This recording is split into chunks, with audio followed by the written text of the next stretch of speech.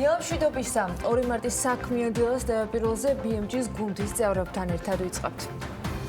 მსოფლიო მასშტაბით კორონავირუსის 65 ქვეყანაში ამ დროისთვის გავრცელებული ინფიცირებულთა რაოდენობის 90%-ზე მეტი კვლავ აზიურ ქვეყნებზე მოდის, თუმცა მაღალი ტემპით იზრდება ვირუსის გავრცელება ირანში, იტალიაში და სხვა ქვეყნებში. მთლიანობაში ვირუსი 87197 პირს დაუდგინდა, საიდანაც 42166 უკვე განკურნებულია. ყველაზე დიდი რაოდენობა 41623 ჩინეთში ფიქსირდება განკურნებულებისა. საქართველოში ოფიციალური მონაცემებით ახალი ვირუსით 3 პირია ინფიცირებული, აქედან ერთ სიმპტომები იტალიაში, ორს კი ირანში ვიზიტის შემდგომ გამოუვიდა. საქართველოს ჯანდაცვის სამინისტრო საჩხერისა და აბასთუმნის საკარანტინო ზონების შესახებ ინფორმაციაში აღნიშნავს, რომ ორივე დაწესებულებაში ჯამურად 52 ადამიანია მოთავსებული, აბასთუმნის ფილტვის ცენტრში ამ ეტაპზე 21 ადამიანი ყავთ. ცენტრის დირექტორის რეზო ჟღენტის თქმით, არავითარი განგაშის და პანიკის საფუძველი არ არსებობს, ჩატარებულია კლინიკური კვლევები და არც ერთ მათგანს ვირუსით დადასტურებული არ აქვს. ჩინეთიდან გადმოყვანილი საქართველოს მოქალაქეები კარანტინის საჩხერის სამედიცინო ცენტრთან არსებულ სასტუმროში გადიან. საქართველოს აეროპორტების გაერთიანების ინფორმაციით კი ქუთაისის საერთაშორისო აეროპორტს ახალი სამგზავრო ტერმინალი, რომელიც არსებულ ტერმინალზე 4-ჯერ დიდი იქნება, მგზავრებს უკვე შემოდგომიდან მოემსახურება. აეროპორტი მიმდინარე წელს 1 მილიონზე მეტი მგზავრის მომსახურებას ელის. ახალი ტერმინალის მშენებლობა დასრულებულია, საერთაშორისო აეროპორტი წელს მილიონზე მეტ მგზავრს გაატარებს. ნავთობპროდუქტების იმპორტიორთა კავშირის ინფორმაციით კი საცალო ქსელში ამასობაში საწვავი 5-7 თეთრით არის გაიაფებული. მიზეზი გლობალურ ბაზრებზე ნავთობზე ფასის შემცირება და ბოლო პერიოდში დოლართან მიმართებაში ლარის გამყარების ტენდენცია. მსოფლიოს წამყვან ლონდონისა და ნიუ-იორკის სანავთობო ბირჟებზე ნავთობის ფასის შემცირებას განაგრძობს. დეტალურ ამბებს ნავთობის ბაზარზე არსებულ მდგომარეობასთან დაკავშირებით ცოტა მოგვიანებით უკვე ლევან თაღიაშვილი გაგვაცნობს. ჩვეულად საინტერესო ამბები გვაქვს BMG-ს რეპორტიორებთან ერთად. დღევანდელი საქმიანი ეთერისათვის მომზადებული და სტუმრებიც ბევრს მოგვიყვებიან. ვერ ვუვლით გვერდს კორონავირუსს და იმ პროცესს, რაც მის საქართველოს მოქალაქეებში აღმოჩენას მოჰყვა. საზოგადოებრივი თავშეყრის ადგილებისგან მორიდებასთან ერთად საზოგადოებრივი ტრანსპორტი და სადეზინფექციო ხსნარები აქტიურად გამოიყენება, რა ინტენსივობით გასუფთავდება მუნიციპალური ავტობუსები და რა წესები უნდა დაიცვან მოქალაქეებმა. გრიგოლ ხუცურაული, თბილისის სატრანსპორტო კომპანიის დირექტორი, ექსპლუატაციის საკითხებში შემოგვერდება ბექა ბაციკაძესთან ერთად ეთერში. ახალი ავტობუსების შემოყვანამდე იმედია ეს ვირუსით სრულად გაივლის და ზაფხულში უკვე 37 მილიონი ევროს ღირებულების მაღალი ხარისხის ბრიტანული ბრენდის ავტობუსებს Tegeta Motorsi შემოიყვანს. სულ ავტოპარკს 126 12 მეტრიანი ავტობუსი დაემატება. ავთანდილ წერეთელი Tegeta Motorsis გენერალური დირექტორი უფრო მოგვიყვება უფრო მეც ამ შეთანხმებასთან დაკავშირებით. კორონავირუს შიშის გამო სკოლებსა და ბაღებში გაზაფხულის არდადეგები უკვე ძალაში შევიდა. ამასობაში აუდიტმა სკოლებში სხვა მიმართულებით პრობლემებზე ანგარიში შემოგთავაზა, რომელშიც აღნიშნულია, რომ საქართველოში მოქმედი სკოლების ნახევარში არ არის არც მანდატური, არც უსაფრთხოებაზე პასუხისმგებელი სხვა ადამიანი და არც ვიდეო კამერები. რა გაითვალისწინეს და რა შეიცვალა 2018 წლის შემდეგ, დეტალებზე სტუმართან ერთად ვისაუბრებთ. თათია ჩაფიჩაძე და ეკა მარხვაშვილი მანდატური სამსახურის იურისტი იქნებიან ამ თემაზე საქმიანი დილის ეთერში ცოტა მოგვიანებით.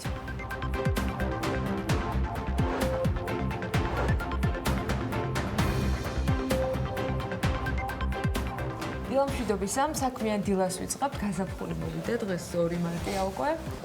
და მე მგონი საინტერესო ამბები გვაქვს ჩვენი მაყურებლისათვის. დილამშვიდობის ყველას, მოგესალმებით. ქოქავთ საქმიან დილას, თქვენთვის დილა უნდა იყოს საქმიანი. ანა ლაპიაშვილთან ერთად წარმოგიდგენთ BMG-ს ბიზნეს გადაცემების ეთერებს, რომელიც ტრადიციულად TV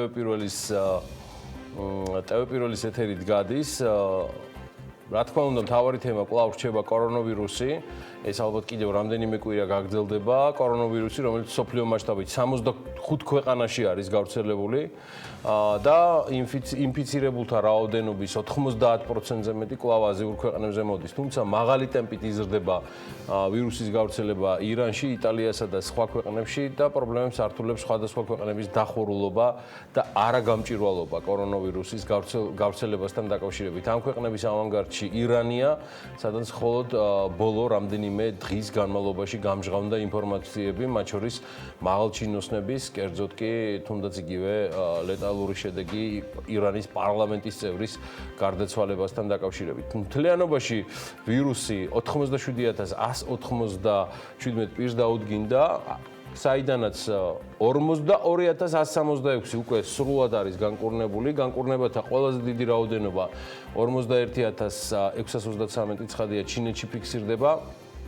მსოფლიო ჯანდაცვის ორგანიზაციის ინფორმაციით, კორონავირუსის გავრცელების და გამოჯანმრთელების სტატისტიკა ქვეყნების მიხედვით, აგერ ტოპ 25 ქვეყანა არის ეხლა წარმოდგენილი 2020 წლის 1 მარტის მდგომარეობით BMG-ზე იხილავთ, თუმცა მე წარმოგიდგენთ პირველ ათეულს ქვეყნებისა, სადაც კორონავირუსით დაინფიცირებულთა და გარდაცვლულთა ყველაზე დიდი და მასშტაბური მოცვაა და მათ შორის არის შთამბეჭდავი გამოჯანმრთელებულთა რაოდენობაც, რომელიც ასევე თითქმის მსგავსია ქვეყნებს შორის იდენტურია ქვეყნებს შორის არსებული სტატისტიკისა. მაშასე ჩინეთი 779,824 შემთხვევა და აქედან გამოჯანმრთელებულია 41623. გარდაცვალების ფაქტი დაფიქსირებულია 2870. სამხრეთ კორეა 3736 ინფიცირებული შემთხვევა, 30 გამოჯანმრთელებული და 18 გარდაცვლილი. იტალია 1128 შემთხვევა, 50 გამოჯანმრთელებული, 29 გარდაცვალება ფიქსირდება. საერთაშორისო ტერიტორიები, ანუ საუბარია საერთაშორისო წყლებზე 705 შემთხვევა და აქედან 10 გამოჯანმრთელება და 6 გარდაცვალება. ირანი 593 შემთხვევა, 123 გამოჯანმრთელება, 43 გარდაცვლილი პირი. იაპონია 251 შემთხვევა, 42 გამოჯანმრთელება და 6 გარდაცვალება. სინგაპური 102 შემთხვევა ფიქსირდება, საიდანაც 72 გამოჯანმრთელებულია და გარდაცვალება სინგაპურში არის 0. საფრანგეთი 100 შემთხვევა, 12 გამოჯანმრთელება და 2 გარდაცვალება. ჰონკონგი 95 შემთხვევა, 95 შემთხვევიდან 33 გამოჯანმრთელდა და მხოლოდ 2-ია გარდაცვლილი და გერმანიაში 79 შემთხვევა დაფიქსირდა, 16 გამოჯანმრთელება. გერმანიაში არ დაფიქსირებულა ლეტალური შედეგი. საქართველოში ოფიციალურად 3 ინფიცირებულია, ჯამში სამთავეს ჯანმრთელობა სრულად არის კონტროლის ქვეშ და რაიმე სხვა საშიშ ან განსაკუთრებულ ან განსხვავებულ რეციდივთან საქმე ნამდვილად არ გვაქვს. ეს 3 პირი, ანუ ვინც არის ინფიცირებული, აქედან ერთს სიმპტომები იტალიაში, ორს კი ირანში ვიზიტისას ან კონტაქტისას დაუდგინდა, 3-ვე კარგად იქნება და ისინი, ვინც მერთმა დაგვიფაროს და კიდევ შეიძლება გაჩნდნენ, როგორც დაინფიცირებული სტატისტიკის მიხედვით თუ ისე, რადგან არის ალბათობა და საკმაოდ მაღალი იმისა, რომ საქართველოში შესაძლოა ინფიცირებულთა რაოდენობა გაიზარდოს და ნორმალური საზოგადოება და შემდგარი მმართველობა ამას პასუხობს არა პანიკით ან ღამის საათებში თუ დღისით სუპერმარკეტებში მაწვნის მარაგების შექმნით. პასუხობს სიმშვიდით, კომპეტენციით, ცოდნით, მუდმივი განმარტებებით საზოგადოებისთვის, შესაბამისი იზოლაციის ფართების და ბოქსების შექმნით და პირობებით, რომელიც შესაძლოა ფორს-მაჟორის გამო არ იყოს ან და არ ყოფილიყო მწყობში დასაწყისშივე, თუმცა მე მაინც მიმაჩნია, რომ მედიის როლი კრიტიკის უმთავრესი როლის გარდა, კრიტიკის გარდა არის ასევე მითითება, რომ ამ სრულიად მძიმე ვითარებაში ყველამ სწორად გავიაროთ 21 საუკუნის ამ დროისთვის ყველაზე მძიმე გამოწვევა. დიახ, უმძიმესი გამოწვევა, რომელიც ყველა ქვეყანაზე და მათ ეკონომიკებზე აისახა და ამასაც სულ მალე მოგახსენებთ.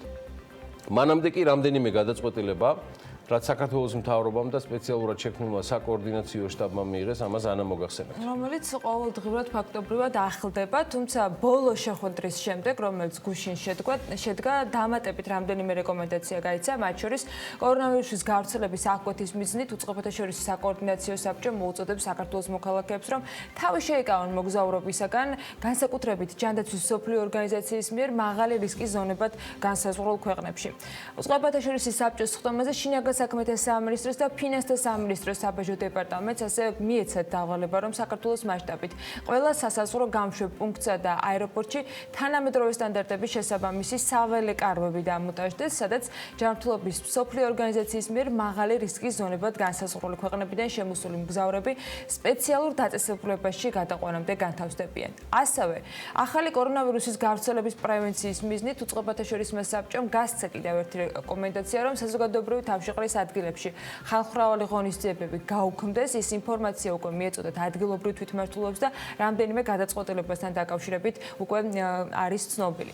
ამასთან აქტიურ ფაზაში გადავიდა საქართველოს მასშტაბით სკოლებსა და საბავშვო ბაღებში სადეზინფექციო სამუშაოები, სასწავლო დაწესებულებები, ისე როგორც საზოგადოებრივი ტრანსპორტი, ჯანდაცვის სამინისტროს რეკომენდაციების შესაბამისად სპეციალური ხსნარებით მუშავდება. გასული კვირის ბოლოს მიღებული გადაწყვეტილებით ასევე დღეიდან 2 კვირის განმავლობაში სახელმწიფო სკოლებში არ დადებებია გამოცხადებული. კერძო სასწავლებლებს ასევე მიეცათ რეკომენდაცია, რომ საგაზაფხულო დასვენების რეჟიმზე შედარებით ადრე გადავიდნენ, თუ განსხვავებული გრაფიკი ჰქონდათ და ამირან გამყრელიძემ ასევე მოუწოდა უმაღლეს სასწავლებლებს, რომ ონლაინ სწავლების რეჟიმი შესთავაზონ სტუდენტებს. ასევე გუშინ ეკონომიკის სამინისტრო გაავრცელა დამატებით ინფორმაციას, რაც თქვეს, რომ ავიაკომპანიებისგან მიღებულ ინფორმაციას სამოქალაქო ავიაციის სააგენტო ოპერატიულად აწვდის როგორც შინაგან საქმეთა სამინისტროს, ასევე საპატრულო პოლიციის დეპარტამენტს, საზღვრის მართვის და კოორდინირების მთავარ სამმართველოს, ფინანსთა სამინისტროს შემოსავლების სამსახურის საბაჟო დეპარტამენტს და საგანგებო სამსახურის წარმომადგენლებს. ჯანდაცვის სამინისტროს შემდგომი რეაგირების მიზნით, რა თქმა უნდა, ცალსახად გადაეცემა ეს ინფორმაცია. ეკონომიკის და მდგრადი განვითარების მინისტრის მოადგილე ამბობს, რომ შემოწმებას ექვემდებარებიან მხოლოდ რისკის მატარებელი მგზავრები, ხოლო იმ შემთხვევაში, თუ საქართველოში შემომსვლელი მგზავრი ბოლო 2 კვირის განმავლობაში ოფიციალურად განსაზღვრულო ჯგუფის ქვეყანაში არ იმყოფებოდა, მაშინ მისი მონაცემების სხვა უწყებებისათვის გადაცემა არ ხდება. ახალი კორონავირუსის შესაძლო გავრცელების პრევენციის მიზნით სამოქალაქო ავიაციის სააგენტო აქტიურ რეჟიმში იმყოფება ავიაკომპანიებთან, რათა დადგინდეს და ზუსტი ინფორმაცია მივაწოდოთ, როგორც ფინანსთა სამინისტროს შემოსავლების სამსახურის საბაჟო დეპარტამენტს, ასევე ჯანდაცვის სამინისტროს, რათა შემდგომი რეაგირება იქნას განხორციელებული. ვაზუსტებ ინფორმაციების შეგროვება და გადაგზავნა ხორციელდება ზუსტად იმ მოქალაქეებზე, რომლებიც ბოლო 2 კვირის განმავლობაში იმყოფებოდნენ რისკის ზონის ქვეყნებში. გასული კვირის ბოლოს აზერბაიჯანის გარდა კორონავირუსის შემთხვევა დაფიქსირდა ჩვენს კიდევ ერთ მეზობელთან სომხეთში. დარწმუნებული ვარ, ჩვენი მეზობლებიც ჯანზე იქნებიან და მაგრადაც, სხვათა შორის სომხეთს ულოცავ მაგარ შედეგებს ეკონომიკურ ზრდაში. ჩვენ ეს ძალიან გვახარებს, რადგან ეს მოგცემს მეც სტიმულს, რომ ჩვენც უფრო სწრაფად და ეფექტურად გავიზარდოთ და მეორე. ყოველთვის ჯობს ყავდეს მეზობელი მდიდარი და ბარაქიანი, მზარდი ეკონომიკით, ვიდრე ღარიბი, ბოროტი და აგრესიული. მდიდარი მეზობელი ქვეყანა არის პირდაპირ კავშირში ჩვენი ქვეყნის დოვლათის ზრდასთანაც, რაც ერთნაირად ზრდის ყველა ეკონომიკურ პროცესს და მოთხოვნა მიწოდებასაც. ამ ყველაფრის ფონზე საეჭვოდ უმილია 80 მილიონიანი თურქეთიდან და ლამის 150 მილიონიანი რუსეთიდან კორონავირუსის თემაზე. მაგას არაფერი სჯობს, თუ ამ ორ გიგანტ ქვეყანაში სრული სიმშვიდეა და რეციდივიც არ დაფიქსირებულა კორონავირუსისა, თუმცა ეჭვები, რომ ეს ქვეყნები, რომლებიც ერთმანეთში საკმაოდ რთული მიმდინარე პოლიტიკური დროება უდგათ სირიის კრიზისის და მოქმედი სამომარი ვითარების გამო, არსებობს საკმაოდ სერიოზული ეჭვი, რომ ეს ქვეყნები მალავენ რეალურ ინფორმაციას მიმდინარე ვითარების შესახებ. ვითარება კი ნამდვილად არის რთული და ეს აისახება ამ და ბევრი სხვა ქვეყნების ეკონომიკებზე. მსოფლიო ბირჟები უკვე გვარიანად შეანზანზარა COVID-19. კორონავირუსის გლობალური გავრცელების გამო მსოფლიოს საფონდო ბირჟებზე წამყვანი ინდექსები მცირდება. გასული 1 კვირის განმავლობაში Dow Jones-ის ინდექსი 12.4%-ით შემცირდა. ეს 2008 წლის ფინანსური კრიზისის შემდგომ ყველაზე მკვეთრი ვარდნაა. მთლიანობაში ბოლო 7 სავაჭრო სესიის განმავლობაში გლობალური ფინანსური ბაზრების დანაკარგი 4 ტრილიონ 300 მილიარდ დოლარს აჭარბებს. 4 ტრილიონ 300 მილიონი. აღნიშნული კლება მსოფლიოს უმდიდრეს ადამიანებსაც შეეხო. ცხადია, Forbes-ის შეფასებით ყველაზე მეტად 14 მილიარდზე მეტი მაინც Amazon-ის დამფუძნებელზე ჯეფ ბეზოსის ქონება არის შემცირებული. 113.6 მილიარდამდე. კორონავირუსის გამო ჩინეთისა და აზიის როგორც საწარმოო, ასევე ლოჯისტიკური სიმძლავრეები მნიშვნელოვანი შემცირებით მუშაობენ და აღნიშნულის გამო ათასობით დასახელების პროდუქციის წარმოება უბრალოდ შეფერხებულია. შესაბამისად, უმსხვილესი რიტეილერის Amazon-ის მიწოდების ჯაჭვს რისკის ქვეშ აყენებს და ჯამურად ბოლო 7 დღეში Amazon-ის აქციების ღირებულება 5%-ით შემცირდა. $10 მილიარდამდე დაკარგა Berkshire Hathaway-ის ლეგენდარულმა დამფუძნებელმა Warren Buffett-მა, მისი ქონება 80 მილიარდ 300 მილიონამდე შემცირდა. Buffett-ი წამყვანი ავიაკომპანიების აქციებს ფლობს, კორონავირუსის საფრთხის გამო კი ამერიკულმა ავიაკომპანიებმა მნიშვნელოვანი დანაკარგები განიცადეს. მხოლოდ გასული კვირის განმავლობაში American Airlines-ის აქციები 31.9%-ით, Alaska Air-ის აქციები 28.8%-ით დაეცა. 8 მილიარდ 900 მილიონით შემცირდა Tesla-ს დამფუძნებლის Elon Musk-ის ქონება. ამის მიზეზი კორონავირუსის გამო შანხაიში ავტომწარმოებლის ახალი ქარხნის დროებითი დაკეტვაა. ჯამში ეხლა თქვენ ნახავთ, როგორ გამოიყურება მსოფლიოს უმდიდრესი ადამიანების ფინანსური ზარალი. ის ასე გამოიყურება და დეტალებისთვის მოდი მიაკითხეთ Forbes-ის და BMG-ის ვებგვერდებს, სადაც უკვე ასე ვთქვათ სრული ჩამონათვალია თუ რამდენად არის შემცირებული მათი ქონება. მსოფლიო ეკონომიკაზე კორონავირუსის გავრცელება, როგორც გითხარით, სრულად ალაგებს მათ დღის წესრიგს. კარანტინები, პარალიზებული საწარმოები ჩინეთში, დაკეტილი მუზეუმები, დაიკეტა მათ შორის გუშინ საღამოს უკვე ოფიციალურად ლუვრიც, საკონცერტო დარბაზები და მაღაზიები იტალიაში, ტექნოლოგიების გაუქმებული საერთაშორისო გამოფენა გაყიდვები, იგივე ესპანეთში და წლის ბოლოს ზარალი უფრო ზუსტად ვთქვათ ციფრებში გვეცოდინება, მანამდე კი სპეციალისტები შექმნილ ვითარებას სწავლობენ და ანალიზებენ. ეკონომისტების პროგნოზებს ვაშინგტონიდან მაია ქვარცხავა, ამერიკის ხმის ჟურნალისტი გაგვაცნობს.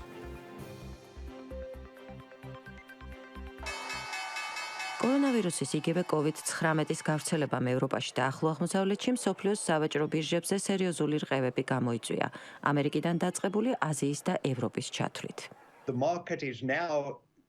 ბაზრები მხოლოდ ახლა ხვდებიან, რომ ეპიდემია ვრცელდება და ის მომარაგების ქსელს, ვაჭრობას, მოგზაურობას, ტურისტულ ინდუსტრიას, უამრავ სფეროს გლობალურად აფერხებს. ვირუსმა რამდენიმე სახელმწიფო აიძულა კარანტინი გამოეცხადებინა, რამაც სავაჭრო სფეროს პარალიზება გამოიწვია, განსაკუთრებით ჩინეთში, ეპიდემიის აფეთქების ეპიცენტრში, რომელიც მსოფლიოს ზომით მეორე ეკონომიკის მქონე ქვეყანაა. მილიონობით ადამიანის კარანტინში ყოფნა კომპანიებს აფერხებს. რეალურ ეკონომიკურ ეფექტს მალე ვიხილავთ. უკვე ვართ ვირუსის გავრცელების გავლენის მოწმე. მაგალითად, Apple ამბობს, რომ iPhone-ების წარმოება უახლოეს მომავალში შეფერხდება. სპეციალისტების ნაწილი ფიქრობს, რომ ეკონომიკაზე დარტყმა ინტენსიური იქნება, თუმცა ხანმოკლე. მარკ ჰემრიკი კორონავირუსს გრიგალს ადარებს, რომელიც მალე ჩაივლის და ყველაფერი ძველ რიტმში ჩადგება. ინვესტორები, რომელთაც გათვლა მოკლევადიან ეფექტზე აქვთ, უფრო სერიოზულ ზარალს ნახავენ. საშუალო და გრძელვადიან მოგებაზე გათვლის შემთხვევაში უარყოფითი გავლენა არც ისე დრამატული იქნება. მაგრამ დესმონდ ლუჰმანი ფიქრობს, რომ ვირუსი ჩინეთზე ღრმა და შორს მიმავალ ეფექტს მოახდენს. უცხოური კომპანიები მომავლისთვის დივერსიფიცირებას და სხვა წყაროების მოძებნას შეეცდებიან. კომპანიები ჭკუას ისავლიან. მე მოველი, რომ ეს ჩინეთის ეკონომიკას დაღად დააჩნდება. ის უცხოური ინვესტიციებისთვის ამდენად მიმზიდველი აღარ იქნება. კორონავირუსი, რა თქმა უნდა, არ იქნება ბოლო პათოგენი, რომელიც საზღვრებზე და კონტინენტებზე გადადის და ეკონომიკურ განვითარებას აფერხებს. საინტერესო ახლა ის არის, თუ მართლა რა დასკვნებს გამოიტანენ ამ სიტუაციიდან ქვეყნები თუ კერძო კომპანიები, რათა გლობალური ეკონომიკა მომავალში სტრესებს უკეთ გაუმკლავდეს. სხვათა შორის ამერიკელების განცხადებაა, რომელიც CNBC-მ გაავრცელა, რომ მაისისთვის უკვე ადამიანებზე გამოსდიან COVID-19-ის საწინააღმდეგო ვაქცინას, რომლის ჩამოყალიბება დროში ასწრებს კიდეც მოვლენებს. $1.250 მილიონი არის რაც თეთრმოსახმა ვაქცინის შემუშავებისთვის და შესაბამისი პროცედურებისთვის მოითხოვა კანონმდებლობისგან, ხოლო მიმდინარე ამბებისთვის ჯამურად კონგრესზე მოსათხოვნა თანხმა $2.5 მილიარდი შეადგინა. ეს დაახლოებით ნახევარია საქართველოს სახელმწიფო ბიუჯეტისა 2020 წელს. ესეც იმის გათვლებით, რომ ლარი მყარდება და სრულიად ანომალიურ ქცევაშია თავის მოძმე ვალუტებთან მიმართებაში, იგულისხმება ძირითადად თურქული ლირა და სხვები, თორემ ლარის გამყარება სრულიად კანონზომიერი მოვლენაა და ამაზე ბევრჯერ ვთქვით, ამაში ლომის წვლილი იმ გადაწყვეტილებებშია და მცირედით რეგულაციების შერბილებაში, რომელზეც ეროვნულმა ბანკმა მიიღო გადაწყვეტილება მთავრობასთან კოორდინაციაში, ვიდრე გიორგი გახარიას მთავრობა მისი წინამორბედის გადაწყვეტილებების და ეკონომიკური ექსპერიმენტების კორექციით იყო დაკავებული. ეს ექსპერიმენტები საქართველოს მოსახლეობას და ქვეყანას დაუჯდა მინიმუმ 2 წელიწადი, გაუგებარი გადაწყვეტილებები, რომელიც გიორგი გახარიას ცხადზე ცხადი იყო, რომ მოუწევდა მათი რევიზია და შეცვლა, სხვანაირად ის შედეგიც ვერ იქნებოდა, რაც არის. კარგად რომ არ ვართ ინფექციური წარმომადგენელი, ასე ვთქვათ, ქალბატონისა არ იყოს ეგ ნაღდია, მაგრამ გავძრევით თემურ ჭყონიამ, როგორც ყოველთვის, აქაც მოსწრებულად იპოვა პასუხი BMG-ის კითხვაზე. იცი როგორი ვარიანტია, რომ ქართული ბიზნესი ისეთი ვირუსებია გავლილი, რომ კორონავირუსი ვერ დაგვაკლებს ვერაფერს რა. შანსი არ აქვს. კორონავირუსი დამარცხებული. კორონავირუსი სხვადასხვა ის ყოფილა სხვადასხვა ვირუსების შემადგენელი რაღაც ნაწილი. ერთ-ერთი შტამი ყოფილა კორონავირუსი, რომელიც არ აღმოუჩენია და არ გამი ადამიანის ორგანიზმში და მე ვფიქრობ ეს შტამი ქართულ ბიზნესში არის. აღმოჩენილი უბრალოდ მიჩვეულები ვარ და არ ყვდებით. მოქმედებ ძლიერად, იმიტომ რომ ახლა გადავრჩით ეგ არის რა. ეხლა ის ქალბატონი გამახსენდა ირანელი პაციენტი, რომ შეაქოჯიალა ინფექციურში კოლეგის დახმარებით, წესიათ მადლობის თქმაც რომ არაცალეს ამ ჩვენს ირანელს, რომელიც ასევე ჯანმრთელად არის და გონი კისლავოდში კი არა და აბასთუმანში გადის რეაბილიტაციასო. ვერ გეტყვით, ზუსტად არ ვიცი სად იმყოფება, ვიცი რომ ჯანმრთელად არის. და სხვათა შორის ზუსტად ვიცი რომ ამ არაჩვეულებრივი ქალბატონის მორიგი ვიდეო გავრცელდა, სრული ვერსია, რეალურად რა მოხდა იმ საღამოს, როცა ეს ახალგაზრდა ირანელი გულმხურვალე სამადლობელოს კითხულობდა ინფექციური ზღვრებთან და მერე რაც მოხდა უკვე მთელმა საქართველოს მიწის და ვერავის გააგვირვება. Thank you very for people Georgia. Thank you so very hospital doctors in hospital Georgia. This hospital is perfect, on professional. ვერ არის კარგად. ხუმრობა იქით კი არა, აქეთ იყოს და საქართველოში არსებულ უამრავ გამოწვევას თუ იუმორით და ღიმილით არ შევხვდით, არ გამოვა არაფერი, რადგან სხვა მხრივ ჩვენ არ გქონია არც განსაკუთრებული მზადება ამ ვირუსისთვის და შესაბამისად არც ფული და ინფრასტრუქტურა გვაქვს მზაობაში, რომ ვირუსს ღიმილთან ერთად უფრო მომზადებული დავხედროდით. ღარიბი ქვეყანა ვართ და ღარიბულად ვეხვდებით, მაგრამ გზაში ვეწევით, ვსწავლობთ უკეთეს, ვქნით და ვაკეთებთ და რაც თავარია, ეს გადის ჩვენი ექიმების, მედდების, სასწრაფო დახმარების ბრიგადების, მათი კოორდინატორების, სამინისტროს, ინფექციური თანამშრომლების, დიახ, აი ამ ქალბატონის და მისი კოლეგების თავზე გადის ეს ყველაფერი, სწორედ ისინი არიან წინა ხაზზე.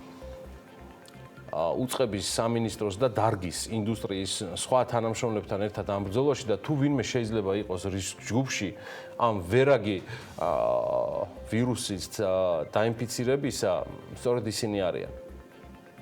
ამიტომ ჩემგან დიდი და განსაკუთრებული მადლობა მათ ამ შრომისთვის და თავდადებისთვის, რაც გაწიეთ და წინ კიდევ ბევრი და მძიმე ბრძოლაა გადასატანი საქართველოში თითეული სიცოცხლის გადასარჩენად, რაც მთავარია ამ 21-ე საუკუნის ვერაგობის კონვერტ 19-ის დასამარცხებლად. მადლობა თქვენ ჩვენი სახელით და კორონავირუსი ნამდვილად იყო მთავარი თემა გასული კვირისა, თუ უმთავრესი არა, მაგრამ რას მოუყარეს თავი კიდევ BMG-ის გუნდის წევრებმა და რით ბრუნდებიან და იწყებენ თავის სამუშაო კვირას, ეხლა იმედია მწყობრად გვეტყვიან, დილამშვიდობისა და მოусმინოთ ჩვენი გუნდის წევრებს მუშაობთ პირდაპირ ეთერში.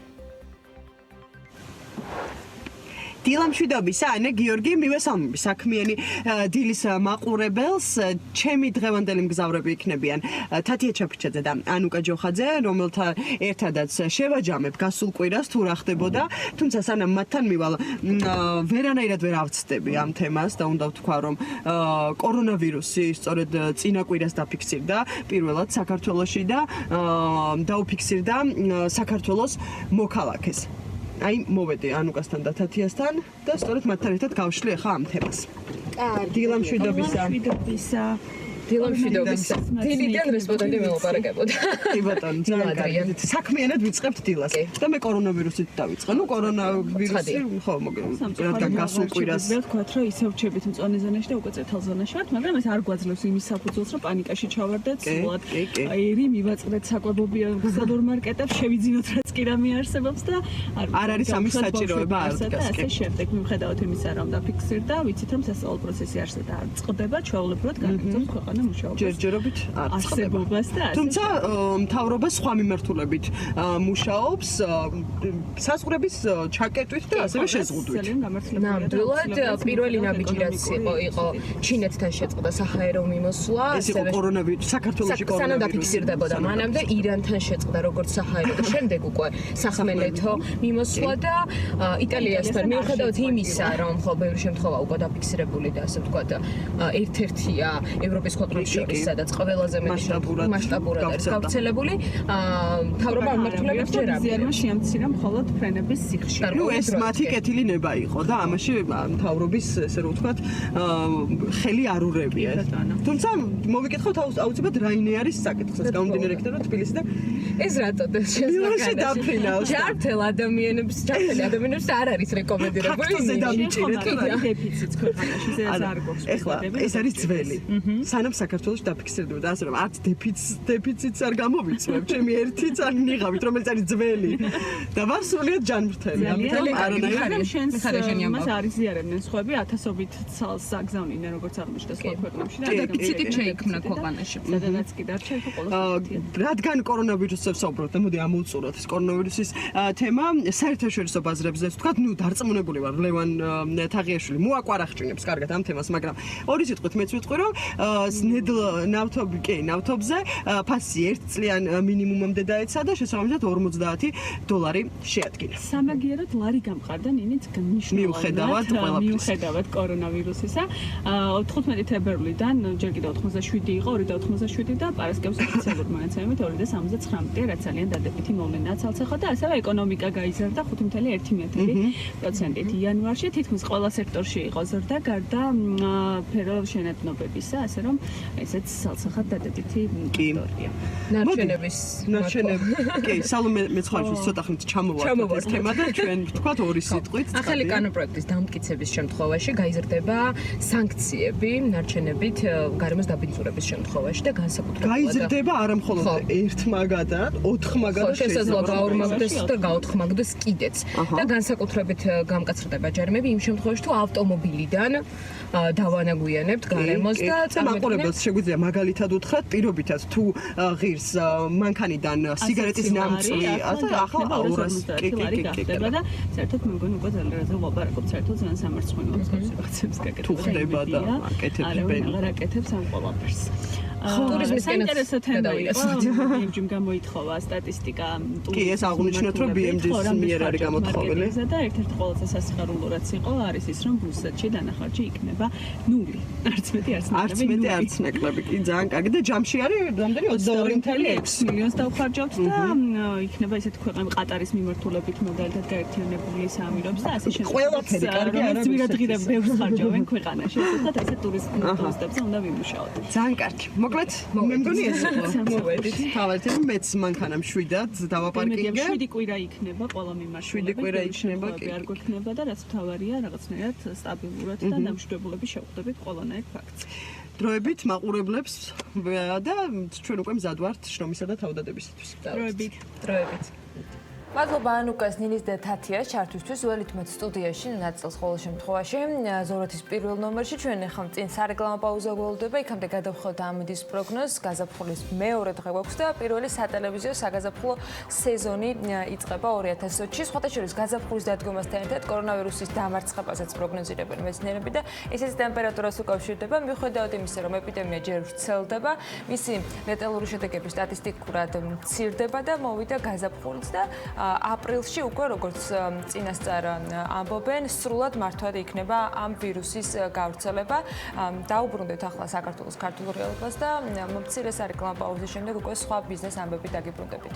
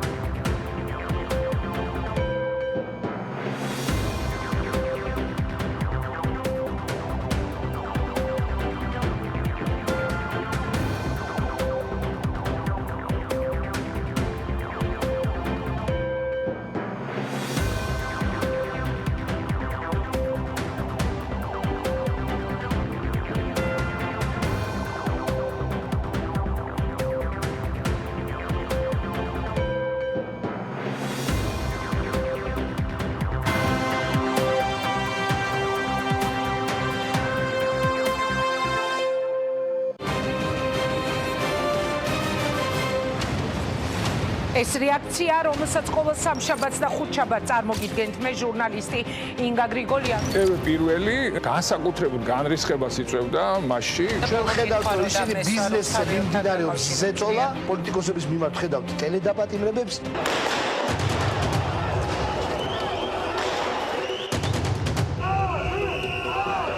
ამ შვიდობიანი მომიტინგეების სახით. ეს იყო შვიდობიანი აქცია? არავინ არ იფიქროს, რომ გახარია წადის ძახილი პოლიტიკურ გადაწყვეტილებებს მიიღებს ხელისუფლება. ისინი გრძნობენ გაერთიანებული ოპოზიციის სუნთქვას კეფაში. თუ ქვეყანა სჭირდება გადაული ყველას. ყველას ერთად ეკუთვნოდა ეს სილა. ადამიანები, რომლებიც მასობრივად ჩადიოდნენ ცუდ რაღაცებს, ეხლა ჩადიან კარგ რაღაცებს. არ არის კატეგორია, რომელსაც მჯერა, რომ საარჩევნო დაპირებები იქნება შესრულებული. თქვენ ბიძინა ივანის ესაუბრებით თუ ის აპირებს არჩევნები იგივე მეთოდებით ჩაატაროს, მისი ჭიქიდან ჩაისწავლებენ. ივანიშვილი იყო პრაქტიკულად პატარა სახელმწიფო, რომელიც საქმეს არჩევდა.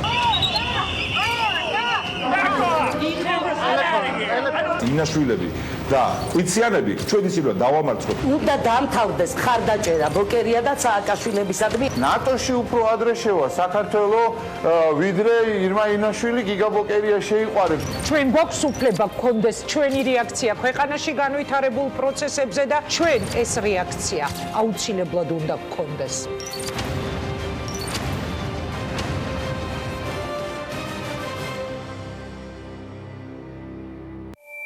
TV პირველი თანამგზავრზე სატელიტური მაუწყებლობის ყველაზე თანამედროვე DVB-S2 სტანდარტის MPEG-4 ფორმატში თანამგზავრი Azerspay 1 აღმოსავლეთის 46 გრადუსი სიხშირე 11094 MHz პოლარიზაცია ჰორიზონტალური სიმბოლური სიჩქარე 30000 კილობიტი წამში შესწორების კოდი 5-6 TV პირველი საქართველოში და მსოფლიოში ჩვენ ვართ იქ, სადაც დუხს მოვლენები. სადაც ამბავს არ აქვს მხოლოდ ერთი მხარე. ჩვენ ვართ რეალური ცხოვრების შუაგულში. და ვიცით თავისუფლების, დამოუკიდებლობის, ღირსების ფასი.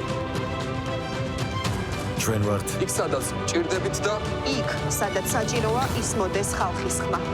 მთაში, ბარში, სოფელში.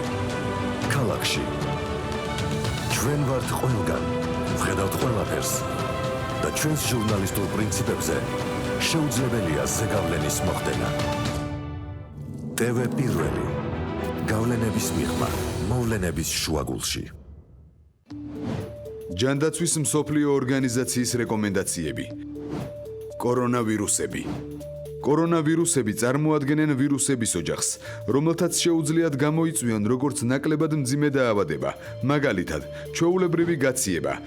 ასევე უფრო მძიმე დაავადებები, მათ შორის მძიმე, მწვავე რესპირატორული სინდრომი. ახალი კორონავირუსი არის კორონავირუსების ახალი შტამი, რომლის იდენტიფიცირებაც ადრე ადამიანში არ მომხდარა. კორონავირუსი გადაეცემა ადამიანიდან ადამიანს, ძირითადად ინფიცირებულ ადამიანთან ახლო კონტაქტის შემდეგ. რეკომენდაციები ინფექციის გავრცელების თავიდან ასაცილებლად. რესპირატორული ინფექციის მქონე ადამიანებთან კონტაქტისაგან თავის არიდება. ხელების ხშირი დაბანა, განსაკუთრებით იმ შემთხვევაში, თუ არსებობს პირდაპირი კონტაქტი დაავადებულ ადამიანთან, ან იმ გარემოსთან, სადაც სიმპტომების მქონე პაციენტი იმყოფებოდა. ქუჩაში ცხოველებთან, ან და ფერმერებთან დაუცველი კონტაქტისაგან თავის არიდება. რესპირატორული ინფექციის მქონე ადამიანების მიერ ხველის ეტიკეტის დაცვა. რესპირატორული ინფექციის მქონე პაციენტმა გამოიყენოს ნიღაბი, მიმართოს ექიმს და მოუყვეს მოგზაურობის ისტორია.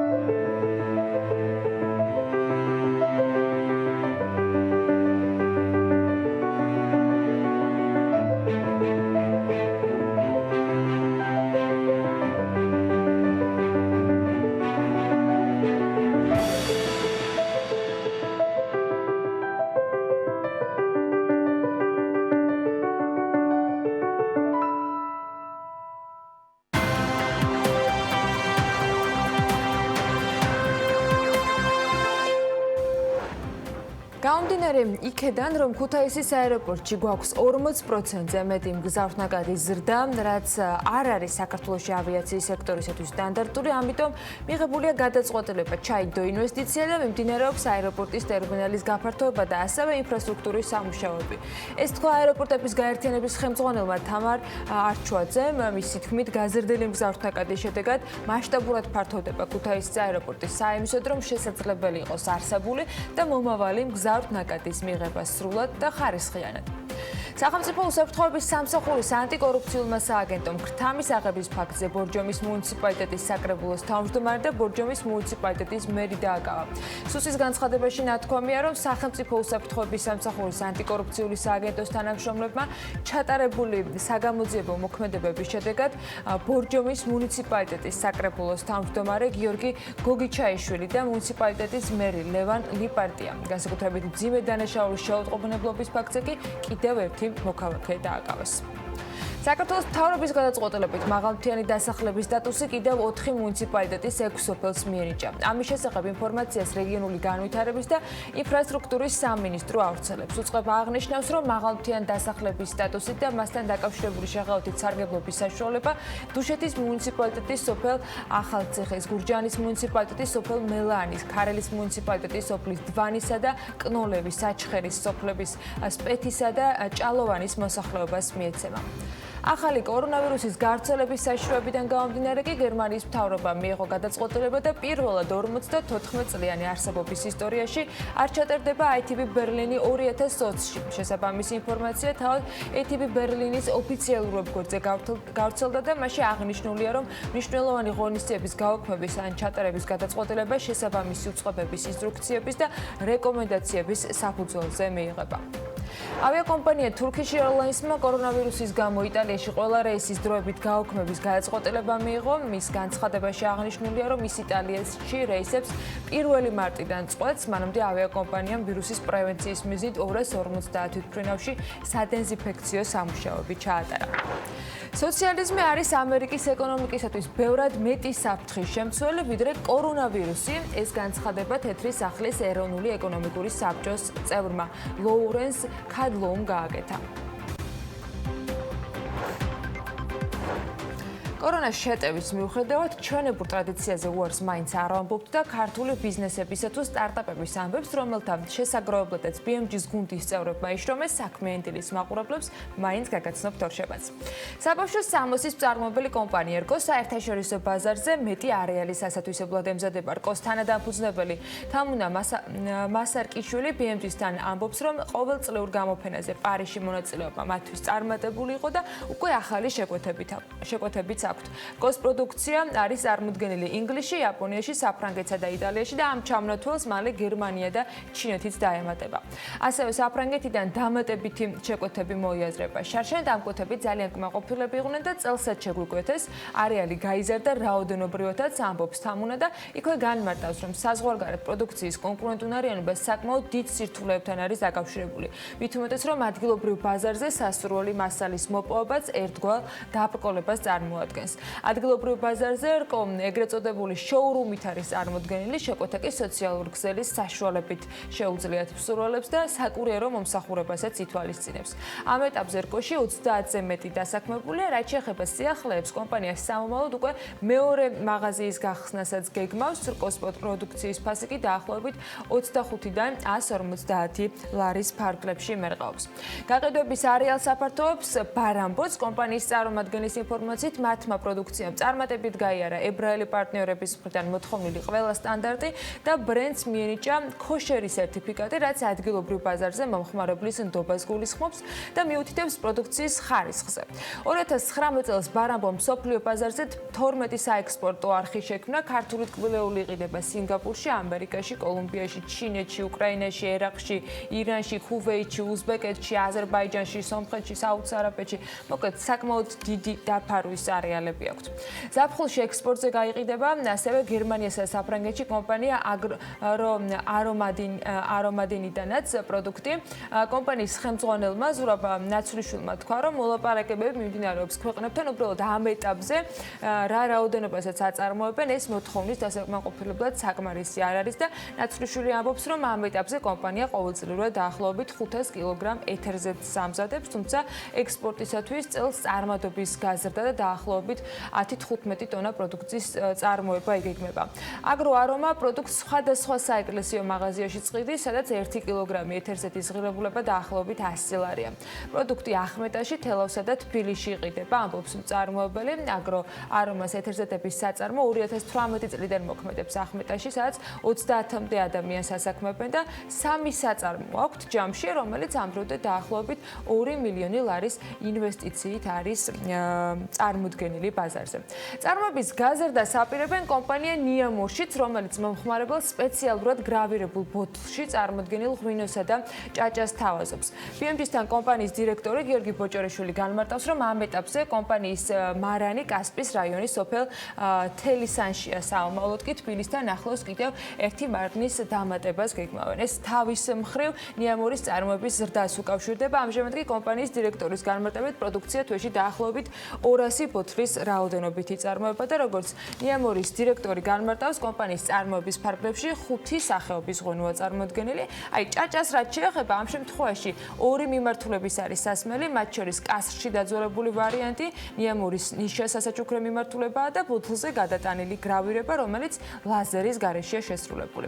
ბოჭორიშვილი აღნიშნავს BMG-სთან, რომ კომპანიის პროდუქცია ფაქტობრივად ღვინოსთან ერთად ნაკეთობასაც მოიაზრებს და კერძო შემთხვევებში კომპანიის სერვისი ბოთლზე ნახატის გადატანასაც ითვალისწინებს, რაც მისმა ამოტვიფრას და შეღებვას გულისხმობს. ამ მომსახურების სირთულიდან გამომდინარე, შესაბამისად, უფრო სურვილიც არის, რომ იყოს ინდივიდუალური შეკვეთები და ამიტომ სოციალური ქსელის გამოყენებით ხდება კომპანიასთან დაკავშირება და იქვე განმარტავენ მისი შემქმნელები, რომ შეკვეთას დაახლოებით 2-3 დღე ჭირდება დასამზადებლად, რიგ შემთხვევაში 1 დღეშიც ახერხებენ მომსახურების გაწევას, გამოწვევებზე საუბრისას კი გიორგი ბოჭორიშვილი ტექნოლოგიურ სირთულეებს გამოყოფს, აი, რაც შეეხება საომავლო გეგმებს, გარდა წარმოების ზრდისა, კომპანიის ვებგვერდის ან აპლიკაციის შექმნაც ანონსდება. წარმატებები მინდა უსურვო ყველა ქართულ კომპანიას, ყველა მიმართულებით და იმედია, რომ თითოეული მათგანი შეძლებს, რომ რყევას, რომელიც მსოფლიო მასშტაბით ყველაზე მდიდარ და ძლევამოსილ კომპანიებსაც კი კორონავირუსის ნიადაგზე გადასატანი მოუხდათ, შეძლების დაგვარად ადვილად გაუმკლავდებიან. მით უმეტეს, რომ გამოსავლის მოძებნა ყოველთვის შესაძლებელია. მაგალითად, კორონავირუსის გამო ავტომწარმოებლები ონლაინ გაყიდვაზე გადადიან.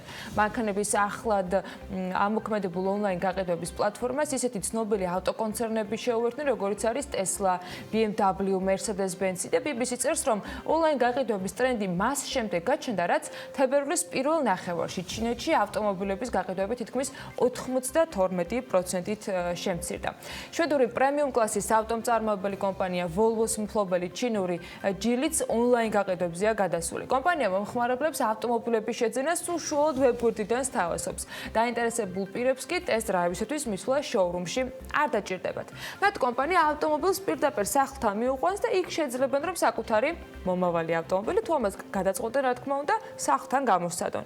გერმანული Mercedes-Benz-იც ცდილობს, რომ ჩინელ პარტნიორებთან ერთად ონლაინ გაყიდვების არხი განავითაროს. Tesla-მ და BMW-მ კი პროდუქციის ონლაინ პოპულარიზაცია მას შემდეგ დაიწყეს, რაც ჩინეთის ხელისუფლებამ გააფრთხილა ხალხი, რომ თავი აერიდებინა საზოგადოებრივ ადგილებში გამოჩენისაგან და როგორც საკონსულტაციო კომპანია Frost & Sullivan ირწმუნება, კორონავირუსი ინტერნეტ გაყიდვებს მნიშვნელოვნად გაზრდის. გასულ წელს მაგალითად 825,000 ახალი მანქანა გაიყიდა ონლაინ სერვისების დახმარებით. პროგნოზი კი ასეთი არის, რომ ეს რიცხვი 2025 წლისათვის დაახლოებით 6 მილიონამდე უნდა ავიდეს. ონლაინ და დისტანციურად ბავშვების გართობის სერვისის მოფიქრებაზე ჯერ ამბები Disney-ს არ გავრცელებია, ეს ცოტა ალბათ გაუჭირდება კიდეც, თუმცა 3D სათვალების დახმარებით ყველაფერი ალბათ შესაძლებელია. კომპანიაში მიიღეს გადაწყვეტილება, რომ იაპონიაში პარკებს 2 კვირის განმავლობაში დახურავენ, რადგან ახალი ვირუსი კვლავ გავრცელებას აფიქსირებს. ტოკიოს დისნეილენდი და დისნეისი 15 მარტამდე იქნება დახურული და CNN წერს, რომ პარკების დახურვა თანხმედრაშია იაპონიის მთავრობის განკარგულებასთან, რომელიც მიზნად ისახავს მასობრივი თავშეყრის ადგილებში შემცირებას ვირუსის გავრცელების სამართავად. ტოკიოს დისნეილენდი და დისნეისი აცხადებენ, რომ ვიზიტორებს პარკის ბილეთებში და სასტუმროებში გადახდილი საფასური აუნაზღაურდებათ. დისნეისათვის ტოკიოს პარკების დახურვა ახალი დარტყმა იქნება, რადგან კომპანიამ გასულ თვეს უკვე დახურა პარკები შანხაისა და ჰონგ-კონგში. თებერვალში Disney-მ განაცხადა, რომ პარკების დახურვა მიმდინარე კვარტალში კომპანიის მოგებას 280 მილიონი დოლარით შეამცირებდა. თავისთავად უპირველეს დარტყმა ვირუსის გამო სწორედ ტურისტულმა სექტორმა მიიღო და შესაბამისად ისეთმა კონკრეტულმა მისამართებმა, როგორც არის Disney თუ სხვა ნებისმიერი გასართობი ცენტრი. ვირუსის გამო საფრანგეთში, რაც ამ დროის მონაცემები არის, ტურიზმი 30-40%-ით შემცირდა, რაც ნეგატიურ ეფექტს იქონიებს თავის მხრივ ქვეყნის ეკონომიკაზე. ეს საფრანგეთის ფინანსთა მინისტრმა ბრუნო ლე მარისმა CNBC-ს განუცხადა და გამოცემა ამბობს, რომ კორონავირუსის აფეთქების და დაწესებული აკრძალობის გამო მსოფლიოს მასშტაბით 200,000-ზე მეტი ფრენაა გადადებული. მედია გამოცემა იქვე იმასაც აღნიშნავს, რომ საფრანგეთი ერთ-ერთი ყველაზე უფრო ხშირად მონახულებადი ქვეყანაა მსოფლიოს მასშტაბით და ქვეყანას წელიწადში მხოლოდ ჩინეთიდან დაახლოებით 2,700,000 ტურისტი სტუმრობდა და ჯამში დაახლოებით 99,400,000 ვიზიტორი უფიქსირდებოდა. როგორც მინისტრი ამბობს, საფრანგეთს 2020 წელს ტურიზმის კუთხით კარგი შედეგები ნამდვილად ვერ ექნება, თუმცა სიტუაციის გამოსწორების იმედი მაინც არსებობს. დღევანდელი მონაცემებით კორონავირუსით ინფიცირებულთა რიცხვი მსოფლიოში არის 93,385, საერთო ჯამში გარდაცვლილთა რაოდენობა 3,000 ჯერ არ აღწევს. ვირუსი უკვე 54 ქვეყანაშია გავრცელებული და გამოჯანმრთელებულთა რაოდენობა 40,000-მდე ადის. ახალი ვირუსის გავრცელების საშიშროებიდან გამომდინარე, გერმანიის მთავრობამ ამასობაში მიიღო გადაწყვეტილება, რომ პირველად 54 წლიანი ისტორიის განმავლობაში არ ჩატარდება ITB ბერლინი 2020 წელს. შესაბამისი ინფორმაცია თავად ამ ITB ბერლინის ოფიციალურ ვებგვერდზეა გავრცელებული და იქვე აღნიშნული არის, რომ მნიშვნელოვანი ღონისძიებების გაუქმების ან ჩატარების გადაწყვეტილება შესაბამისი უწყებების ინსტრუქციებისა და რეკომენდაციების საფუძველზე მიიღება.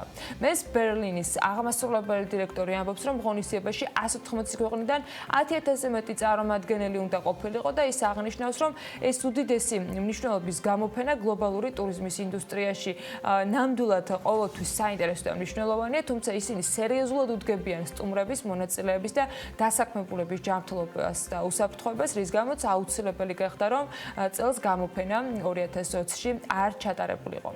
თავისთავად არ არის გასაკვირი, რომ ტურისტულ სექტორს და კორონას გავლენა საქართველოსაც ექნებოდა. სასტუმრო ლეგენდს წყალტუბოს სპა რეზორტის დამფუძნებელი, მაგალითად დირექტორი ანდრო ჯიშკარიანი სასტუმროს დატვირთულობაზე საუბრისთან BMG-სთან აღნიშნავს, რომ დატვირთულობა შედარებით შემცირებულია, სასტუმროს მმართველი კი იქვე ამბობს, რომ აუცილებელია დარგის სხვადასხვა მხარეს შორის კომუნიკაცია შედგეს და ერთიანი ხედვა ჩამოყალიბდეს, როგორ უნდა გაუმკლავდეთ ამ გამოწვევებს. მისივე თქმით, ეს სურათს არ შეცვლის რადიკალურად, თუმცა გარკვეული წისვლა მაინც იქნება. შალვა ალავერდაშვილიც ამბობს, რომ ბიზნესი დღეს შოკურ მდგომარეობაშია კორონავირუსის გამო, რომელიც Forbes მაჟორად ჩაითვალა, სასტუმროებს გაუქმებული ჯავშნების გამო თანხების უკან დაბრუნება უსწევთ და ეს ადვილი გასამკლავებელი არ არის. ჩვენ ვცდილობთ, რომ გამოვიდეთ არსებული ხელშეკრულებებიდან, თუმცა კორონავირუსის დაფიქსირება ჩაითვალა ფორს მაჟორად და ვცდილობთ, რომ თანხები უკან დავანაზღაუროთ. გაუქმებული სამოგზაურო პაკეტების ღირებულების უკან დაბრუნების მოთხოვნები აქვს დასაკმაყოფილებელი ტუროპერატორებსაც, რომელთა წარმომადგენლებიც BMG-სთან აღნიშნავენ, რომ ეს მათ ბიზნეს მნიშვნელოვან ფინანსურ ზარალს მოუტანს. ვირუსი, რომელიც მსოფლიოს თითქმის ყველა ქვეყანაში პრობლემებს ქმნის, ტურისტულ სეზონს საქართველოშიც აფუჭებს. ასე ფიქრობს საბაკ იგნაძე, რომლის განცხადებითაც შექმნილი ვითარებიდან გამომდინარე ეს გასაგები და ახსნადია, თუმცა პრობლემები არ ნიშნავს, რომ ტურიზმი მოკვდა და მის ჩვეულ მდგომარეობაში დაბრუნება არ მოხდება. ეჯგარეშია რომ გაზაფხულის სეზონი, რასაც ქვია აპრილი, მარტი, აპრილი, გაფუჭებულია. მაგალითად ისეთი ქვეყნებიდან, სადაც არ ჩვენავართ ისეთი ქვეყანა, სადაც დიდი კერაა ამ წუთას და არც იაპონია არ არის ესეთი ქვეყანა, მაგრამ იაპონიიდან რამოდენიმე ჯგუფი გაუქმდა, მაგალითად ჩვენი კომპანიების შემთხვევაში. ეს იმას არ ნიშნავს, ხაზგასმით მინდა თქვა, რომ ცხოვრება შეწყდება, რომ ტურიზმი შეწყდება, გადაადგილება შეწყდება, ადამიანები უეჭველი მოგზაურობენ, მაგრამ საგზნობი იქნება დარტყმა, რომელიც ალბათ უკვე არის. 2020 წლის განმავლობაში ტურიზმის ადმინისტრაცია მარკეტინგული აქტივობებისათვის 22.621.300 ლარს დახარჯავს. ტურიზმის ადმინისტრაციაში თქვეს, რომ სამიზნე ბაზრებისათვის მორგებულ საკომუნიკაციო არხებს გამოიყენებენ, შედეგი და ეფექტი იმედია ამ ყველაფერს ექნება. თუმცა მოლოდინი იმის, რომ ვინმეს რამით ვირუსული ინფექციის შეშით გადაფიქრებული მოგზაურობის სურვილის უკან დაბრუნება ამ რეჟიმში შეუძლია, ალბათ ლოგიკას არის მოკრებული და ეტაპობრივად უბრალოდ უნდა ვიმოქმედოთ ისე, რომ ის შესაძლო დანაკარგები, რაც შეიძლება ქვეყანას მათ შორის ტურიზმის მიმართულებით კონდეს, იყოს მინიმიზებული. სხვა დანარჩენ ამბებზე აუცილებლად მოგიყვებით და წაიკითხავთ სიახლეებს BM.GZ-ზე. დღევანდელ მონაგარს კი უკვე ბიზნეს სკოლაში გაგაცნობთ. ავიაკომპანია Ryanair-მა მილანი-თბილისი-მილანის საჰაერო ხაზზე სიხშირეების რაოდენობა 50%-ით შეამცირა და ნაცვლად 4 სიხშირისა კვირაში 2-ჯერ იფრენს. ეკონომიკის სამინისტროს ინფორმაციით, მილანსა და თბილისს შორის რეისების სიხშირის შემცირება მხოლოდ 9 მარტიდან 7 აპრილამდე პერიოდს ეხება. მათივე ინფორმაციით, ქუთაისის საერთაშორისო აეროპორტიდან ბოლონიის მიმართულებით 8 მარტიდან 7 aprilის ჩათვლით პერიოდში რეისები დღის მდგომარეობით არ განხორციელდება. შემოსავლების სამსახურის ინფორმაციით, ქვეყნის მასშტაბით საბაჟო გამშვებ პუნქტებზე კორონავირუსის გავრცელებასთან დაკავშირებული კონტროლის მექანიზმები კიდევ უფრო გამგაცრებულია. საქართველოში შესაძლოა პირბადეების წარმოება დაიწყოს. ჯანდაცვის დეპარტამენტის პროგრამების სამმართველოს უფროსი სეკა ადამიანის განცხადებით, ამის სურვილი ზოგიერთ წარმოებელს გამოთქმული აქვს და წარმოების ვარიანტებიც განიხილება. წყალმომარაგების კომპანია მიმდინარე წელს 100 მეტი პროექტის განხორციელებას გეგმავს. კომპანიის ხელმძღვანელის გიგა მანდარიას თქმით, ინფრასტრუქტურულ სამუშაოებზე საერთაშორისო დონორებისა და სახელმწიფოს მხარდაჭერით 240 მილიონი ლარი დაიხარჯება. მანდარია აღნიშნავს, რომ 2019 წლის პროექტზე ჯამურად როგორც სახელმწიფო, ასევე დონორი ორგანიზაციებიდან 240 მილიონი ლარის ინვესტიცია განხორციელდა. სახელმწიფოს თანამონაწილეობა კი 60 მილიონი ლარი იყო. წელს ეს პროპორციულობა შეიცვალა და სახელმწიფოს თანამონაწილეობა 100 მილიონი ლარის ინვესტიციას შეადგენს, ამბობს მანდარია. შეპესე ბათუმის წყლის და შეპესე ბათუმის სარაგბო კლუბის თანამშრომელთა მივლინებისათვის კანონმდებლობით გათვალისწინებული ნორმების დარღვევით 30.169 ლარით მეტია გახარჯული და ამაზე საუბარი არის აჭარის ავტონომიური რესპუბლიკის და ბათუმის მუნიციპალიტეტის საქმიანობის შესაბამისობის აუდიტის ანგარიში. დოკუმენტში აღნიშნულია, რომ შეპესე ბათუმის წყლის მიერ წარმოდგენილი დოკუმენტებით აუდიტის პერიოდში თანამშრომელთა მივლინებისათვის გაწეულია 87.097 ლარის ხარჯი. საქართველოს ფინანსთა ხარჯებასთან მინისტრის ბრძანებით დამტკიცებული მივლინების ზღვრული ნორმების გათვალისწინებით კი უნდა გაწეულიყო 65,563 ლარის ხარჯი. ამდენად ნორმებთან შეუსაბამოდ მივლინებისათვის გაწეულია ჯამში 21,534 ლარით მეტი ხარჯი. ანგარიშში ასევე ნახავთ, რომ საზოგადოების მიერ 15,599 ლარი გახარჯული არის წარმომადგენლობითი ხარჯებისათვის და წარმოდგენილი არის სარესტორნო მომსახურების დამატებული მიღება ჩაბარების აქტები და სასაქონლო ზედნადებები. თუმცა, ეკონომიკური საქმიანობის მიზნით წარმომადგენლობითი ხარჯების გაწევა დოკუმენტებით არ დასტურდება. ეს ანგარიშია მითითებული და აუდიტის დოკუმენტში საუბარი არის სარაგბო კლუბ ბათუმის მივლინებებისათვის არამიზნობრივად დახარჯულ თანხებზეც. ბოლო პერიოდში ეროვნული ვალუტის გამყარების ტრენდს ფინანსისტები ეროვნული ბანკის ხელთ არსებულ ინსტრუმენტების გამოყენებით ხსნიან და როგორც ცნობილია, ეროვნულმა ბანკმა მონეტარული პოლიტიკის განაკვეთი 9%-მდე გასული წლის დეკემბერში გაზარდა, რაც გასული 10 წლეულის რეკორდული მაჩვენებელია. ბოლოს ასეთი მაღალი განაკვეთი 2008 წლის დეკემბერში ფიქსირდებოდა ქვეყანაში. ირაკლი კოზანაძეს შეფასებით კი ცენტრალური ბანკის ძვირი ფულის პოლიტიკამ თავისი გავლენა გაცვლით კურსზე თავისთავად იქონია. ემიტენსები გვეზრდება, ექსპორტი იზრდება, მაგრამ ძირითადია ის პოლიტიკა, რასაც სები აწარმოებს, რასაც ჩვენ ვითხოვდით და ვფიქრობ, რომ ეს ფაქტები კომპლექსურად ახდენს გავლენას ლარის კურსზე, ამბობს კოზანაძე. ლარის გაცვლითი კურსი დოლართან მიმართებაში ბოლო რამდენიმე თვის მინიმუმზეა, თუ გასული წლის ბოლოს ლარი დოლართან მიმართებით იყო 2.96-2.97 შორის, ბოლო ვაჭრობის შედეგად ლარი დოლართან მიმართებით 2.79-მდე გამყარდა. ეროვნული ვალუტის გამყარების ტრენდს ფინანსისტები ძირითადად სწორედ ეროვნული ბანკის ხელთ არსებული ინსტრუმენტების გამოყენებით ხსნიან. მონეტარული პოლიტიკის განაკვეთის გაზრდით, რომელიც დეკემბერში 9%-მდე ავიდა, გასული 10 წლეულის რეკორდულ მაჩვენებელზეა. და როგორც გითხარით, ეს ბოლოს 2008 წლის დეკემბერში ფიქსირდებოდა. ამ შემთხვევაში ბიზნესი აღნიშნავს, რომ ეროვნული ბანკის ამოცანა არა მხოლოდ ინფლაციის, არამედ ლარის კურსის მართვაც უნდა იყოს. ბიზნეს ასოციაციის აღმასრულებელი დირექტორი ლევან ვეფხვაძე იმედოვნებს, რომ ცენტრალური ბანკი უკუ ინტერვენციებს არ განახორციელებს, როგორც ეს აქამდე ხდებოდა ხოლმე ლარის გამყარების დროს და ეროვნული ვალუტა სტაბილურ ნიშნულზე დარჩება.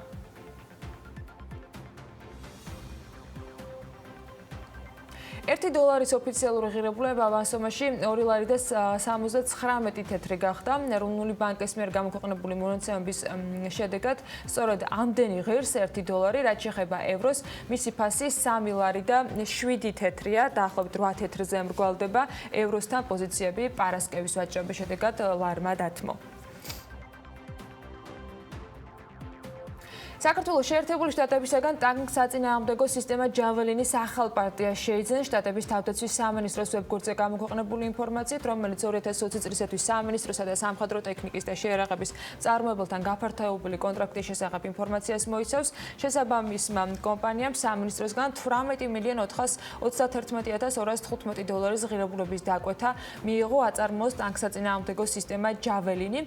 საქართველოს ამერიკის შეერთებული შტატებისაგან ტანკსაწინააღმდეგო სარაკეტო სისტემა პირველად 2018 წელს შეიძინა შეერთებული შტატებისაგან. თავდაცვის სამინისტრომ FGM 158 ჯაველინის 72 გამშვებ მოწყობილობასა და 410 რაკეტაში $75 მილიონი გადაიხადა. საერთაშორისო სადაზღვევო კომპანია კამარას რებრენდინგის შედეგად კომპანიას Green დაზღვევა საქართველოს ერქმევა და ის ბაზარზე განახლებული პოზიციონირებით წარდგება. კომპანიის მიერ გავრცელებული ინფორმაციის მიხედვით Green დაზღვევა საქართველოს კაპიტალი $10 მილიონ-მდე გაიზარდა, რაც ხელს კომპანიის სწრაფ განვითარებას და გარდაქმნას შეუწყობს, ასე წერენ ისინი და იქვე აღნიშნავენ, რომ რებრენდინგთან ერთად ცვლილებები კომპანიის მენეჯმენტშიც განხორციელდა და 28 თებერვლიდან სამეთვალყურეო საბჭოს თავმჯდომარის თანადოებას ეკონომიკის ყოფილი მინისტრი დიმიტრი ქუმსიშვილი და მისი მოადგილის თანადოებას შალვა ახრახაძე დაიკავებს.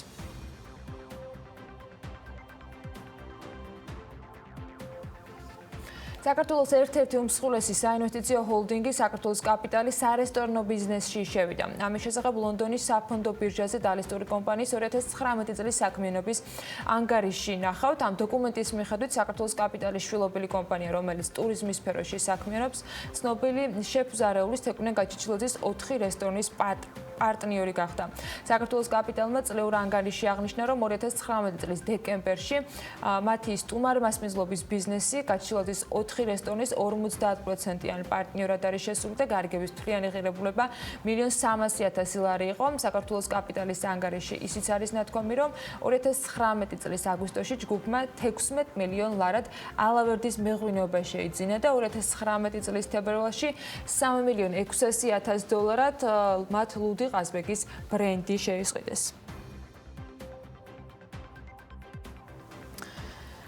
ბირჟებზე და შესაბამის გარიგებებზე საუბარს გავაგრძელებთ. ახლა საქმე ენდილის ეთერში. კორონავირუსის გლობალური გავრცელების გამო მსოფლიოს საფონდო ბირჟებზე წამყვანი ინდექსები ამის პარალელურად მცირდება. გასული 1 კვირის განმავლობაში მაგალითად შტატების წამყვანი Dow Jones-ის ინდექსი 12.4%-ით შემცირდა, რაც 2018 წლის ფინანსური კრიზისის შემდგომ ყველაზე მკვეთრი ვარდნა იყო. ამის გამო მსოფლიოს 10-მა უმდიდრესმა ადამიანმა 83 მილიარდი დოლარის დაკარგა. საქართველოში ეს საბედნიეროდ ან შეიძლება სამწუხაროდ ბირჟის დინამიკას დიდად არ დატყობია. კონკრეტულად კი რა ხდებოდა და როგორ გრძელდება ეს პროცესები, იყო თუ არა გარიგებები მსხვილი ან თუნდაც წვრილი, ამას ლევან თაღიაშვილი გვეტყვის ჩვეული ყოველდღიურეული მიმოხილვისას. ლევან, დილამშვიდობისა. დილამშვიდობის, ანა მევესალმები ჩვენს მაყურებელს. მესამე კვირა უკვე საოჭრო სესიების დროს გააქტიურებულია გარიგებები Liberty Bank-ის ფასიან ქაღალდებზე.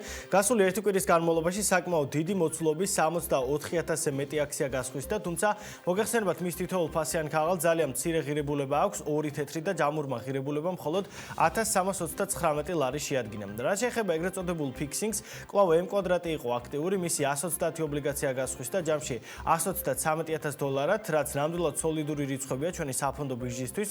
Bloomberg-ის მიერ მოწოდებულ ინფორმაციას თუ გავითვალისწინებთ, გასვლითი კურსის შესახებ, ეს დაახლოებით 370,000 ლარს უდრის და ერთი კომპანიისთვის მშვენიერი მაჩვენებელია, უბრალოდ საქართველოს საფონდო ბირჟას აშკარად უფრო მეტი M კვადრატის მსგავსი კომპანიები სჭირდება.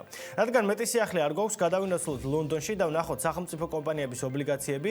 1 კვირის განმავლობაში საქართველოს რკინიგზისა და ნავთობისა და გაზის კორპორაციის ფასიანი ქაღალდების ღირებულება შემცირებულია შესაბამისად 0.7-დან 0.39%-ით. ერთი წლის ჭრილში ორივე მათგანი პოზიტიურ მაჩვენებლებს ინარჩუნებს, მაგრამ მსგავსი ტემპები თუ გაგრძელდა ტენდენცია, მაშინ ამასაც შეიძლება საფრთხე დაემუქროს. რაც შეეხება ბირჟაზე დალისტულ კომპანიებს, 4-ვე მათგანის ფასი გასული 1 კვირის განმავლობაში გაუფასურდა სამწუხაროდ. Galten Tagardis ინფორმაციით, BGO-ს ფასიანი ქაღალდების ღირებულება 2%-ით, Georgia Capital-ის 13%-ით, საქართველოს ჯანდაცვის ჯგუფის 9.38%-ით, TBC ბანკის კი 3.14%-ით გაუფასურდა. რაც შეეხება მოცულობას, ამას ეკრანზეც ხედავთ, საქართველოს ბანკის 458,000 აქცია გასხვის და Georgia Capital-ის 359,000, საქართველოს ჯანდაცვის ჯგუფის 328,469 ფუნტ სტერლინგად, TBC ბანკს რაც შეეხება მის 675,000 აქციაზე დაიდო გარიგება, რომლის ღირებულებაც თითქმის 9 მილიონი ფუნტი იყო.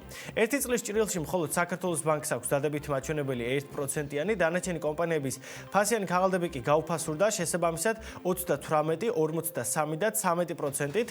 ყველაზე ძვირად ღირებულ კომპანიად ლონდონის საფონდო ბირჟაზე კვლავ საქართველოს ბანკი რჩება 821 მილიონი ფუნტ სტერლინგით, შემდეგ მოდის TBC ბანკი 713 მილიონით, Georgia Capital 270 მილიონით და საქართველოს ჯანდაცვის ჯგუფი 152 მილიონი ფუნტით. დავრუნდეთ საქართველოში, სადაც შუა კვირაში ინდექსი მკვეთრად დაეცა და შემდეგ ისევ აღდგა. უცნობია ეს რამე ტექნიკური ხარვეზი იყო თუ დელისტინგს ჰქონდა ადგილი, მაგრამ ფაქტია, ყველაფერი ისევ ჩვეულ მდგომარეობას დაუბრუნდა და ამჟამად JSX-ი 91.4 პუნქტისგან შედგება. რაც შეეხება საბაზრო კაპიტალიზაციას, კარგია რომ გაზრდილი რიცხვები მივიღეთ თებერვლის მონაცემებით, 11 მილიონი ლარით ამაჩვენებელი მომატებული და ამჟამად ის 1.946 მილიონი ლარისგან შედგება. შეგახსენებთ, რომ ბირჟის კაპიტალიზაცია ყოველი თვის ბოლო რიცხვში ქვეყნდება. მადლობა ლევან მიმოხილვისათვის, თუმცა შენ არ გემშვიდობებით, ცოტა მოგვიანებით დავბრუნდებით უკვე მასთან ერთად პირდაპირ ეთერში და ლევანი გაგვეცნობს რა ხდებოდა ნავთობის ბირჟებზე. ჩვენ კიდევ ერთ საინტერესო ისტორია გვაქვს თქვენთვის მოსაყოლი. გასული კვირის ბოლოს საფეხბურთო კლუბმა სამტრედიამ დეველოპერული კომპანია არქის ცენტრალურ ოფისში ახალი ფეხბურთელები წარადგინა. ფეხბურთელების წარდგენასთან ერთად კლუბის წარმომადგენლებმა 2020 წლის გეგმებზე ისაუბრეს.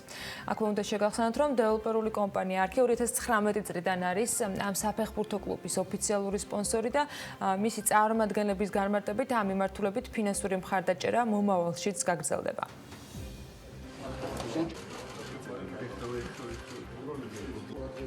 უკვე რამდენიმე თვეა საქართველოს წამყვან დეველოპერულ კომპანიას არქის ჯანსაღი ცხოვრების პოპულარიზების კვალდაკვალ ქართული ფეხბურთის განვითარებაში თავისი წვლილი შეაქვს. 2019 წლის სექტემბრიდან არქის საფეხბურთო გუნდ სამტრედიას სპონსორად გვევლინება. შესაბამისად, არც ის არის გასაკვირი, რომ კლუბმა თავისი დიდი ოჯახის ახალი წევრები სწორედ არქის მთავარ ოფისში წარადგინა.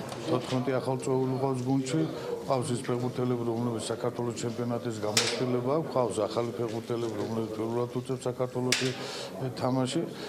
ჯერჯერობით შემიძლია რომ თქვა რამოდენიმე ფეხბურთელზე, რომ ისინი დამაკმაყოფილებად გამოიყურებიან, ამიტომ ის ახალი ფეხბურთელები, რომლებიც თქვა ჩვენ შემოგვიერთენ ერთი კვირა, იმათ დრო ჭირდებათ მაინც ადაპტაციისათვის, ისე რომ მე ვფიქრობ ამ ბიჭებს შეუძლიათ რომ სასურველ შედეგს მიაღწიონ. საერთო ჯამში 14 ახალ წევრი შეირჩა. არიან როგორც ახალბედა ფეხბურთელები, ისე გამოცდილი, რომლებიც საფეხბურთო კლუბ სამტრედიაში მსოფლიოს სხვადასხვა საფეხბურთო კლუბებიდან გადმოვიდნენ. საფეხბურთო კლუბი უკვე აქტიურად ემზადება საქართველოს უმაღლესი ლიგისთვის, სადაც პირველობისთვის 10 გუნდი იბრძვის. ძალიან ბედნიერი ვარ, რომ საფეხბურთო კლუბ სამტრედიას ოჯახის წევრი გავხარ. არაერთ ქვეყანაში ვყოფილ ვარ, საქართველო კი განსაკუთრებულად მომწონს.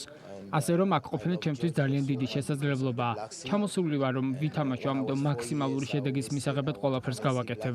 მითამაშია მსოფლიო თასზე, ჩემპიონთა ლიგაზე და ასევე ევროპა ლიგაზე, ასე რომ ფეხბურთს რაც შეეხება ყველაფერი ვიცი.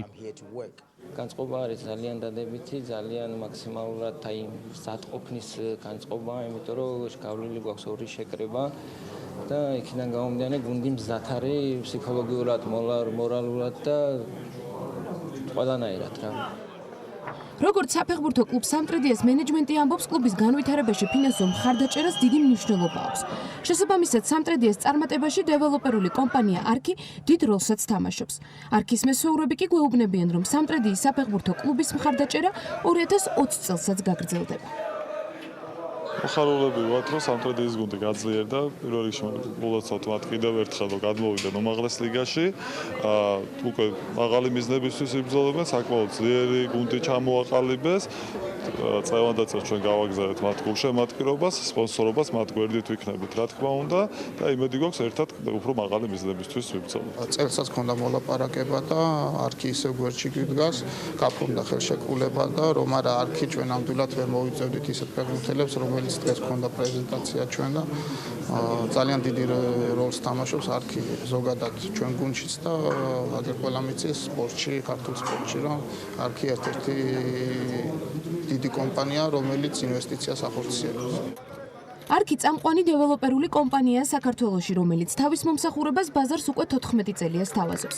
კომპანიას 15,000-ზე მეტი არქელი ჰყავს, რომლებზეც არქის გუნდი ყოველდღიურად ზრუნავს.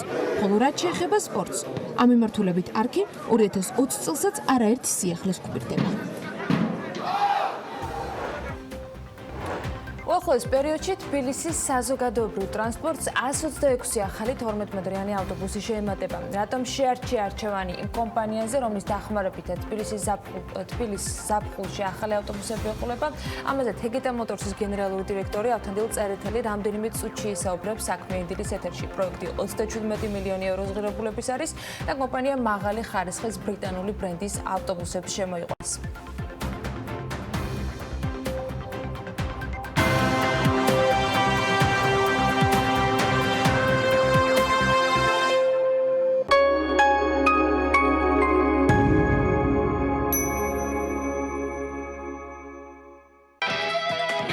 დაიწყე გართობა მოგებით. დარეგისტრირდი აჯარაბედზე მარტივად და მიიღე უფასო ქსონების სპორტში, უფასო დატრიალებების სლოტებში და ბევრი სხვა საჩუქარი. მოგება შენს ხელშია. ajarabed.com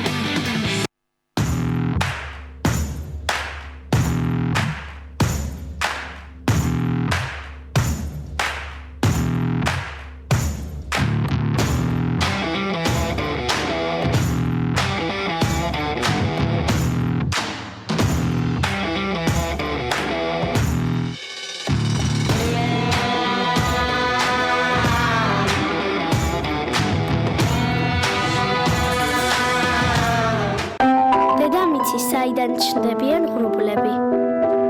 ყველაზე გემრიელი ჩახუტება. დედასნური ისტორიები საოცარ არსებებზე. დედამიწის ფაგიო. აგიო გამოიყენება ანგინას, სინუსიტისა და ბრონქიტის მკურნალობისა და პრევენციის მიზნით. გამოყენებისას გაეცანით ინსტრუქციას გვერდითი მოვლენების შესახებ დეტალური ინფორმაციის მისაღებად მიმართეთ ექიმს. TV პირველის ინტერნეტ პარტნიორია My Video G. იხილეთ ყველა ვიდეო My Video-ზე. გადაწყვიტე დაუბრუნდე ბუნების წიაღს. მაშინ ეს შენი შანსია. ფინური კარკასული ტექნოლოგიით დამზადებულ ეკოლოგიურად სუფთა ხის სახლს ქოხი G შეგიქმნის. აიშენე ოცნების სახლი სრული რემონტით, სულ რაღაც 20 დღეში. კვადრატული მეტრი 600 ლარიდან. ყუდრო და ჯანმრთელი გარემო ჩვენი მთავარი გზავნილია.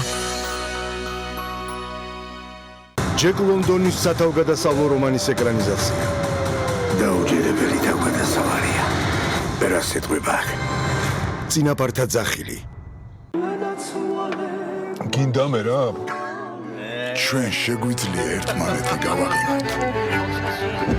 გუგლ შემატკივროთ ერთმანეთს. ერთმანეთით ვიამაყოთ. გავახაროთ ერთმანეთი.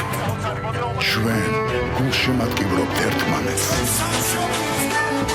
რადგან გვჯერა, რომ ქართული ნიშნავს საუკეთესოს. ლუდი ზედაზენი, ახალი დიზაინი და დაუვიწყარი გემო. საქართველოს გულშემატკივარი. ზედაზენი, აბარა. მაგთის ახალი პაკეტი მარტივი 30. ულიმიტო ზარები, ულიმიტო SMS-ი და 3000 მეგაბაიტი უსწრაფესი 4.5G მობილური ინტერნეტი. ჩაირთე მარტივი 30 კოდით 30 და OK. ან მობილური აპლიკაციით My Magti. იკონტაქტე მთელი თვე მაგთის ხარისხით.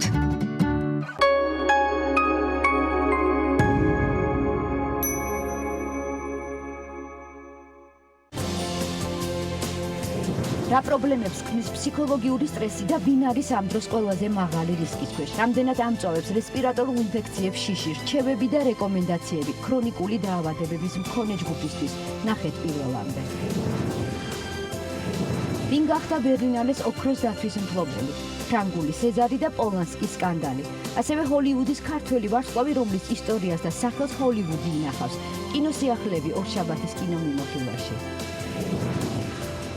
იშვიათი დაავადებების დღე, რომელსაც საქართველოს მსოფლიოსთან ერთად ბოლო 6 წელია აღნიშნავს. მნიშვნელოვანი გამოწვევა სამედიცინო სფეროსთვის, მათი შესწავლის სირთულე და ჩვენს ქვეყანაში გამოვლენილი შემთხვევები პირველამდე.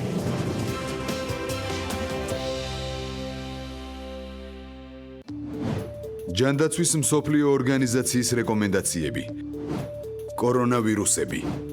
კორონავირუსები წარმოადგენენ ვირუსების ოჯახს, რომელთაც შეუძლიათ გამოიწვიონ როგორც ნაკლებად მძიმე დაავადება, მაგალითად, ჩვეულებრივი გაციება.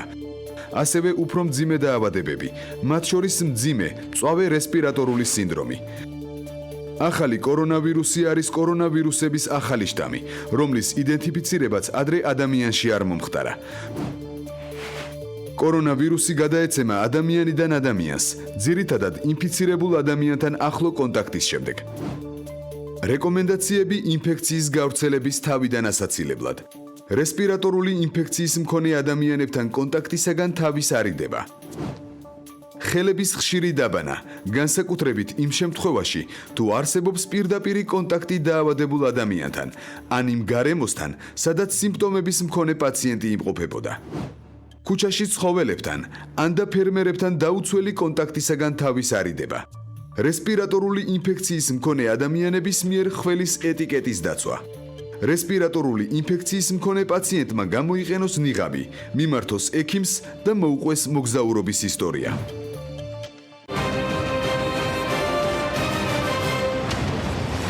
ეს რეაქცია, რომელსაც ყოველ სამშაბათს და ხუთშაბათს წარმოგიდგენთ მე ჟურნალისტი ინგა გრიგოლიანი.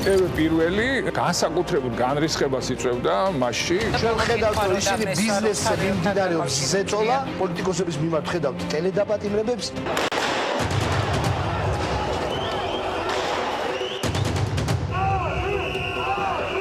ამ განსხვავებას შვიდობიანი მომიტინგეების ვინ იყო შვიდობიანი მომიტინგეები? ეს იყო შვიდობიანი აქცია? არავინ არ იფიქროს, რომ გახარია წადის ძახილი პოლიტიკურ გადაწყვეტილებებს მიიღებს ხელისუფლება. ისინი გრძნობენ გაერთიანებული ოპოზიციის სუნთქვას კეფაში. თუ ქვეყანა სჭირდება გადაული ყველას. ყველას ერთად ეკუთვნოდა ეს სილა. ადამიანები, რომლებიც მასობრივად ჩადიოდნენ ცუდ რაღაცებს, ეხლა ჩადიან კარგ რაღაცებს. არ არის კატეგორია, რომელსაც მჯერა, რომ საარჩევნო დაპირებები იქნება შესრულებული. თქვენ ბიძინა ივანის ესაუბრებით თუ ის აპირებს არჩევნები იგივე მეთოდებით ჩაატაროს, მისი ჭიქიდან ჩაისწავლონ. ივანიშვილი იყო პრაქტიკულად პატარა სახელმწიფო, რომელიც საქმეს არჩევდა. ინაშვილები და ყვითიანები ჩვენ ისინი დავამარცხოთ. უნდა დამთავრდეს ხარდაჭერა ბოკერია და სააკაშვილებისადმი. ნატოში უფრო ადრე შევა საქართველო, ვიდრე ირმა ინაშვილი გიგა ბოკერია შეიყვარებს. ჩვენ გვაქვს უფლება გქონდეს ჩვენი რეაქცია ქვეყანაში განვითარებულ პროცესებზე და ჩვენ ეს რეაქცია აუცილებლად უნდა გქონდეს.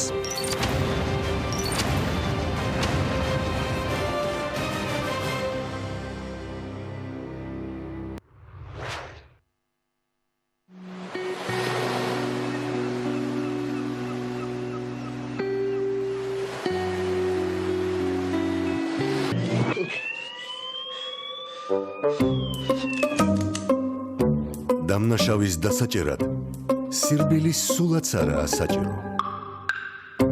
დეტექტივი შეზღუდული და შეუზღუდავი შესაძლებლობებით. ყოველდღე 15 საათსა და 15 წუთზე. ბრუნო დებრანტი. ფრანგულ სერიალში კაინი TV პირველის ეთერში. TV პირველი თანამგზავრზე სატელიტური მაუწყებლობის ყველაზე თანამედროვე DVB-S2 სტანდარტის MPEG-4 ფორმატში. თანამგზავრი Azerspay 1, აღმოსავლეთის 46 გრადუსი, სიხშირე 11094 MHz, პოლარიზაცია ჰორიზონტალური, სიმბოლური სიჩქარე 30000 კილობიტი წამში. შესწორების კოდი 5მე6. TV პირველი საქართველოში და მსოფლიოში. ჩვენ ვართ იქ, სადაც დუხს მოვლენები. სადაც ამბავს არ აქვს მხოლოდ ერთი მხარე. ჩვენ ვართ რეალური ცხოვრების შუაგულში. და ვიცით თავისუფლების, დამოუკიდებლობის, ღირსების ფასი. ჩვენ ვართ იქ სადაც ჭირდებით და იქ სადაც საჭიროა ისმოდეს ხალხის ხმა. მთაში, ბარში, სოფელში, ქალაქში. ჩვენ ვართ ყველგან, ვხედავთ ყველაფერს და ჩვენს ჟურნალისტურ პრინციპებზე შეუძლებელია ზეგავლენის მოხდენა. TV პირველი. გავლენების მიღმა, მოვლენების შუაგულში.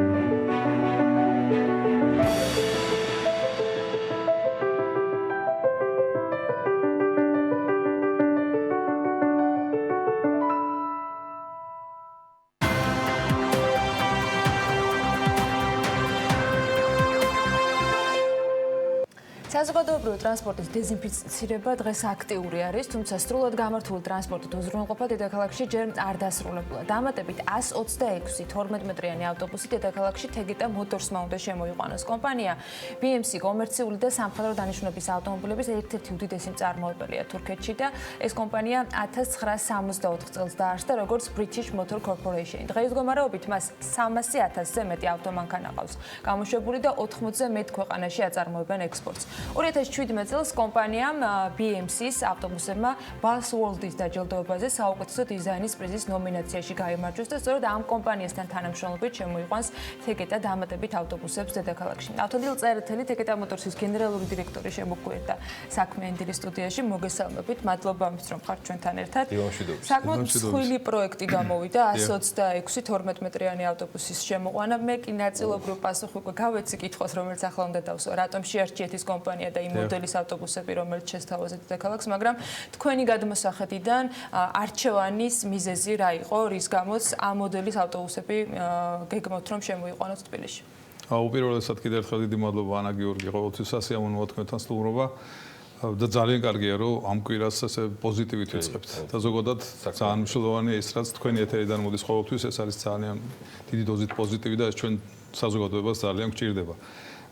სხვა შორის მე დახპირდით წინა წელს თუ გახსოვთ რომ მე ჩვენ გავაგრძელებთ აქტიურად მონაწილეობას მუნიციპალურ ტენდერებში, რადგანაც ორი ტენდერი უკვე მოვიგეთ, ეს იყო 2017-18 წლებში და ეს იყო მანის ბრენდის ავტობუსები, ლურჯი ავტობუსები, მწვანე ავტობუსები, თეკეტა ტრაკ ენდ ბასი არის ჩვენი შვილობილი კომპანია, რომელიც არის იმპორტიორი და მან გაიმარჯვა ამ ტენდერებში. და შევასრულეთ ჩვენ პირობა, ჩვენ გავაგრძელებთ აქტიური მონაწილეობა და ახლა უკვე მესამე ტენდერია, რაც ფაქტიურად მოიგო თეკეტამ, ამ შემთხვევაში უშუალოდ ასე ვთქვათ, თეკეტა მოტორსი არის გამარჯვებული, სათაო კომპანია ჩვენი ჰოლდინგის და ჩვენ ძალიან მოხარული ვართ, რომ ვაგრძელებთ ამ დიდ პროექტში მონაწილეობას და საერთოდ მივესალმებით იმას, რომ ჩვენი მუნიციპალიტეტი ინარჩუნებს ხარისხის მაღალ სტანდარტს და მისი მოთხოვნები და ზოგადად სატენდერო მოთხოვნები ძალიან მაღალი სტანდარტის არის, მაღალი ხარისხის და ზოგადად სტანდარტის. აქედან გამომდინარე ჩვენთვის რთული ამოცანა იყო, სიმართლე გითხრათ, იმიტომ რომ დროში იყო შეზღუდული მოწოდების ვადები. რა თქმა უნდა, ჩვენ შეგვეძლო რომ კვლავ მანი ავტობუსები შეგვეთავაზებინა ჩვენი მუნიციპალიტეტისთვის, თუმცა ვიპოვეთ პროდუქტი, რომელიც ჩვენი აზრით არის იგივე აბსოლუტურად იგივე სტანდარტის თავის ხარისხით და მაჩვენებლებით, ეკოლოგიური მონაცემებით, ეფექტიანობის მონაცემებით და ასე შემდეგ. ის არის CNG, ასე ვთქვათ, მოდელი, რომელიც compressed natural gas, ანუ ბუნებრივ გაზზე მომუშავე ავტობუსია, რომელიც პრაქტიკულად გამონაბოლქვის გარეშე ის იმდენად დაბალი გამონაბოლქვი აქვს და მანის პირველი ავტობუსები სხვა შორის ასევე CNG-ის ტიპის არის. რაც შეეხება BMC-ს, ეს ბრიტანული წარმოშობის თურქეთში არსებული კომპანია, როგორც თქვენ ახსენეთ უკვე, საკმაოდ გამოცდილი და მისი პროდუქცია საკმაოდ გამოცდილია როგორც თურქეთის ბაზარზე, ასევე სოფლის არაერთ ქვეყანაში და ჩვენ მოხარული ვართ, რომ შევძელით აი ამ რთული მოთხოვნების დაკმაყოფილება, როგორც ერთი მხრივ პროდუქტის ხარისხის კუთხით, ასევე მეორე მხრივ მოწოდების ვადებთან დაკავშირებით. დედაქალაქს აქვს ხოლმე თავისი მოთხოვნები, როდესაც ავტობუსების ტენდერს აცხადებს, ეს შეეხება იგივე ადაპტირების ნაწილს, ფართობს, სიგრძეს, აი ყველა დეტალი არის გათვალისწინებული. ყველა ამ კრიტერიუმში ჯდება ეს ახალი მოდელი, რაც შეთავაზებულია. დიახ, არის მან რა თქმა უნდა ტექნიკური მონაცემები, ძალიან დიდი სია არის, ვერც კი წარმოედგენთ იმ ხელა სია არის და იმდენად დეტალებშია ყველაფერი განხილული. კოლოსალური სამუშაოა სხვა შორის და მინდა ჩვენ გუნდს თეკეტას გუნდს, ვინც ამაში მონაწილეობა მინდა ვისარგებლო შემთხვევით მიიღო და გადავხატო დიდი მადლობა ამ სამუშაოსთვის. რაც შეეხება თვითონ ავტობუსს და პროდუქტს, ეს გახლავთ ანუ მისი სიგრძე 12 მეტრია, როგორც აღნიშნეთ. 82 გზავრის ტევადობა აქვს, პლუს ასევე არის ადგილი შეზღუდული შესაძლებლობის, ასე ვთქვათ, მოქალაქეებისთვის. აქვს ავტობუსს არ აქვს საფეხური, ერთი საფეხური, ანუ დაბალი იატაკიანი ავტობუსის კატეგორიაა ეს, რომელსაც შესვლა ძალიან კომფორტულია. აქვს 3 ექსტრაგანიერი კარი და ფაქტიურად არ იწვევს არანაირ შეფერხებას მგზავრთა შესვლის და გადმოსვლის პერიოდში და ესეც იმოქმედებს ჩვენ დარწმუნებული ვართ და თბილისში ამ პრობლემის გამტვირთვაზე და დატვირთულობის გამტვირთვაზე. თვითონ ავტობუსი აღჭურვილია ყველა შესაძლო სისტემით, ანუ ეს არის გათბობა, ვენტილაციის, კონდიცირების სისტემები, არის ვიდეომატოლოგიური სისტემები, არის USB დაკაბელება და შეგიძლიათ ვთქვათ დატენოთ თქვენი მობილური ტელეფონი და ასე სხვა სერვისებით ისარგებლოთ. თვითონ ადაპტირებულია ავტობუსი თბილისის, ასე ვთქვათ, როგორც კლიმატურ პირობებთან, ასევე ადაპტირებულია მის რელიეფთან, იმიტომ რომ თუ უფრო ღრმად ჩავალთ, ასე ვთქვათ, ეფექტიანობაში და იქ ძრავის სიმძლავრეს ნახავთ, ანუ ვთქვათ იგივე პერკინსის ძრავია, რომელიც ერთ-ერთი ცნობილი, ყველაზე ცნობილი ძრავია, ასე ვთქვათ, ამ მიმართულებით ბრენდი არის.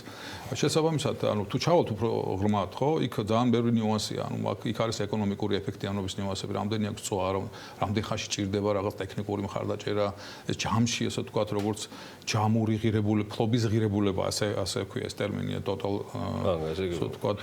ბატონო, BMC-დან თვითონ თქვენ არ უჩივით ბრენდებთან ურთიერთობას, საკმაოდ დიდი პალიტრა აქვს Tegeta Motors პორტფოლიოში და BMC-დან თუ არსებობდა რაიმე ტიპის თანამშრომლობა თავის დროზე, ეს თითქმის 60 წლიანი გამოცდილების კომპანია, British Motors Corporation-ზე ვსაუბრობ, რომელიც ერთ-ერთი ქარხანა თურქეთში მდებარეობს. მათთან რა ტიპის ისტორია გაქვთ და რა ტიპის თანამშრომლობა ან გეგმები სამომავლოდ? დიახ, არა, აქამდე სხვა შორის არ ყოფილა, ჩვენთვის არ ქონია პარტნიორობა ამ კომპანიასთან. ჩვენ ვიცოდით ამ კომპანიის შესახებ, ის საკმაოდ აქტიურია რეგიონში. მას ორი ძირითადი მიმართულება აქვს, ერთი არის საქალაქო ტრანსპორტი და ფაქტობრივად საკმაოდ დიდი ასორტიმენტი აქვს ამ კუთხით და ასევე სხვა შორის სამხედრო წარმოებაც. და ეს იმის ნიშანია, რომ ხარისხის სტანდარტი ძალიან მაღალია, ასე ვთქვათ რა. ანუ ჩვენს მეზობელ ქვეყანაშიც მოგეხსენებათ სამხედრო თვალსაზრისით საკმაოდ მაღალი სტანდარტებია. ასე რომ ეს პირველი მნიშვნელოვანი პროექტია, რა თქმა უნდა, ჩვენ იმედი გვაქვს, ჩვენი პარტნიორობა გაგრძელდება, იცით, ჩვენ აქტიურები ვართ ძალიან რეგიონში და ასე შემდეგ, რომ მსგავსად თქვენი წინა ვიზიტისა გასულ წელს თუ გაქვთ რაიმე დასაანონსებელი, გულისხმობ რომ ის რომ აქტიური იქნებით სხვადასხვა ტენდერებში ეს ცალსახა არჩევლება ამისგან აცდენა, მაგრამ კიდევ რა გეგმებია გამოყოფილი 2020 წელს Tegeta Motors საიმისოთ რითაც დაამახსოვრებს ბაზარზე მომხმარებლების თავს. დიდი მადლობა. ზოგადად მუნიციპალურ ტენდერებზე ისევ ერთ სიტყვას ვიტყვი, ანუ ჩვენთვის ძალიან მნიშვნელოვანი არის ვიზრუნოთ ჩვენი მომხმარებლების კომფორტზე და ზოგადად ცხოვრების დონის ამაღლების ხელშეწყობაზე. ახლა მოგეხსენებათ ტრანსპორტი ჩვენი ყოველდღიურობაა, ხო, ეს მნიშვნელობა არ აქვს. საზოგადოებრივი იქნება თუ პირადი ტრანსპორტი, ხო, ის ჩვენს ასე ვთქვათ განცდაზე რამდენად მაღალია თუ დაბალია ჩვენი ცხოვრების დონე საკმაოდ კარგად მოქმედებს. ამიტომ რითი მგზავრობთ ეს ძალიან მნიშვნელოვანია და ამიტომ აი ეს ხარისხის სტანდარტი, რომელსაც ჩვენ ვაგრძელებთ, თქვათ მუნიციპალიტეტის ინიციატივით და მხარდაჭერით ძალიან მნიშვნელოვანია ჩვენი ბრენდისთვის და ჩვენი კომპანიისთვის, ჩვენ ეს გვიზდის ძალიან ინსპირაციას. რაც შეეხება ახლა ჩვენ სიურპრიზებს, რომ თავარი, ასე ვთქვათ, მოვლენა 20-20 წლის Tegeta-საც აქვს თავის საკუთარი მთავარი მოვლენა, ასე ვთქვათ, ეს გახლავთ 25 წლის იუბილე. და წელს ჩვენ განსაკუთრებული წელი გვაქვს, ჩვენ შევთანხმდით ჯერ კიდევ გასული წლის ბოლოს, რომ მაქსიმალურად ყველა ძალისხმევას მიმართავთ იმისთვის თელი გუნდი, რომ 2020 იყოს აბსოლუტურად გამორჩეული Tegeta-ს ისტორიაში ყველა მიმართულებით, აბსოლუტურად მომხმარებლისთვის ზრუნვით დაწყებული, ანუ სხვა პროდუქტების შეთავაზებით, პროექტებით, სხვადასხვა წამახალისებელი აქტივობებით, კორპორატიული სოციალური პასუხისმგებლობის მიმართულებით ჩვენი აქტიურობით, ასევე ფინანსური შედეგებით და ასე შემდეგ. ასე რომ ეს პირველი შემთხვევაა, როცა ჩვენ ვაცხადებთ ამის შესახებ, საჯაროდ თქვენი დახმარებით. ესეც სიმბოლურია, რომ თქვენთან ხდება ეს პირველად და წელს მოკლედ ჩვენ გავაგრძელებთ ძალიან აქტიურად ყველა მიმართულებით მუშაობას, რაც შეეხება თქვათ პროდუქტებს და მიმართულებებს, თქვენ იცით, რომ ჩვენ ჰოლდინგი ვართ, ანუ და ჩვენ ფაქტობრივად ვფარავთ 60 გრადუსით ავტოტრანსპორტო ინდუსტრიას, ანუ პროდუქტების ასორტიმენტის, ასე ვთქვათ, ავტოპროდუქტების მაკომპლექტებლის კუთხით, მრავალფეროვანი ასორტიმენტით, ანუ მომსახურების სპექტრით და ასე შემდეგ. ეს იქნება სუბუქი, სატვირთო, ვთქვათ, კომერციული ტრანსპორტი, მუნიციპალური ტრანსპორტი, სამშენებლო ტექნიკა და ასე შემდეგ. ანუ ძალიან მნიშვნელოვანი იქნება ჩვენი აქტიურობა წელს კვლავ გავაგრძელებთ ბიზნეს მიმართულების მხარდაჭერას, ანუ B2B სეგმენტზე, ასე ვთქვათ, რადგანაც ჩვენი მოლოდინით კვლავ გაგრძელდება აქტიურად ინფრასტრუქტურული პროექტების განხორციელება ქვეყანაში და იქ ჩვენ ჩართული ვართ ირიბად, იმ დრო ყველა მსხვილი ორგანიზაცია სამშენებლო ჩვენი კლიენტი არის, ამ მხრივ ვინც არის ჩართული. აქ ჩვენ ვფიქრობთ, რომ გავზარდოთ ტექნიკის ხელმისაწვდომობა, ანუ აქ არის ძალიან მნიშვნელოვანი თქვათ ლიზინგის პროექტები, რომელზეც მუშაობთ და გვინდა რომ კიდევ უფრო მეტად უბიძგოთ ბაზარს იმისკენ, რომ ახალი ტექნიკისკენ გადავიდეთ, ანუ ეს უფრო გაცილებით უფრო უსაფრთხო და ეკონომიკურად გამართლებულია, მიუხედავად იმისა, რომ მეტი ინვესტიცია სჭირდება, ამიტომ შესაბამისად ძალიან მნიშვნელოვანია ხელმისაწვდომობა ფინანსური რესურსების თვალსაზრისით და სრულად დაფარვა იმ პროდუქტის, რომელიც საშუალებას აძლევს იმდმე წარმე იქნება თუ კორპორაცია თუ კომპანია იქნება, რომელმაც უნდა მიიღოს გადაწყვეტილება, თქვათ, ტექნიკაში ინვესტირებას, როგორც ახალი ტექნიკის მიმართულებით, ასევე თქვათ მეორად, იმიტომ რომ მეორადშიც საკმაოდ დიდი განსხვავება არის და ჩვენი ასე ვთქვათ სერტიფიცირებით, ანუ თეგედა სერტიფიცირებით მეორე ტექნიკის ყიდვა გაცილებით უსაფრთხოა და შესაბამისად ამ მიმართულებითაც ვიქნებით ძალიან აქტიურები. ასევე გავაგრძელებთ ჩვენი საბითუმო პარტნიორების, ჩვენი დილერების მხარდაჭერას და მათი ბიზნესის მხარდაჭერას, რასაც ჩვენ ფაქტურად ტრადიციულად ვაკეთებთ წლის განმავლობაში. რაც შეეხება მსუბუქი ავტომობილების მიმართულებას, ძალიან ბევრი კარგი პროექტი გვაქვს. აი დავუშვათ Porsche-ს თვით დავიწყოთ, აი თუ წარმოგვიდგენია ალბათ, ხო, ახლა ყველა მიცით ეს ელექტროავტომობილების ტენდენცია, ხო, ელექტრიფიცირების ტენდენცია, ასე თქვა, რაც სოფლიოში არის, აი Porsche ძალიან მალე ამ გეტყვით თქვენ, რომ ამავე თვეში იქნება ეს ამბავი. სრულად ელექტრო Porsche-ს პირველი პრეზენტაცია იქნება, მისი სლოგანი არის ძალიან მომხიბვლელი, Soul Electrified, ანუ ელექტრიფიცირებული სული, ასე ვთქვათ, იმიტომ რომ ეს ემოციურობა Porsche-სთვის ძალიან მნიშვნელოვანი არის. სულ მალე გვექნება Porsche Taycanis პრეზენტაცია, ეს ჩვენი Tegeta Premium Vehicles არის ჩვენი შვილობილი კომპანია, რომელიც ამ ბრენდს მართავს. ასევე ძალიან კარგად ვითარდება Toyota-ს მიმართულებით ჩვენ წელს გვექნება დიდი სიურპრიზი ბათუმელი მოსახლეობისთვის.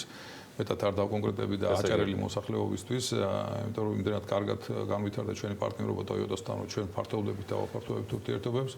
ასევე Mazda ძალიან კარგად ვითარდება, სხვა შორის ძალიან კარგი ბრენდია, მინდა რაციონალურად მოაზროვნე მოსახლეობის ნაწილს, მინდა უთხრა, რომ ძალიან კარგი ბრენდია ყველა კუთხით და ხარი დაუჭირო მას და გავაგრძელოთ ცალკე თემა, Volvo-ს თემა და თქვენ ვიცით ეს პროდუქტი ძალიან კარგად და მანდაც გრძელდება ფაქტიურად ელექტრომიმართულებისკენ სვლა, ეს არის პლაგინ ჰიბრიდები, რომელიც ახლა შემოყავს ჩვენ და ფაქტიურად სერიოზული ნაბიჯია თქვა ეს გარემოს დაცვის კუთხით და ეკოლოგიური თვალსაზრისით, ასე რომ ეს ხაზი ეკოლოგიური ეს ხაზი გაგრძელდება. ჩვენ ძალიან აქტიურად გავაგრძელებთ ასევე ზრუნვას მომხმარებლისთვის თანამედროვე ტექნოლოგიური გადაწყვეტილებების შეთავაზების ფრაგმენტულად მომხმარებელმა იცის, ანუ ჩვენ ბევრი რამ გავაკეთეთ აქამდე, დაუშვათ ეს იყო ჩვენი აპლიკაცია ახალი, რომელიც შარშან გავუშვით, ასევე არის ახალი პირველი სხვა შორის ონლაინ მაღაზია ავტოსფეროში, რომელიც ჩვენ გავუშვით.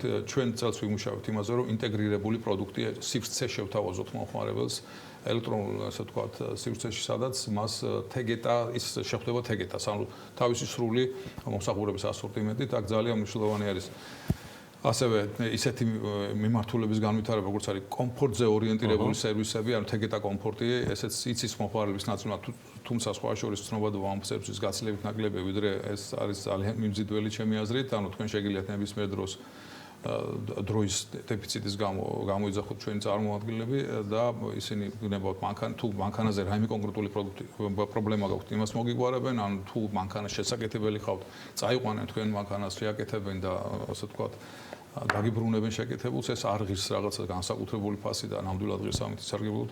ყველას ურჩევ, იმიტომ რომ რეალურად ეს არის ზუსტად ორიენტირებული ერთ-ერთ მთავარ ხაზზე Tegeta-სთვის, რაც არის რომ გაუმარტივოთ მომხმარებელს ტრანსპორტთან ურთიერთობა, შევუმციროთ დრო მასთან ურთიერთობის და მეტი, ასე ვთქვათ, დრო დახარჯოს ცხოვრებისთვის და ნაკლები დრო. თავარი რაც მნიშვნელოვანია ხო, მათ შორის ავტოტრანსპორტის შეკეთების. დრო მაქსიმალურად გამოიყენა, იმდენი სიახლე თქვა.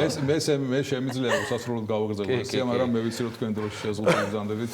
დავეწევით ამ სიახლეებს არც უნდა. კი, განსაკუთრებით მე ისე ვერ წავალ, რომ თქვა, რომ ჩვენ გავაგრძელებთ ამ ჩვენი განათლების მიმართულების მხარდაჭერას და ამ კუთხით ჩვენ Tegeta აკადემიის განვითარება გრძელდება და ჩვენთვის ეს დასაქმების და თქვათ განათლების მიმართულება არის ჯამში ერთად, ანუ სწორი დასაქმების მიმართულებას ვაგრძელებთ.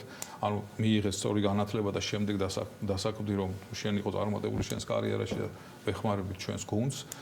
ზოგადად აი ეს 25 წლის თემა, მოკლედ ძალიან საინტერესო იქნება და დაწესებული იქნება წელს ბევრს გაიგებთ იუბილარზე, ერთ-ერთ ყველაზე წარმატებულ ქართულ კომპანიაზე, რომელიც მართლა ჩვენ თვალწინ გაიზარდა და გასცდა საქართველოს ფარგლებსაც და იქაც ვამაყობთ მისით. მადლობა ავთანდილ წერეთელს მობრძანებისთვის, Tegeta Motors-ის გენერალურ დირექტორს, სხვათა შორის Porsche-ს სრულიად ელექტროფიცირებულ ავტომობილზე. კარგაგვარიანად ჩახოძეს ერთმანეთი სერიოზული კონფლიქტი იყო Tesla-ს, Elon Musk-ს და Bill Gates შორის, იმიტომ რომ არ შეარჩინა, იმიტომ რომ Bill Gates-მა შეიძინა Porsche და მთელი ამბავი იყო ამასთან დაკავშირებული.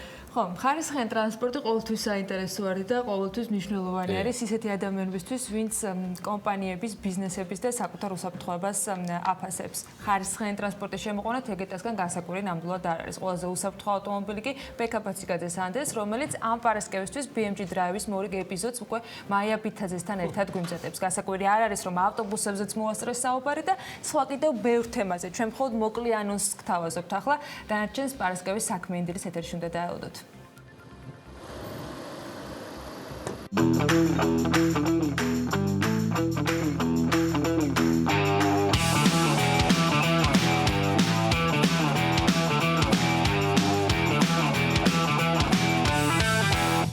ავტობუსების საერთო რაოდენობას უზრდით დაახლოებით 827-მდე და სამაგიეროდ იზრდება ავტობუსების მოცულობა.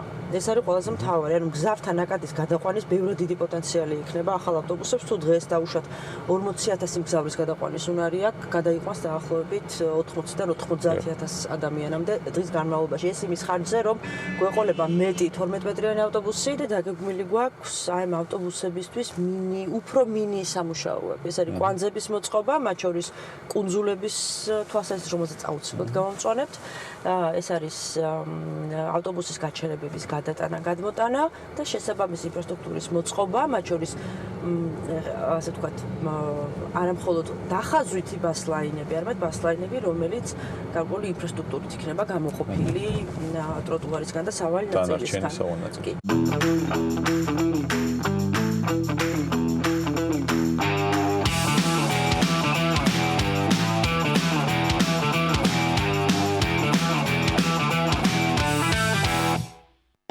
რუბრიკის წარმდგენია GeForce.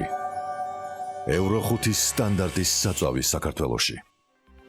ხო, და ახლა საწვავზე უნდა ვისაუბროთ. გასული კვირა ბირჟებისათვის ზედმეტად მგრძნობიარე გამოდგა, თითქმის ყველა საფონდო ინდექსი გაუფასურდა შეჩერებული ეკონომიკური აქტივობის გამო, თუმცა ეს ის შემთხვევა, როდესაც მომხმარებლები მოგებულები რჩებიან ხოლმე და საწვავი გაიაფდა.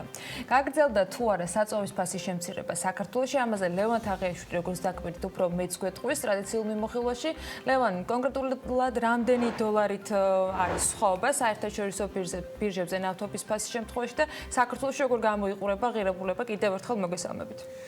გასულ კვირას გითხარით, რომ კორონავირუსის ეფექტმა ნავთობის ბირჟებზე ასე თუ ისე გადაიარა, მაგრამ ინდექსები სხვა რამეზე მეტყოლებს ნამდვილად. მთავარი კლება 20 თებერვალს დაიწყო და ნიუ-იორკში ნავთობის ფიუჩერსი $9 დავარდა. მსგავსი ნიშნული რამდენიმე წელია უკვე აღარ დაფიქსირებულა ბაზრებზე და კორონამ როგორც ჩანს შეუძლებელი შეძლო ამჟამინდელი ღირებულება 1 ბარელ ნავთობზე $40.76.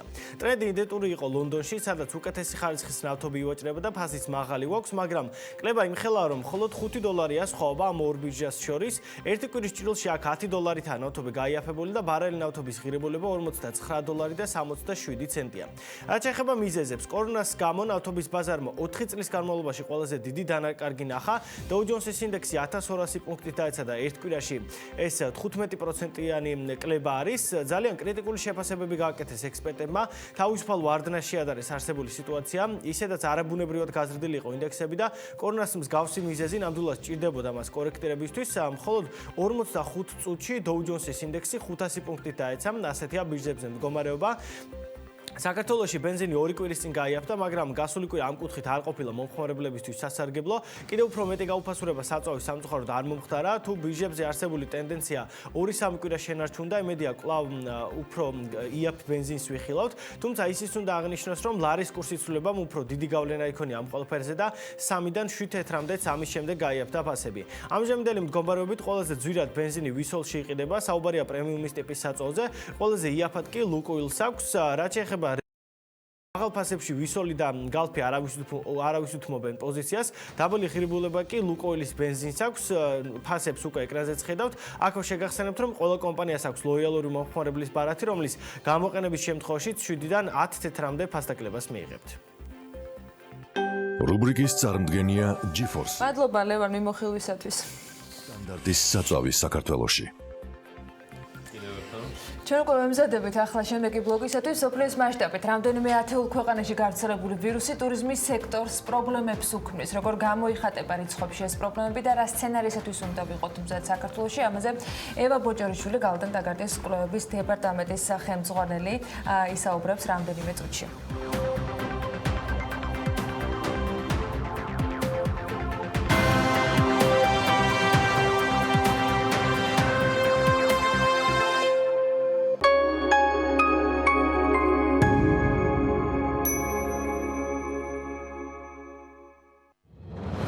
კრისტალბეტზე ყველა ბილეთი იგებს. დადეფსონი სპორტზე ყოველჯერზე დაატრიალე კრისტალბეტ კოქტეილი, მიიღე მომენტალური პრიზები, მოიგე წილი 1,800,000 ლარიდან და ჯიპ რანგლერ რუბიკონი. კრისტალბეტი მუდამ ნომერი პირველი. მიულოცე გაზაფხული. ყველაზე ძვირფას, ყველაზე ლამას. დედას. PSP, ჩემი ოჯახის აფთიაქი. გალფში პრიზების სცენაა.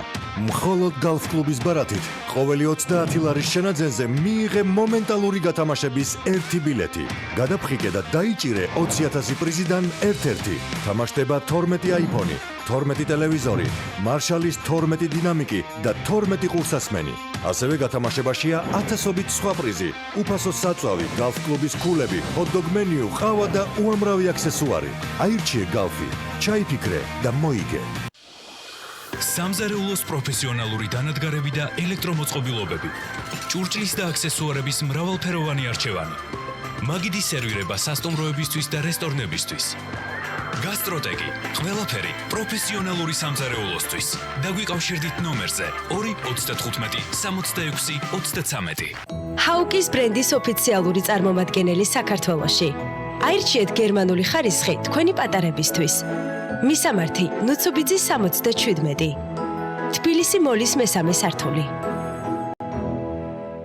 ისარგებლეთ ემბავუდის სპეციალური შეთავაზებით. შეიძინეთ დახვეწილი დიზაინით გამორჩეული მაღალი ხარისხის ეკოლოგიურად სუფთა საოჯახო ავეჯი და მიიღეთ საჩუქრად 600 ლარამდე ფულადი ვაუჩერი. ავეჯი თქვენი კომფორტისთვის იქმნება ემბავუდში. განაახლეთ ჩვენთან. დედამიწის საიდან ჩნდებიან ღრუბლები. ყველაზე გემრიელი ჩახუტება. დადასნური ისტორიები საოცარ არსებებზე. დედამიწის ფაგიო. ფაგიო გამოიყენება ანგინას, სინუსიტისა და ბრონქიტის მკურნალობისა და პრევენციის მიზნით. გამოყენებისას გაეცანით ინსტრუქციას გვერდითი მოვლენების შესახებ დეტალური ინფორმაციის მისაღებად მიმართეთ ექიმს.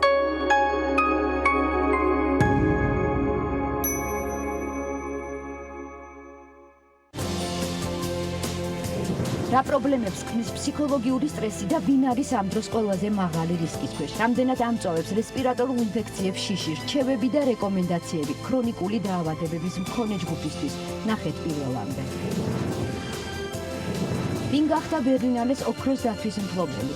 ფრანგული სეზარი და პოლანსკის სკანდალი. ასევე ჰოლივუდის ქართველი ვარსკვლავი, რომლის ისტორიას და სახელს ჰოლივუდი ინახავს. კინოსიახლეები ორშაბათის კინომიმოხილვაში. იშვიათი დაავადებების დღე, რომელსაც საქართველოს მსოფლიოსთან ერთად ბოლო 6 წელია აღნიშნავს. მნიშვნელოვანი გამოწვევა სამედიცინო სფეროსთვის, მათი შესწავლის სირთულე და ჩვენს ქვეყანაში გამოვლენილი შემთხვევები პირველამდე.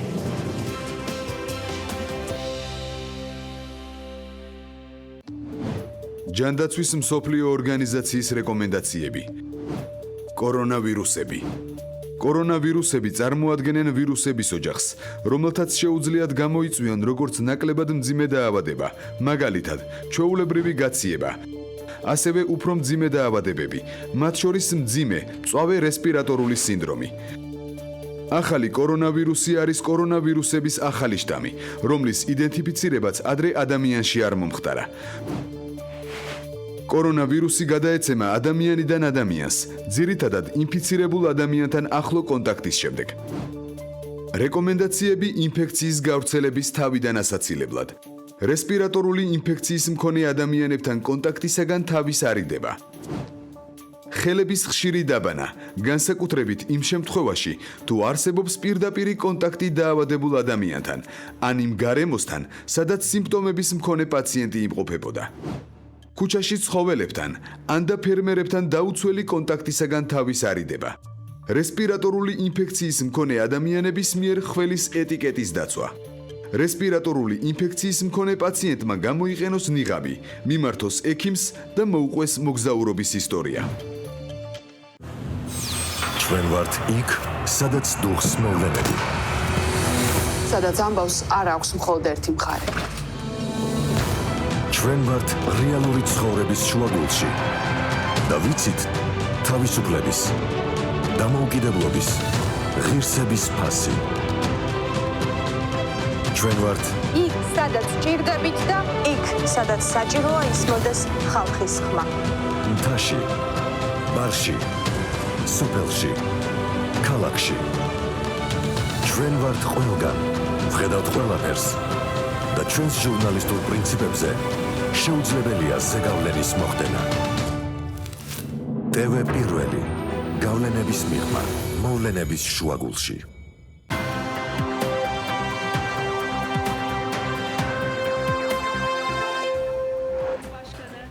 საქართველოს ძალიან მნიშვნელოვან გეოპოლიტიკურ როლს ასრულებს სამხრეთ გაზის დერეფნის განვითარებაში. მოგეხსენებათ, რომ გასული წლის ნოემბერში საქართველოს პრემიერი ესწრებოდა ტრანსანატოლიური გაზსადენის ინაუგურაციას, რომელზეც ფაქტობრივად ჩვენი შახდენისის გაგრძელება. მანამდე BIP-ის მიერ დასრულდა შახდენისის განვითარების მეორე ფაზა, რომელიც ასევე მოგვიტანს სატრანსპორტო გაზის გაზრდილ მოცულობებს. ეს ყველაფერი კი ნიშნავს იმას, რომ საქართველოს უფრო მნიშვნელოვან როლს ასრულებს არა მხოლოდ რეგიონში, არამედ მსოფლიოში ალტერნატიული გაზის მარშრუტების განვითარებაში. ამბობს ნათია თურნავა ბაქოში სამხრეთ გაზის კორიდორის მრჩეველთა საბჭოს მინისტერიალის დასრულების შემდეგ. რეგიონებში სკოლების მცირე რეაბილიტაციის პროექტები წელსაც 40 მილიონი ლარით იქნება დაფინანსებული. გასულ წელს რეგიონებში განსახორციელებელი პროექტების ფონდის მეშვეობით 640 სკოლისთვის 40 მილიონი ლარი დაფინანსდა ჯამში 723 პროექტი. შეპსე ქალაქ ბათუმის რესპუბლიკური კლინიკური საავადმყოფოს დირექტორმა პარტნიორთა კრების გადაწყვეტილების გარეშე თავი მისივე ბრძანებით ფინანსური მენეჯერის თანამდებობაზე დანიშნა და აღნიშნულ პოზიციაზე 2018 წელს შეთავაზებით მიიღო ანაზღაურება 12500 ლარი. ამასთან დაკავშირებით საუბარი არის საჭირის ავტონომიური რესპუბლიკის და ბათუმის მუნიციპალიტეტის საქმიანობის შესაბამისობის აუდიტის ანგარიში. ჩოგბურთის ვარსკვლავმა მარია შარაპოვამ სპორტიდან წასვლის შესახებ გააკეთა განცხადება. 32 წლის შარაპოვას 5 დიდი სლემი აქვს მოგებული. Forbes-ის მიერ დასახელებულია ყველაზე მაღალ ანაზღაურებად ქალ სპორტსმენად 11 წლის განმავლობაში და კარიერის მანძილზე მას 325 მილიონი დოლარი აქვს გამომუშავებული. ევროკავშირმა თურქეთის წინააღმდეგ სანქციები გააფართოვა. მიზეზი ამისი თურქეთის მიერ კვიპროსის ეკონომიკური ზონის ტერიტორიაზე ბურღვითი სამუშაოების გაგრძელება გახდა. ეს ინფორმაცია კი ევროკავშირის ოფიციალურ ჟურნალშია უკვე გამოქვეყნებული.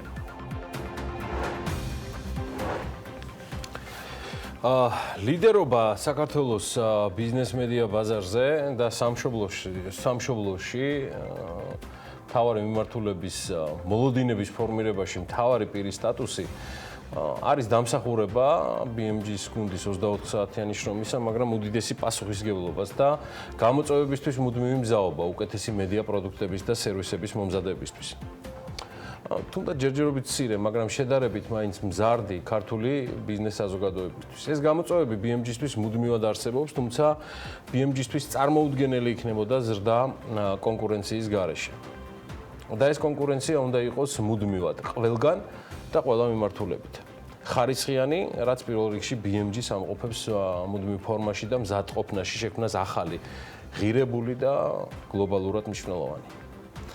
მაშინ როცა ქართული ეკონომიკის და სარეკლამო ბაზრის კონკრეტულად სიდიდე ისედაც არ გაძლევს განსაკუთრებულ გაქანებას და სარეკლამო ბაზარი კი მცირდება აბსოლუტურ სალარემ მაჩვენებელში, ამას რთულად, მაგრამ კალკულატორის დახმარებით ისეთი გამოუსწორებელი არითმეტიკოსების დაადასტურებენ, როგორც პარლამენტის ყოფილი თავმჯდომარე კობახიძე და კომუნიკაციების მარეგულირებელი კომისია.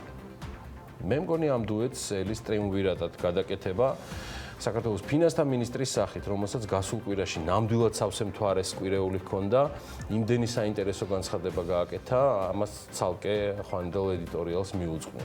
დამსახურებულია და იმიტომ. ხო და ამ ყველაფერს რაც ქვეყნის ზევით და ქვევით ხდება, ყველაზე მეტად და ყოველთვის ყველაზე კარგად ითვლის ბიზნეს მედია. და ამიტომაც მიმაჩნდა და მიმაჩნია, რომ ამ მედიას უდიდესი მომავალი აქვს. ამიტომაც მაქვს დადასტურებული ინტერესი რეგიონის საქმის ქვეყნიდან, სადაც მინიმუმ 2 ქვეყანაში გადაწყვეტილია როგორც გითხარით, ბიზნეს მედიის წარმომადგენლობის გახსნა. ადამიანები, ვინც ბიზნეს მედიაში საქმიანობს, ჩემგან და ჩვენი გუნდიდან ყოველთვის დაიმსახურებს მხარდაჭერას, სადაც არ უნდა იყვნენ ისინი. ყოველგვარი პირადი სენტიმენტების გარეშე, სადაც და როგორც არ უნდა იყვნენ ისინი, რადგან ეს არის ყველაზე მაღალი პროფესიული სტანდარტით მომზადებული ამბების და ანალიტიკის კრებული, რომელიც ბიზნეს მედიის შემოქმედი რეპორტიორებისგან ითხოვს უმთავრეს. ციფრების, რიცხვების და სტატისტიკის ულმობლად მანიპულირებად მორევში მოახერხოთ და გადავცეთ მაყურებელს, მსმენელს, მკითხველს სწორი და რაც თავარია მარტივად გასაგები ამბები, სად ვითარდებით, სად მდიდრდებით, სად მივჩანჩალებთ და სად ღარიბდებით ქრონიკულად. და რა არის ამის მიზეზები. ეს ამ ქვეყანაში ბევრს არ შეუძლია. რადგან ამას სხვა და განსაკუთრებული პროფესიული უნარები სჭირდება, ეს უნარები აქვს ერთ-ერთი ტელეკომპანიის ბიზნეს გადაცემების გუნდის რამდენიმე წევრს. შესაძლოა ყველასაც მე პირადად ვისნობ მხოლოდ ორს, გონი მხოლოდ ორს, მაესტროს ბიზნეს გადაცემიდან და მათ კოლეგებთან ერთად წარმატებას უსურვებ, რაშიც ვარ დარწმუნებული, რადგან პროფესიონალიზმი არც ამ ვიწროდ კონტროლირებად სივრცეში სახელად საქართველოს მედია სივრცე იკარგება. მათ ვისაც მიმართაო, კარგად უწყიან, რომ ბიზნეს მედიამ ეს მოახერხა, როცა სწორედ ტელეკომპანია მაესტროს გაუგებარმა და ცალსახად ხელისუფლებასთან ასოცირებულმა ტელეკომპანიის მესვეურებმა კონტრაქტების ცალმხრივი გაწყვეტით უზრუნველყეს სამსახურის გარეშე დაეტოვებინათ 3 ათეულამდე ადამიანი და დღეს რამდენიმე ეკონომიკაში და ბიზნესში სრულიად უვიცი და უპერსპექტივო მოსამართლედ წოდებულნი ბედავენ და წელავენ ხელისუფლების პირდაპირი დავალებით ჩვენ სასამართლო პროცესებს და დავებს, მათ შორის ტელეკომპანია მაესტროსთან, რომელიც 4 წელიწადზე მეტია მიდის. და უკვე მეორე ბიზნეს გადაცემა და გუნდით შეიწირა ამ არხზე. მე მინდა მივმართო მოსამართლედ წოდებულთ სახელები და გვარები ან სატელევიზიო ეთერით რაიმე ტიპის მანიპულირება თქვენს ანგარებით და ხშირ შემთხვევაში კორუფციულ გადაწყვეტილებებზე არ არის ჩვენი სტილი, არც ასეთი აღზრდა გვაქვს და მაშინ თქვენ უნდა დაგემსგავსოთ. რასაც არ ვუსურვებ ამ ქვეყნის არც ერთ მოქალაქეს. ამიტომ წინასწარ ვიცით, ვისგან, როგორ და რა ფორმით ხართ მოსამართლედ წოდებულნი, ვარაუდისთვის სახელი და გვარით მოსიარულენი, დღეს მანტიით შემოსილნი დროულად მიიღეთ ის გადაწყვეტილებები, რაც დაგავალეს. და რაშიც ხართ გარეული სისტემურ დონეზე, რადგან არავის აქვს განცდა, რომ თქვენი ცოდნის და განათლების პირობებში, თქვენი პოლიტიკური კავშირებიდან და ვალდებულებებიდან გამომდინარე, თქვენ უზრუნველყოფთ სამართალს საქართველოს სამართლებრივ სივრცეში. თქვენი ანუ სასამართლოს ნდობა არის ნულს ქვემოთ. ამიტომ დროულად დაასრულეთ წყობით გაწელილი საქმეები და დააბრუნეთ დაგეგმილი თქვენთვის უკვე კარგად WhatsApp-ში და Viber-ში მოწერილი გადაწყვეტილებები. დიახ, არ მოგესმათ ბატონო მოსამართლეებო, ბატონო მოსამართლეებო და არა ქალბატონო მოსამართლეებო, ბატონო მოსამართლეებო, კარგად წაიკითხეთ ჩატები და დაასრულეთ დროულად სასამართლოები და ვითომ თქვენი გადატვირთული დღის განრიგი, მოიშველიებთ მიზეზად. არ არის მოსამართლეების განრიგი გადატვირთულია მათი პირადი ტელეფონები, სხვადასხვა მიწერილობებით და მსჯელობებით კონკრეტულ ორკესტრირებულ გადაწყვეტილებებზე. თუ ვის რა განაჩენი გამოუტანოთ. მიხედეთ, დრო გაქვთ. აი, მომავალი კი მგონია, რომ ნაკლებად. თან დიდი ალბათობით შეიძლება მაესტროსთან დაკავშირებით კიდევ დაგემატოთ ფორმალურად გასარჩევის საქმე. მაესტროს ბიზნეს გადაცემის გუნდს კი ჩემი პერსონალური საქმიანი მოკითხვა და საუკეთესო სურვილები BMG სახელით. თუმცა აქვე არ სრულდება კიდევ ამბები და დღევანდელი დღე განსაკუთრებულია იმითი, რომ ზუსტად 5 წლის წინ საფუძველი ჩაეყარა ჩვენს ერთ-ერთ მთავარ სტრატეგიულ პარტნიორს და მშობლიურ არხს ტევ პირველის სახით. ეს მოახერხა მისმა დამფუძნებელმა ვახტანგ წერეთლის სახით, რომ ეს ყველაფერი საკუთარ დაბადების დღეს დაამთვია, ამიტომ ვატო წერეთელს ტევ პირველის თელ გუნდთან ერთად ასევე ულოცავ დაბადების დღეს. კიდევ ერთი იუბილე გვაქვს, თუ არ ვცდები 2 წლის წინ, შესაძლოა ცოტა მეტიც იყო, ჩემთვის ყოველ შემთხვევაში ეს ეთერი 2 წლის წინ შედგა. საფუძველი დაედო მანა მანჯგალაძის საქმიანობის რუბრიკას და სწორედ მაშინ ამოიქოქა. ასე რომ დღეს დიდი დღესასწაულებია, ულოცავ ვატოს, ულოცავ ტევ პირველის მთელ გუნდს და ულოცავ მანა მანჯგალაძეს იუბილეს. ეხლა კი შეგვიძლია განვაცხადოთ. ამ ელოცებში გიეხდები სრულად და სრულფასოვნად წარმატებებს უსურვებ ყველა მიმართულებით, ვატოსაც და აპრილსაც მანამაჯგალსაც, მაგრამ კორონავირუსის თემა გამოდის, რომ მაინც ჯობნის ბევრ რაღაცას და ჩვენც ვერ დავივიწყებთ ამ ყველაფერს. ბევრი თემა ჩაყალიბდა და ჩაკარგა ვირუსმა, რომელიც ადამიანების ჯანმრთელობის გარდა სრულიად საინფორმაციო ველს და სასაუბრო თემატიკას იპყრობს. საქართველოს ჯანდაცვის სამინისტრო მაგალითად საჩხერისა და აბასთუმნის საკარანტინო ზონების შესახებ გავრცელებულ ინფორმაციაში აღნიშნავს, რომ ორივე დაწესებულებაში ჯამურად 52 ადამიანი იმყოფება. აბასთუმნის ფილტვის ცენტრში 21 ადამიანია მოთავსებული. ამ ცენტრის დირექტორის რეზო ჟღენტის ინფორმაციით არავითარი განგაშის და პანიკის საფუძველი არ არსებობს. ჩატარებულია კლინიკური კვლევები და არც ერთი მათგანი, ვინც აქ იმყოფება, არ არის ვირუსის მატარებელი. ასეთი არის დადასტურებული ინფორმაცია. თბილისის ინფექციურ საავადმყოფოში მოთავსებულ ადამიანებს რაც შეეხება და იქ არსებულ ვითარებას, ახლა განვაახლებთ ინფორმაციას მარინა ენდელაძესთან ერთად ინფექციური საავადმყოფოს ბოქსირებული განყოფილების უფროსი გვერდთვება საქმე ენდილის ეთერში. ქალბატონ მარინა, მოგესალმებით. დილა მშვიდობისა. მადლობა იმისთვის, რომ ამ გადატვირთული გრაფიკის ფონზე ახერხებთ ჩვენთან კომუნიკაციას და ბოლო ინფორმაცია მინდა მოვისმინოთ თქვენგან, რა ვითარება არის ინფექციური საავადმყოფოს ბოქსირებულ განყოფილებებში. დღეს რამდენი ადამიანი იმყოფება დაკვირვების ქვეშ და როგორ არიან ის ადამიანები, ვისაც დაუდასტურდათ კორონავირუსი? მოგესალმებით. დღეს ინფექციური საავადმყოფოს ბოქსირებულ განყოფილებაში ამ დილისათვის გახსოვთ 19 პაციენტი. გუშინ ჩვენ გავწერეთ 22 პაციენტი და მივიღეთ 17. ყველას მდგომარეობა გახლავთ დამაკმაყოფილებული, მათ შორის ინფიცირებული 3 პაციენტის. რაიმე გართულება, ახალი კლინიკური სიმპტომების გამოვლინება არ აქვთ. ქალბატონ მარინა, რაც შეეხება იმ ადამიანებს, ვინც გაწერილები არიან ამ განყოფილებებიდან, ანუ იზოლაცია საჭიროებენ თუ არა, აქვთ თუ არა საჭიროება, რომ მაგალითად იყვნენ, თქვათ, თვითიზოლაციაში, ანუ სახლში და აქვთ თუ არა ნებადართული, რომ ჰქონდეთ, თქვათ, კომუნიკაცია საზოგადოებასთან, ან გავიდნენ სამსახურებში და ასე შემდეგ. რეკომენდაციები როგორია მათთვის გაცემული? არა, ინფექციური საერთოდ გაწერილი პაციენტები 14 დღის განმავლობაში უნდა იყვნენ იზოლაციაში. ჩვენ უმეტესობა გადაგვყავს საკარანტინო ზონაში, ძალიან მცირე ნაწილი დაავადებათა კონტროლის თანამშრომლებთან და საზოგადოების ჯანდაცვის თანამშრომლებთან შეთანხმებით შემოწმების საფუძველზე, თუ მათ აქვს თვითიზოლაციის საშუალება, მაშინ ისინი ძალიან მცირე რაოდენობა ეწერებიან ბინაზე, რომელთაც აქვს თვითიზოლაციის საშუალება.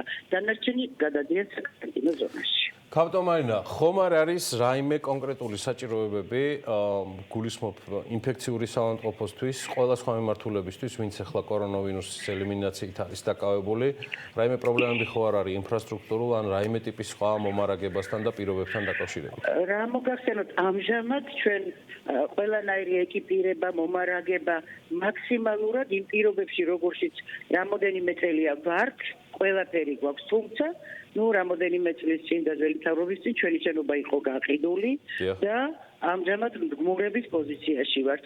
მიუხედავად ამისა, ვახერხებთ, რომ ყველანაირად შევძლოთ ამ პაციენტების დაკმაყოფილება და მათთვის ნორმალური პირობების შექმნა.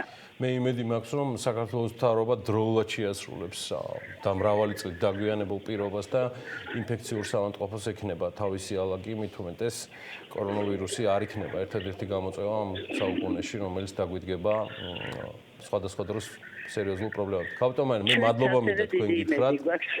თქვენ და თქვენ კოლეგებს იმ საქმისთვის, რასაც აკეთებთ, უღრმესი მადლობა თქვენ. მართლა გულწრფელად წარმატებებს გისურვებთ და გმადლობთ ყველაფრისთვის. მადლობა, მოდივთ განახლებადი ინფორმაციებისთვის. ჩვენ კი მცირე ბიზნეს სიახლეების კოლაჟი უნდა შევთავაზოთ მაყურებელს და ამ თემასაც დაუბრუნდებით აუცილებლად. საქსეთის წინასწარი შეფასებით 2020 წლის იანვარში წინა წლის შესაბამის პერიოდთან შედარებით რეალური მთლიანი შიდა პროდუქტის ზრდა იყო 5.1%, ბოლო მონაცემებით სტატისტიკის ეროვნული სამსახურის იანვრის ეკონომიკური ზრდის წინასწარი შეფასებისას აღნიშნული არის, რომ იანვარში წინა წლის შესაბამის პერიოდთან შედარებით ზრდა შეენიშნებოდა ისეთ საქმიანობებში, როგორც არის ტრანსპორტი, დასაწყობება, მშენებლობა, უძრავ ქონებასთან დაკავშირებული საქმიანობები, განთავსების საშუალებებით უზრუნველყოფის და საკვების მიწოდების საქმიანობები, საბითუმო და საცალო ვაჭრობა, ავტომობილების და მოტოციკლების რემონტი, ინფორმაცია და კომუნიკაცია, ელექტროენერგიის აირის ორთქლის და კონდიცირებული ჰაერის მიწოდება, დაამუშავებული მრეწველობა. რაც შეეხება კლების ნაწილს, კლება დაფიქსირდა სამთო მოპოვებითი მრეწველობის სექტორში. ჩემი ახლა რამდენად ვიღაცას არ მოეწონოს ჩემი სიტყვა მთავრობის მართვა ამ კომენტარს რამდენიმე წამში მოისმენთ და ეს უკავშირდება თემას, რომელიც ბოლო პერიოდში განსაკუთრებით აქტუალურია. მთავრობა არაფერს არ უნდა მართავდეს, ყველაფრის პრივატიზება უნდა მოხდეს, ასე ფიქრობს თემურ ჭყონია და BMG-ს კამერასთან ამბობს, რომ მთავრობაზე სტაბილური მმართველი ბიზნესია. აქტიური პრივატიზების პროცესს მიესალმება სავაჭრო სამრეწველო პალატის ხელმძღვანელიც, თუმცა იქვე აღნიშნავს, რომ გაყიდვისათვის შესაფერი დრო და გარემოებები უნდა იყოს შერჩეული. მე ახლა რამდენადაც ვიღაცას არ მოეწონოს ჩემი სიტყვა მთავრობის მართვაში არ უნდა იყოს არაფერი. ყველაფერი უნდა იყოს პრივატიზირებული და ის ხალხი, ვინც პრივატიზაციას მოახდენს, მართავს არაჩვეულებრივად. მთავრობის კონტროლის ქვეშ არ უნდა იყოს არც ერთი ობიექტი, იმიტომ რომ მთავრობას არ აქვს მაგის დრო, რომ ხშირ შემთხვევაში ისე იცვლება შემადგენლობა, რომ ყველა მართვა სჭირდება სტაბილური მმართველი. და სტაბილური მმართველი არის კერძო ბიზნესი. ფაქტია, რომ მთავრობა რაც უფრო მეც გაასკვისებს, რაც უფრო აქტიური იქნება პრივატიზაციაში, უფრო კარგი არის, მაგრამ არის გარკვეული რისკები. ჩვენ უნდა ვიცოდეთ, რომ როდესაც თქვა ისეთ სტრატეგიულ ობიექტებს ვყიდით, როგორც არის რკინიგზა, გარკვეული რისკები არსებობს მომავალი მფლობელებთან დაკავშირებით, ეს უნდა გაკონტროლდეს და მეორე, კარგია, რა თქმა უნდა, გაყიდვა, მაგრამ არ ამგონია, რომ დღევანდელია ეს პერიოდი, ეს ბაზარი კარგი პერიოდი იყოს ნებისმიერი ქონების გასაყიდად, იმიტომ რომ ასეთი ტიპის თქვა პრივატიზაციები ხდება მაშინ, როდესაც ბაზრები მატულობს, როდესაც ფასები ბაზრებზე მატულობს, როდესაც კარგი მდგომარეობა ბაზრებზე. გასული კვირის მიწურულს პროექტი Close to Use საქართველოსა და ევროკავშირის შორის მომსახურებით ვაჭრობის სფეროში გზამკვლევის პრეზენტაცია შედგა. ეს გზამკვლევი მოიცავდა საქართველოს და ევროკავშირის შორის 2014 წელს გაფორმებული ღრმა და ყოვლისმომცველი თავისუფალი სავაჭრო სივრცის შესახებ შეთანხმების მე-6 თავის დაფუძნება მომსახურებით ვაჭრობა და ელექტრონული კომერციის ანალიზი. ამ ღონისძიების ფარგლებში გზამკვლევის წარდგენის პარალელურად პროექტი Close to Use შუალედური ანგარიშის პრეზენტაცია შედგა და იმ შედეგების გაცნობა მოხდა, რაც ამ პროექტის ფარგლებში დღემდეა განხორციელებული. შვედეთის მთავრობა მხარს უჭერს პროექტს G Close to EU, რომელიც ქართულ ბიზნესებს საშუალებას აძლევს უკეთესად გაიცნონ ევროკავშირის ბაზარი, რა რეგულაციები მოქმედებს, რაზეა მოთხოვნა და ზოგადად როგორია აქ ბიზნესის კულტურა. საქართველოს ინტეგრაცია მნიშვნელოვანია ევროკავშირის 27 ბაზარზე. ქართულ მედიასა და ბიზნესს შესაძლებლობა ჰქონდა ჩამოსულიყვნენ შვედეთში და ენახათ თუ როგორ ვითარდება ქვეყანა. შვედეთი ექსპორტზე დამოკიდებული ქვეყანაა და ევროკავშირის ბაზარი მნიშვნელოვანია ჩვენი ეკონომიკისთვის. ევროკავშირის ბაზარი ასევე მნიშვნელოვანია საქართველოსთვის. თქვენს ქვეყანას ჩვენ ვუყურებთ არა მხოლოდ სოფლის მეურნეობის კუთხით, არამედ სხვა მიმართულებითაც. განხორციელდა არაერთი სასწავლო ვიზიტი შვედეთში, ასევე მიიღეს მათ ტექნიკური დახმარება იმისთვის, რომ თავიანთი, ასე ვთქვათ, მოღვაწეობა კიდევ უფრო, როგორ გითხრათ, ევროპული სტანდარტის ფარგლებში განახორციელონ, იქნება ეს ლიცენზირებული სოფტების გამოყენება თუ ასე შემდეგ, რომელიც მოთხოვნა არის ევროკავშირის ბაზარზე. მევენახეთ კონფერენციას მეორედ უმასპინძლის კახეთში, რომლის მთავარი თემაც ამ ჯერზე საქართველოში მევენახეობის თანამედროვე პრობლემები იყო. კონფერენცია ორ პანელად გაიმართა და მასში 8 მომხსენებელმა მიიღო მონაწილეობა, რომლებიც აუდიტორიის წინაშე სხვადასხვა საინტერესო თემით წარდგნენ. კონფერენციის ფარგლებში მოეწყო მევენახეობა, მეღვინეობის ექსპოზიცია, გაიმართა ღვინის დეგუსტაცია და ქვევრის გახსნის სიმბოლური ცერემონიალიც. ნაკლებად აწყობილი სისტემა უკანასკნელ პერიოდებში თქვენ კარგად იცით. ეს არის ინფორმაციის შეგროვება, რეგისტრის. გარემოსდაცვის და სოფლის მეურნეობის სამინისტრო ძალიან აქტიურად მუშაობს ჯიშთა მრავალფეროვნების პოპულარიზაციის კუთხით, ასევე აგროდაზღვევის მიმართულებით არის გადადგმული გარკვეული ნაბიჯები და ძალიან მნიშვნელოვანი არის სანერგე მეურნეობების სერტიფიცირების პროცესის დაწყება, რომელიც ხელს შეუწყობს ქვეყანაში მაღალხარისხიანი ნერგის წარმოებას და შესაძლებლობას მისცემს ქართველ მევენახეებს და ფერმერებს ისარგებლონ მაღალი ხარისხის სარგავი მასალით. არის ძალიან კარგი პლატფორმა იმისთვის, სადაც შეიძლება რომ ერთობლივად ისაუბროს სახელმწიფო, მევენახე და მეღვინემ და ის თავის პრობლემები ერთმანეთს გაუზიარონ. ხარისხიანი ღვინის დაყენების 80% ფაქტობრივად სწორი ვენახის მოვლაზე მოდის, აქედან გამომდინარე მნიშვნელოვანი არის, რომ ვენახი სწორედ იყოს განვითარებული და ამისთვის მევენახე, მეღვინე და სახელმწიფო ერთ ხმაში საუბრობდნენ და ერთი პოლიტიკური მიმართულება ჰქონდეს ამ ყველაფერს. აი ესეთ კონფერენციებმა უნდა მიგვიყვანოს იქამდე, რომ სულ რაღაც უახლოეს პერიოდში ჩამოყალიბდეს ჩვენი ურთიერთობა, რთველი უნდა უხაროდეს ქართულ მევენახეს. აი ეს არის ჩვენი მოთხოვნა, რთველი უნდა უხაროდეს და თველის სიხარული უნდა მოიტანოს კანონმა. იმ კანონის ჩარჩოებში უნდა ჩავიდნენ მევენახეების და მეღვინეების.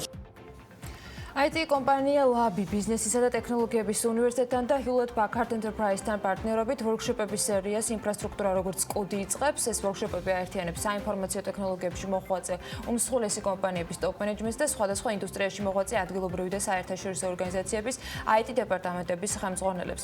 ამ ვორქშოპის მიზანია გაიზარდოს ცნობიერება პროგრამულად უზრუნველყოფილი მონაცემთა დამუშავების ცენტრის და სფეროში მიმდინარე უახლესი ტექნოლოგიური ტრენდების შესახებ. კომპანია Labi აცხადებდა, რომ წელს მსგავსი ტიპის რამდენიმე ღონისძიება გაიმართება.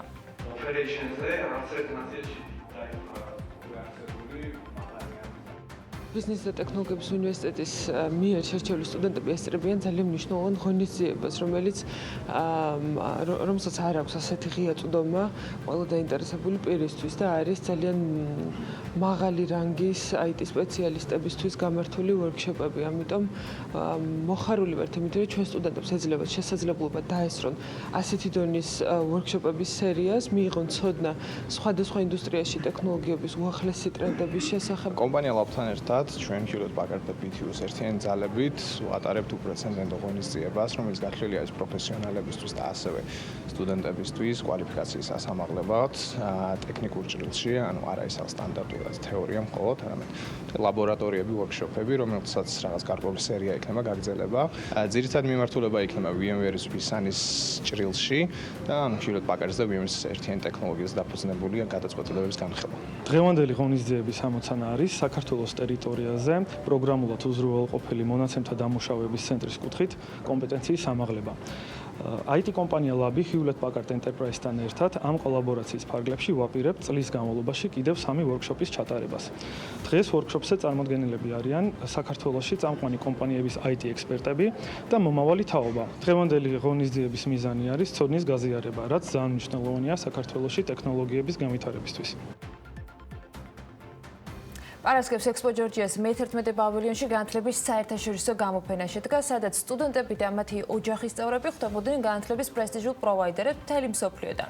ეს ღონისძიება იზიდავს პერსპექტიულ სტუდენტებს, заინტერესებულ მშობლებს, მეცნიერებსა და აკადემიურ პერსონალს და ასევე ამ სფეროსთან დაკავშირებულ პროფესიონალებს. 2020 წლის გამოფენაზე კი პირველად ქუთაისის საერთაშორისო უნივერსიტეტის პრეზენტაციაც შედგა, რომელსაც უნივერსიტეტის რექტორი, პროფესორი ალექსანდრე თევზაძე და უნივერსიტეტის აკადემიური პერსონალი მოწვეულ სტუმრებთან და აბიტურიენტებთან ერთად წარადგენდნენ. უმაღლესი და პროფესიული განათლების, საზღვარგარეთ სწავლებისა და სტუდენტური სერვისების მე-10 საერთაშორისო გამოფენაზე ქუთაისის საერთაშორისო უნივერსიტეტმა მიიღო მონაწილეობა. პირველი პრეზენტაცია სწორედ აქ შედგა. 2 დღის განმავლობაში უნივერსიტეტის სივრცის სტუმრებს შესაძლებლობა ჰქონდათ მიეღოთ დეტალური ინფორმაცია ქუთაისის საუნივერსიტეტო ქალაქისა და უნივერსიტეტის აკადემიური პროგრამების შესახებ. ეს არის ახალი სახელმწიფო უნივერსიტეტი, რომელიც ახალგაზრდებს შესთავაზებს საერთაშორისო სტანდარტის განათლებას. უნივერსიტეტში მოსახვედრად ახალგაზრდებმა უნდა ჩააბარონ ეროვნული გამოცდები და მოხაზონ უნივერსიტეტის კოდი 197. მნიშვნელოვანია, რომ საქართველოს უმაღლესი განათლების სივრცე სასწავლო წელიწადს შეხვდება ახალი მეგაპროექტით, რომელიც გახლავთ ქუთაისის საერთაშორისო უნივერსიტეტი, რომელიც კარგს გააღებს როგორც საქართველოს მოქალაქეებისთვის, ასევე უცხოეთის მოქალაქე აბიტურიენტებისათვის. ქუთაისის საერთაშორისო უნივერსიტეტის პავილიონში სხვადასხვა აქტივობა და ღონისძიება დაიგეგმა. ამასთან სტუდენტებს მიეცათ შესაძლებლობა წინასწარ გაევლოთ პრეზენტაცია უნივერსიტეტში მათთვის სასურველ ბაკალავრიატის პროგრამებზე. ქუთაისის საერთაშორისო უნივერსიტეტი გახლავთ ფონდი ქართულს პროექტი. ამ პროექტისთვის ფონდს გამოყოფილი აქვს 1 მილიარდი ევროს ბიუჯეტი, რაც წარმოადგენს უპრეცედენტო ქველმოქმედებას. აღნიშნული უნივერსიტეტი იქნება სახელმწიფო, რაც იმას ნიშნავს, რომ საქართველოს მოქალაქე, ვინც ისწავლის ამ უნივერსიტეტში და ექვემდებარება ჩვეულებრივ რეგულაციას, ანუ ჩააბარებს ეროვნულ გამოცდებს, მოიპოვებს გრანტს თავისი შედეგების და მიხედვით და ისწავლის ზუსტად ისე, როგორც ნებისმიერ სხვა ქართულ სახელმწიფო უნივერსიტეტში. გარდა ამისა, ფონდ ქართულს დაგეგმილი აქვს იმ სტუდენტებისთვის, ვინც ჩააბარებს ჩვენ უნივერსიტეტში, ძალიან საინტერესო სასტიპენდიო პროგრამები. გამოფენაზე მე-10 და მე-11 კლასის მოსწავლეებისათვის მინი კონკურსიც გაიმართა, რომელიც მათემატიკური და ალგორითმული აზროვნების უნარით გამორჩეულ მოსწავლეებს გამოავლენდა. მე ვარ ლეონარდო და ვინჩის გამოგონებელთა პროექტის პირველი ადგილის მფლობელი და ძალიან მომწონს ტექნოლოგიური, ტექნიკური, ინოვაციური განხრები. ამიტომ, როდესაც გავიგე, რომ ქუთაისში იხსნებოდა ეს უნივერსიტეტი, რომელსაც გეზი აქვს აღებული მთლიანად მათემატიკის კურსით, ძალიან გამიხარდა და ბედნიერი ვარ, რომ საქართველოს იქნება ეს უნივერსიტეტის მფლობელი. ქუთაისის საუნივერსიტეტო ქალაქი ქუთაისთან ეკოლოგიურად სუფთა გარემოში მდებარეობს. კამპუსი 150 ჰექტარ მიწაზე არის გაშენებული და მოიცავს სრულად აღჭურვილ აკადემიურ კორპუსებს, სტუდენტურ საცხოვრებლებს, ბიბლიოთეკებს, კაფეტერიებს, კეთილმოწყობილ სასპორტო და საგზაო ინფრასტრუქტურას. ქუთაისის საერთაშორისო უნივერსიტეტის სტუდენტების პირველ ნაკადს 2020 წელს მიიღებს მათემატიკის, მენეჯმენტისა და კომპიუტერული მეცნიერების საბაკალავრო პროგრამებზე. უნივერსიტეტში ჩარიცხვა კი ერთიანი ეროვნული გამოცდების საფუძველზე მოხდება.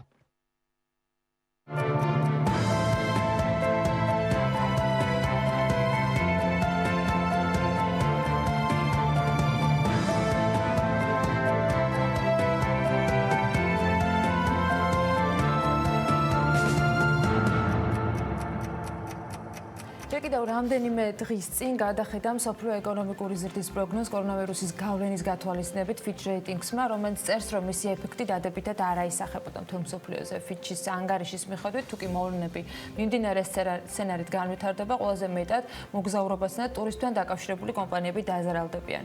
ეს რამდენიმე დღის წინანდელი ანგარიში იყო, რისკ ჯგუფებში იყო მოხსენებული თითქმის ყველა ის მიმართულება, რომელმაც დღეს აჩვენა კონკრეტული შედეგი და ეფექტი. რეალურად დღეს ზარალთან დაკავშირებით კონკრეტულ რიცხვებზე წერენ ისინი, მათ შორის ავიაკომპანიები, ტურისტული სააგენტოები და ჯამში ყველაზე მეტად და უპირველესად ტურისტული სექტორის წარმომადგენლები ყველა ერთად. იტალიასთან ფრენები ოფიციალურად აკრძალული არ არის, თუმცა კომპანიებმა, რომლებიც პირდაპირ ფრენებს ასრულებდნენ საკუთარ განრიგს, დამოუკიდებელსაც გადახედეს, უფრო ცალსახად მიღებულია გადაწყვეტილება ირანთან და ჩინეთთან მიმართებაში, რომელზეც ეკონომიკის მინისტრი ნათია თურნავა ამბობს, რომ ირანთან და ჩინეთთან პირდაპირ ავიამიმოსვლის შეჩერება საქართველოს ყოველთვიურად დაახლოებით 30 მილიონი ლარი დააზარალებს. ბიზნესი შოკურ მდგომარეობაშია, ოღონდ ამას შალვა ალავერდაშვილი ამბობს BMG-სთან, აი როგორ აისახება ეს შოკი ციფრებში, რიცხვებში და რა მოლოდინი გვაქვს რა სტატისტიკის, რა შეიძლება გადაიხედოს ევა ბოჭორიშვილი, გალტენ ტაგარტის კვლევების დეპარტამენტის უფროსი და ლაშა ქავთარაძე. გალტენ ტაგარტის ეკონომისტი არის ჩვენთან ერთად, ლაშა პარასკევიდან მოყოლებული დარჩა ჩვენთან, ფეხი არ გაუძღავს, ერთადერთი რაზეც გავიდა, ცოტა ხნით იყო რომ დაასრულეს ის კვლევა, რომელიც 28 თებერვალს გამოქვეყნდა და დაიდო გალტენ ტაგარტის ვებგვერდზე. დილომშვიდობის და დიდი მადლობა მომზადებისთვის.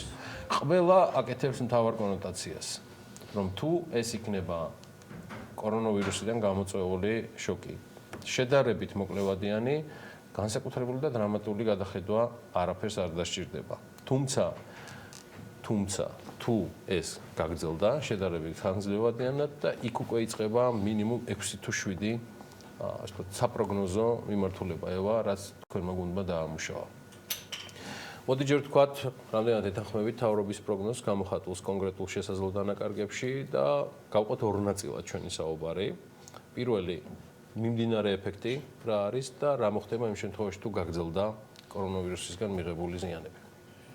ესე იგი, როგორც აღნიშნა გიორგი 28-იან პარასკევს გამოვაქვეყნეთ ეს ახალი შეფასება, თუ რა გავლენა ექნება კორონავირუსს, თუმცა ძირითადი მნიშვნელოვანი დათქმა გვაქვს, სადაც ბევრგან მიმეორებს ტექსტში, რომ ამ ეტაპზე ზუსტი შეფასებების გაკეთება ძალიან რთულია, უბრალოდ უნდა ვნახოთ სხვადასხვა ნეგატიური სცენარების განვითარება და მსოფლიოშიც რო გადავხედოთ ახლა რაც ხდება ECM აქციების ფასები ბირჟაზე, ვალუტები უფასურდება, სხვადასხვა სასაქონლო ფასები ქვემოთ მოდის, ეს ძირითადად ასახავს, რომ გაურკვევლობა, ამაზე უფრო მიანიშნებს ეს ყველაფერი.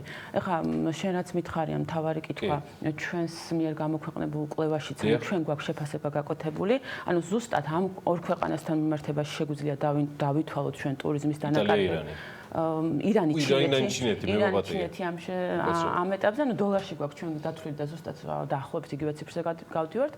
ჩვენ ჩინეთიდან დაგვაკვდება ყოველთვიურად, თუ გაგრძელდა ეს 2.5 მილიონი დოლარი და ირანიდან დაგვაკვდება დაახლოებით 8 მილიონი დოლარი, გამოდის 11.5 მილიონი დოლარი და დაახლოებით 30 მილიონი ეკონომიკის მინისტრმა. ამაში ითვლით მხოლოდ ტურიზმის მიმართულებას თუ გათვალისწინებული არის ის შესაძლო გართულება, რაც შეიძლება იგივე საექსპორტო ამ შემთხვევაში ჩვენ თლიანად ტურიზმის ნაწილს ვითვლით, რა დანაკარგი შეიძლება ვნახოს ქვეყანამ ყოველთვიურად, თუმცა ეს ანუ ჯამურად რო შევხედოთ ასევე ჩინეთთან და ირანთან დამოკიდებულებას, ანუ ძალიან მნიშვნელოვანია, რომ ანუ რა შესაძლო ზიანი შეიძლება იყოს.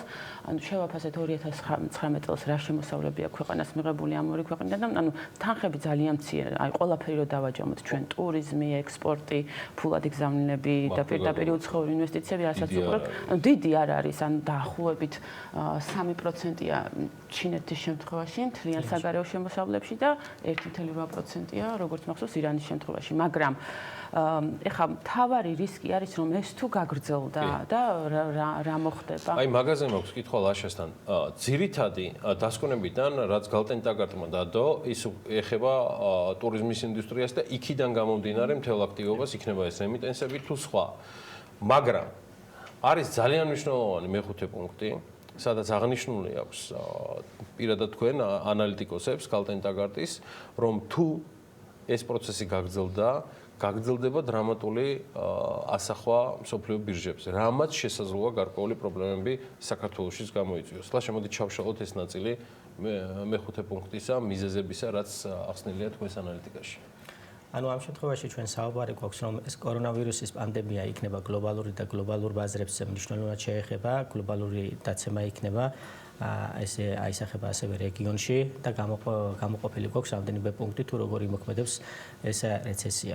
პირველ რიგში ეს იმოქმედებს იმაზე, რომ ტურიზმის შემოსავლები იქნება მცირედ და ტურიზმის შემოსავლების მცირე ეს იმოქმედებს ქვეყნის შიგნით როგორც მოთხოვნაზე, ასევე საინვესტიციო მიმართულებით, აი ამ ყველაფრის გათვალისწინებით შენელებული იქნება ეკონომიკური ზრდის ტემპი, მაგრამ ასევე გასათვალისწინებელი არის ის, რომ როდესაც რეცესია ხდება გლობალურად მიმდინარე პერიოდში უკვე ასახული არის, რომ ნავთობის ფასები ქვემოთ წამოვიდა და ამ შემთხვევაში შეიძლება ორი მიმართულება მივიღოთ. ერთი, როდესაც ნავთობის ფასები დრამატულად შემცირდება და ამ შემთხვევაში შეიძლება საქართველოს უარყოფითი შოკი მიიღოს აქედან, მაგრამ მეორე არის, როდესაც ეს შემცირება იქნება რაღაც გარკვეულ ჩარჩოებში და ამ შემთხვევაში ბენეფიტი იქნება, იმიტომ რომ ნავთობიმპორტიორი ქვეყანა ვართ ჩვენ და ჩვენს იმპორტში მნიშვნელოვანი წილი უკავია, თქვათ, ნავთობპროდუქტებს.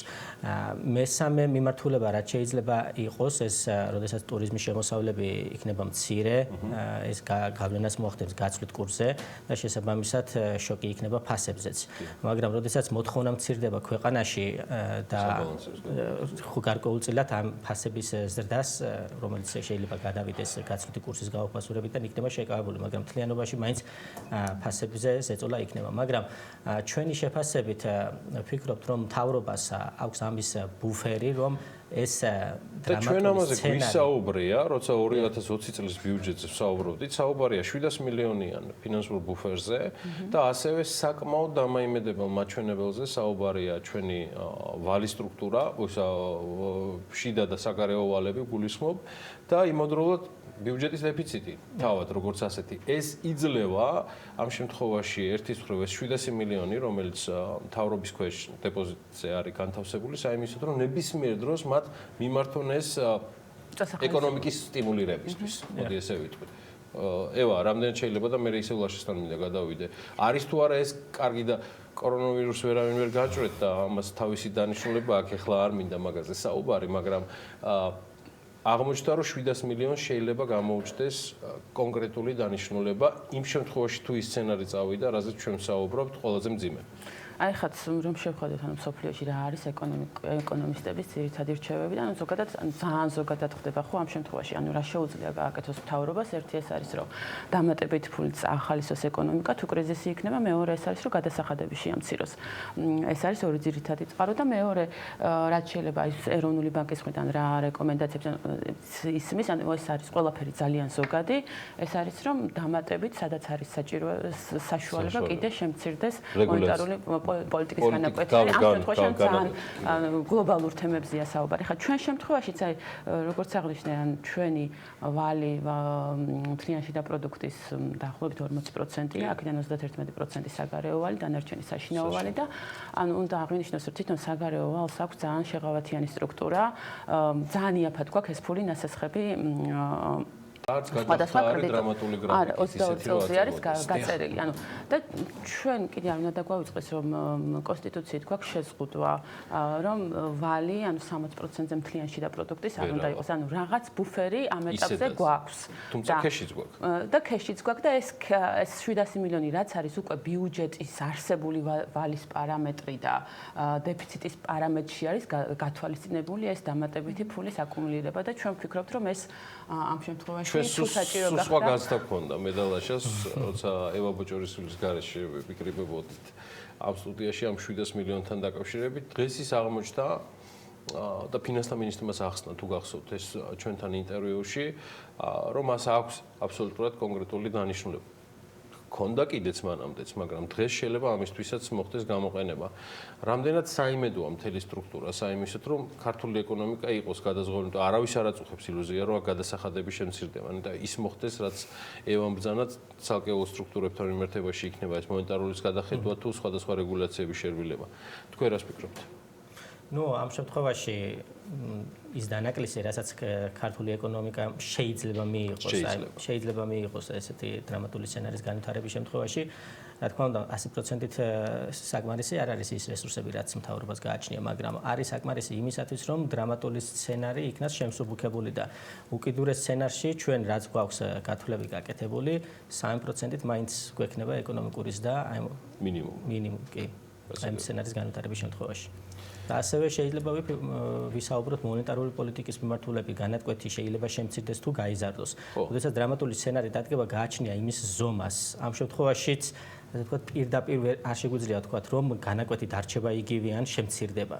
ნებისმიერი სცენარი შეიძლება განვითარდეს მონეტარული პოლიტიკის მხრიდან. სცენარების ორი ვერსიიდან შედარებით მოკლევადიანი, რომელსაც ნაკლებ ეფექტი იქნება და გრძელვადიანი, რომელსაც შეიძლება კიდევ უფრო დრამატული შედეგები მოჰყვა. ეს სად გადის ზღვარი დროის ეს თუ შეგვიძლია ვთქვათ, იმიტომ რომ როცა მეცნიერები ამ შემთხვევაში სამედიცინო სფეროდან აპრილს ასახელებენ ვირუსის მართვად პერიოდად, საქართველოსათვის ეს რამდენად შეიძლება იყოს მისაღები გრძელვადიანი და მოკლევადიანი ვთქვათ გეგმების განხილვისას. ანუ სამთვიანი პერიოდი ან 4-თვიანი პერიოდი საქართველოსთვის დრამატული პერიოდია თუ მისაღები დრო? ტურისტებად შეეხება ჩვენ, ანუ პიკური პერიოდი იწყება ჩვენთან მაისიდან, ხო? ანუ ზაფხულშია ძირითადად ტურისტების კონცენტრირება და შესაბამისად ანუ ეს თვეები მარტი-აპრილი, ანუ მაისიც ალბათ დაახლოებით შეიძლება რთული იყოს, მაგრამ თუ ეს პრობლემა მოგვარდა ვირუსის შესაბამისად, ანუ და ტურიზმი გამოცოცხლდა მესამე კვარტლიდან, მაშინ ნაკლებზე გავლენა ექნება, რა თქმა უნდა, ნეგატიური, მაგრამ თუ ეს გაგრძელდა და განგრძობითი ხასიათი ჰქონდა, მაშინ ანუ ამ ეტაპზე ზუსტ შეფასებებს ვერ გავაკეთებთ. დიდი მადლობა ევა ბოჭორიშვილს, გალტენდაგარდის კვლევების დეპარტამენტის უფროს, მადლობა გალტენდაგარდის მთავარ ეკონომისტს ლაშა ქავთარაძეს მობრძანებისთვის.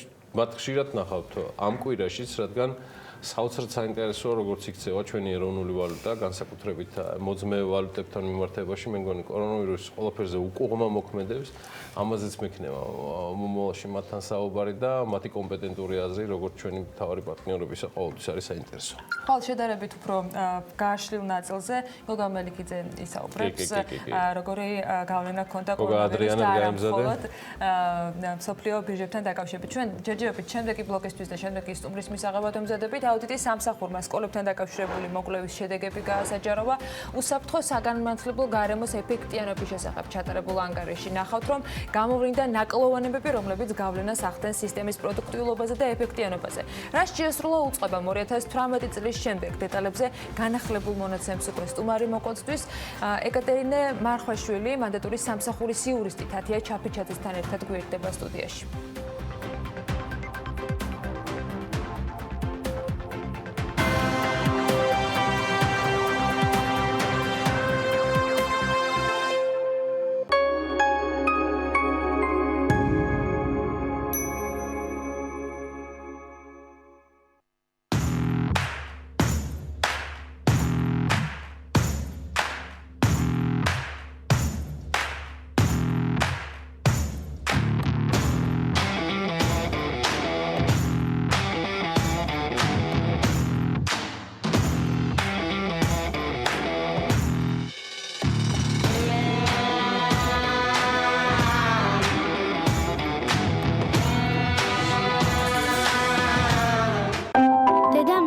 საიდან ჩნდებიან ღრუბლები.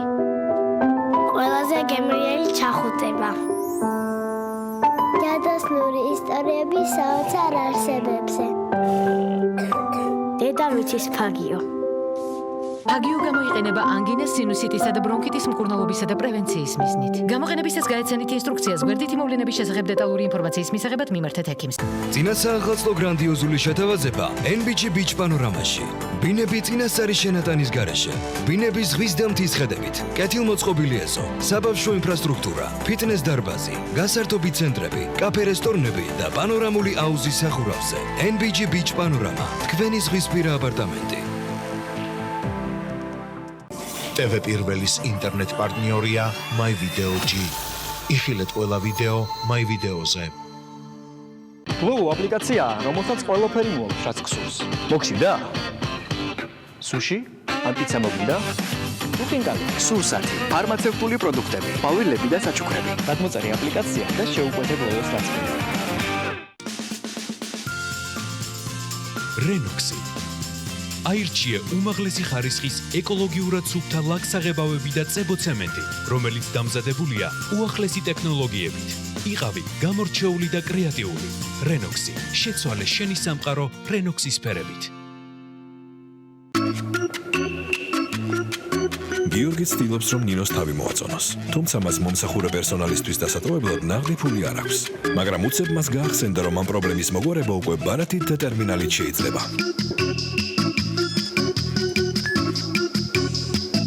რესტორანსა თუ ბარში სათანადო მომსახურებისას თანხის დატოვება მომსახურე პერსონალისტვის ბარათის და ტერმინალის მეშვეობით.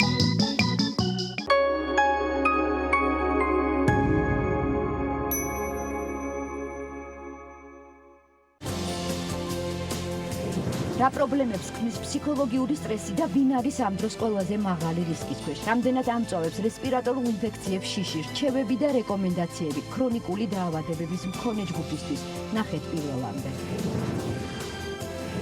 ვინ გახდა ბერლინალეს ოქროს დათვის მფლობელი? ფრანგული სეზარი და პოლანსკის სკანდალი.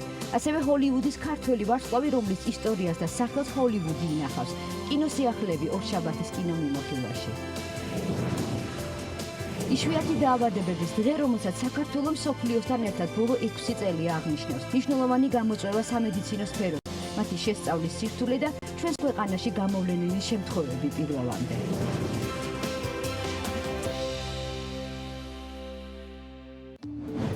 ჯანდაცვის მსოფლიო ორგანიზაციის რეკომენდაციები. კორონავირუსები. კორონავირუსები წარმოადგენენ ვირუსების ოჯახს, რომელთაც შეუძლიათ გამოიწვიონ როგორც ნაკლებად მძიმე დაავადება, მაგალითად, ჩვეულებრივი გაციება. ასევე უფრო მძიმე დაავადებები, მათ შორის მძიმე, მწვავე რესპირატორული სინდრომი. ახალი კორონავირუსი არის კორონავირუსების ახალი შტამი, რომლის იდენტიფიცირებაც ადრე ადამიანში არ მომხდარა. კორონავირუსი გადაეცემა ადამიანიდან ადამიანს, ძირითადად ინფიცირებულ ადამიანთან ახლო კონტაქტის შემდეგ. რეკომენდაციები ინფექციის გავრცელების თავიდან ასაცილებლად. რესპირატორული ინფექციის მქონე ადამიანებთან კონტაქტისაგან თავის არიდება. ხელების ხშირი დაბანა, განსაკუთრებით იმ შემთხვევაში, თუ არსებობს პირდაპირი კონტაქტი დაავადებულ ადამიანთან, ან იმ გარემოსთან, სადაც სიმპტომების მქონე პაციენტი იმყოფებოდა. ქუჩაში ცხოველებთან, ან და ფერმერებთან დაუცველი კონტაქტისაგან თავის არიდება. რესპირატორული ინფექციის მქონე ადამიანების მიერ ხველის ეტიკეტის დაცვა. რესპირატორული ინფექციის მქონე პაციენტმა გამოიყენოს ნიღაბი, მიმართოს ექიმს და მოუყვეს მოგზაურობის ისტორია.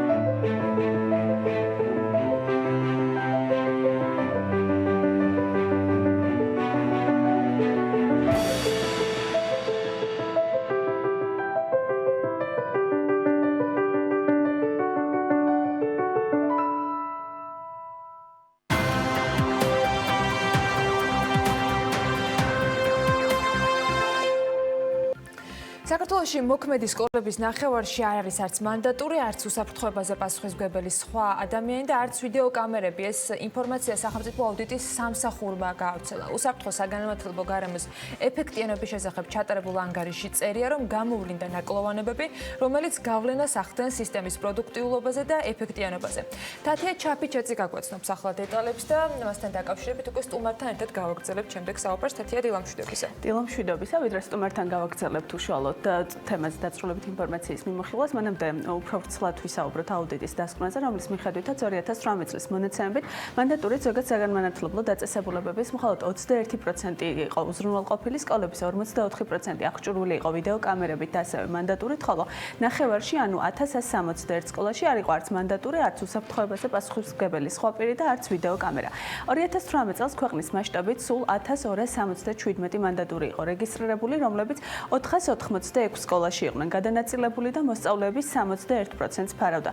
შესაბამისად, დარღვევები მხოლოდ ამ სკოლების მონაცემებს ასახავს და ამ ინფორმაციაზე დაყრდნობით აუდიტი წერს, რომ 2016 წელს 153,978 დარღვევის შემთხვევა დაფიქსირდა, 2017 წელს 125,814, 2018-ში 123,033, ხოლო გასული წლის 6 თვეში 387,424.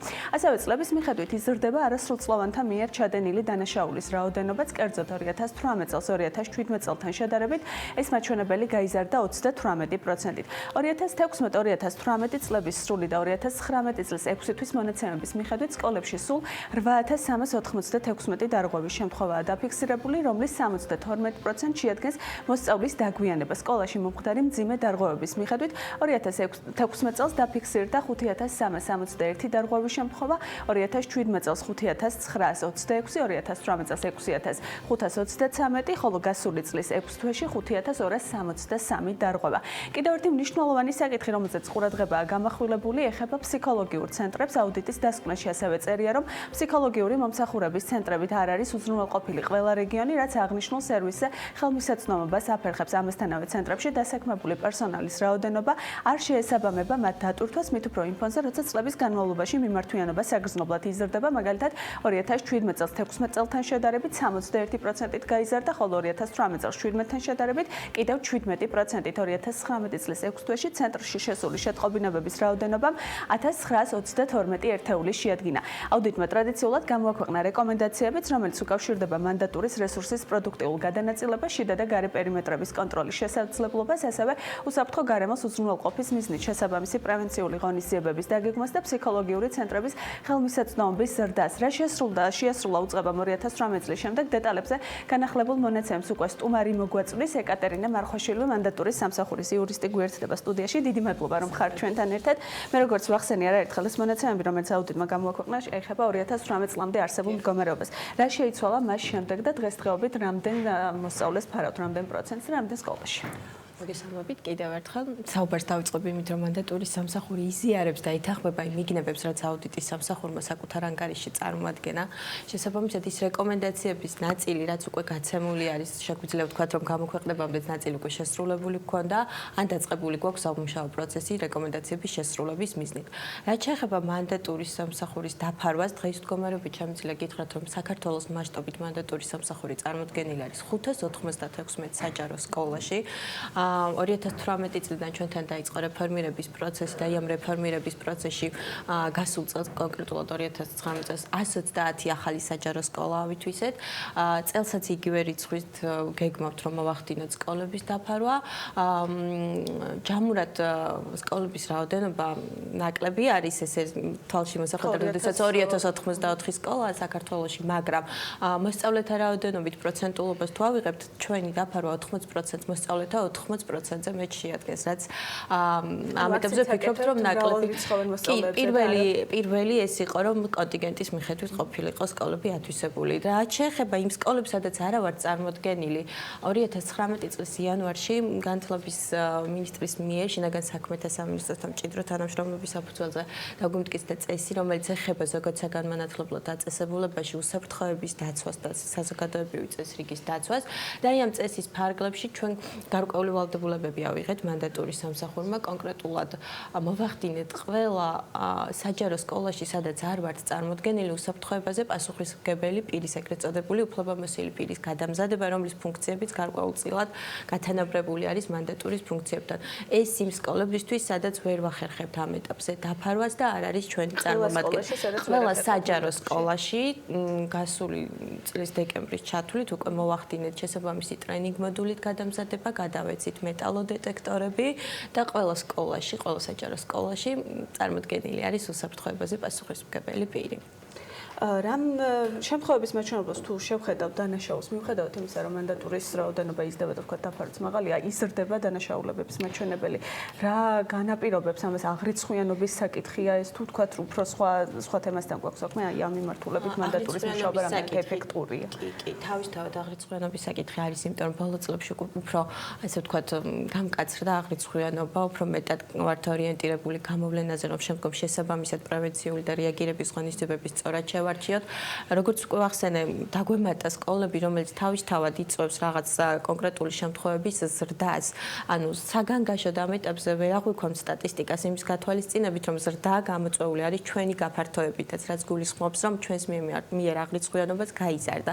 ანუ იმის თქმა მინდა, რომ შესაძლოა ფაქტი მანამდე ხდებოდა, უბრალოდ გამოვლენილი არისო. 2019 წელს ვიდრე თქვა 2018 იმიტომ რომ გამოვლენილი არისო და ეტაპობრივად, როდესაც ვახდეთ დაფარვას, რა თქმა უნდა, გამოვლენაც მატულობს. რა სხვაობა არის მანდატურის სამსახურის მუშაობის ეფექტსა და იმ გადამზადებული ადამიანების მუშაობის ეფექტ შორის, რომლებიც როგორც თქვენ აღნიშნეთ, დღეს თითქმის ყველა სკოლაში არის, სადაც ჯერჯერობით სამსახური ვერ წდება. ხარჯებთან დაკავშირებით გამომაინტერესებს ეს თემა, იმიტომ რომ არსებობს მცირე კონტინგენტიანი სკოლები, სადაც შესაძლოა კადრების დამატება არც გახდეს საჭირო, სავარაუდოდ, თუ კი ეფექტურობა იქნება დაახლოებით იგივე და რამდენად შესაძლებელი იქნება, რომ ამით გარკვეული ხარჯები იქნას სახელმწიფოს მხრიდან დაზოგელი. აი ამაზე თუ მიდის მუშაობა და დღეს თუ გაქვთ ეს ეფექტიანობა დაახლოებით შედარებითობის ნაწილში მონაცემები შესაძლებლად. ცალსახად რაღაც შედეგის თქვა ამ ეტაპზე გაგვიჭირდება, როგორც გითხარით, წლის ბოლოს უკვე დასრულდა გადამზადება და წლევანდელი წლიდან დაიწყო აქტიურად უფლებამოსილი პირების სამუშაო პროცესი. შესაბამისად, ალბათ უფრო გონივრული იქნება, რომ შედეგები უფრო მოგვიანებით შევაფასოთ. რაც შეეხება განსხვავებას დავიწყებ იქიდან, რომ მანდატურის სამსახურში დასაქმებული თითოეული მანდატური გადის ორთვიან მოსამზადებელ კურსზე. ანუ ამ ეტაპზე ისინი სრულად უნდა აღიჭურვნენ იმ უნარებით, რაც საჭირო არის მანდატურისთვის, რომ მოახდინოს პირველადი იდენტიფიკაცია, მოახდინოს სწორი შეფასება ბავშვთან ურთიერთობის ტექნიკას ფლობდეს. უფლებამოსილი პირების მხრივ ამ ეტაპზე უფრო შემჭიდროვებული გადამზადება განხორციელდა, მაგრამ გეთანხმებით იმ ნაწილში, რომ ზოგიერთ სკოლებში ორი მანდატური ჩვენ გვაქვს ესეთი სტანდარტი, რომ სკოლაში თუ შედის მანდატურის სამსახური, აუცილებლად უნდა იყოს წარმოდგენილი მინიმუმ 2-ით. ზედაზღვარი უკვე დამოკიდებული არის სკოლაში არსებული გარემოს გათვალისწინებით. და მინიმუმ 2 მანდატური ზოგიერთ სკოლაში შეიძლება არც იყოს ხარჯეფექტური იმის გათვალისწინებით, რომ კონტინგენტი იყოს იმდენად მცირე, როგორც თქვენ ახსენეთ, ერთი ადამიანი სრულად უზრუნველყოფდეს უსაფრთხოების წესს. განსაკუთრებით მაღალმთიან და ესეთ რეგიონებში, სადაც არ არის როგორ ხდება თქვენ შეეხეთ, რომ ორთვიან კურსს გადიოდნენ, თუმცა ამ მიმართულებითაც რაღაცა დამატებით სიახლეებით იგეგმებოდა გადამზადების კუთხით. თან დასკვნაშიც წერია, რომ ნაწილი საშუალო განათლების არის მანდატურების და არ არის ყველა უმაღლეს და შესაბამის კვალიფიკაციის. წესი რაც ვახსენე, რომელიც 2019 წლის იანვრიდან დამტკიცდა, უკვე ითვალისწინებს, რომ მანდატურობის მსურველი უნდა იყოს აუცილებლად უმაღლესი განათლებით, ან ზოგად განათლებასთან ერთად პროფესიულ განათლებას ფლობდეს. ეს კურსები 2018 წლის ივნისამდე იყო სამკვირიანი მხოლოდ. კურსებს გადიან შინაგან საქმეთა სამინისტროსთან, შინაგან საქმეთა სამინისტროს აკადემიაში. დღეს მდგომარეობით, როგორც უკვე გითხარით, კურსები არის ორთვიანი, გაიზარდა გარდა ხარჯებისა, გაიზარდა კომპონენტები გადამზადების, დაემატა ფსიქოლოგიური კუთხით ბევრი ისეთი მნიშვნელოვანი ასპექტი, რაც მანდატურს ყოველდღიურ საქმიანობაში სჭირდება და უკვე შეგვიძლია ვთქვათ, რომ ჩვენი მანდატურები უფრო მეტად ორიენტირებულნი არიან პრევენციაზე. რაც შეეხება იმ მანდატურებს, რომელთაც 2018 წლის ივნისამდე ჰქონდათ გავლილი სამკვირიანი მოსამზადებელი კურსი, 2021 წლის ბოლომდე ჩვენ უკვე დავიწყეთ დავიწყეთ ეტაპობრივად წლის განმავლობაში იმ კომპონენტებს ვუსებთ, რომელსაც თავის დროზე მათი მოსამზადებელი მოდული არ შეიცავდა. კი ბატონო, და ასევე მინდა რომ გკითხოთ, შეიძლება პირდაპირ თქვენ არ გეხებათ ფსიქოლოგიური ცენტრების მიმართულებითაც აუდიტში წერია, რომ ყველა რეგიონს არაფერატო, თუმცა მას მე როგორც ვიცი შეიცვალა მდგომარეობა და დღესდღეობით ყველგან არის. რამდენად არის საკმარის რესურსი? აქაც წერია, რომ რაოდენობა არ არის, ვინც ემსახურება ამ ადამიანებს, მით უმეტეს იმ ფონზე, როცა მიმართვიანობა იზრდება ამ მიმართულებით რა სიახლეებით. 2019 წელს ჩვენ უკვე დავამატეთ 2 რეგიონი, აი ეს არის ახალციხესა და ზუგდიდში ფსიქოლოგიური მომსახურების ცენტრი და დღეს მდგომარეობით უკვე ყველა რეგიონში ვართ წარმოდგენილი ჩვენი ფსიქოლოგი, ფსიქიატრი თან სოციმუშაკი და მაქსიმალურად შეგვიძლია შევთავაზოთ ნებისმიერ რეგიონის წარმომადგენელ მოსწავლეს უფასო და კვალიფიციური მომსახურება. რაც შეეხება ფსიქოლოგების რაოდენობას, ესეც ფსიქოლოგების და მათ შორის სოციალური მუშაკების რაოდენობაც გაზრდილი არის. მომართვიანობა ზოგადად ზრდადია. ანუ თუ 18 წელს იყო რაღაც 19 წელსაც მოიმატა და წელსაც ვარაუდობთ, რომ უფრო მეტი იქნება. ეს დამოკიდებულია ერთგვარად იმაზე, რომ ცნობიერების ამაღლება ხდება მოსწავლეების და მათი მშობლებიც უფრო ინფორმირებულნი არიან, რომ ესეთი სერვისი შეუძლიათ მიიღოთ, მით უმეტეს როგორც თქვენ ახსენეთ, უფასოდ და ამიტომ შეიძლება ამ ეტაპზე დღეს მდგომარეობით შეგვიძლია ვთქვათ, რომ მომართვიანობას ვუმკლავდებით და უნდა შევხედავთ მატება თუ იქნება, მე ვიფიქრებთ უკვე. ძალიან დიდი მადლობა სტუმრობისთვის და საინტერესო პასუხებისთვის. ეკატერინა მარხვაშვილი, მანდატური სამსახურის იურისტი პასუხობდა ჩვენ შეკითხვებს.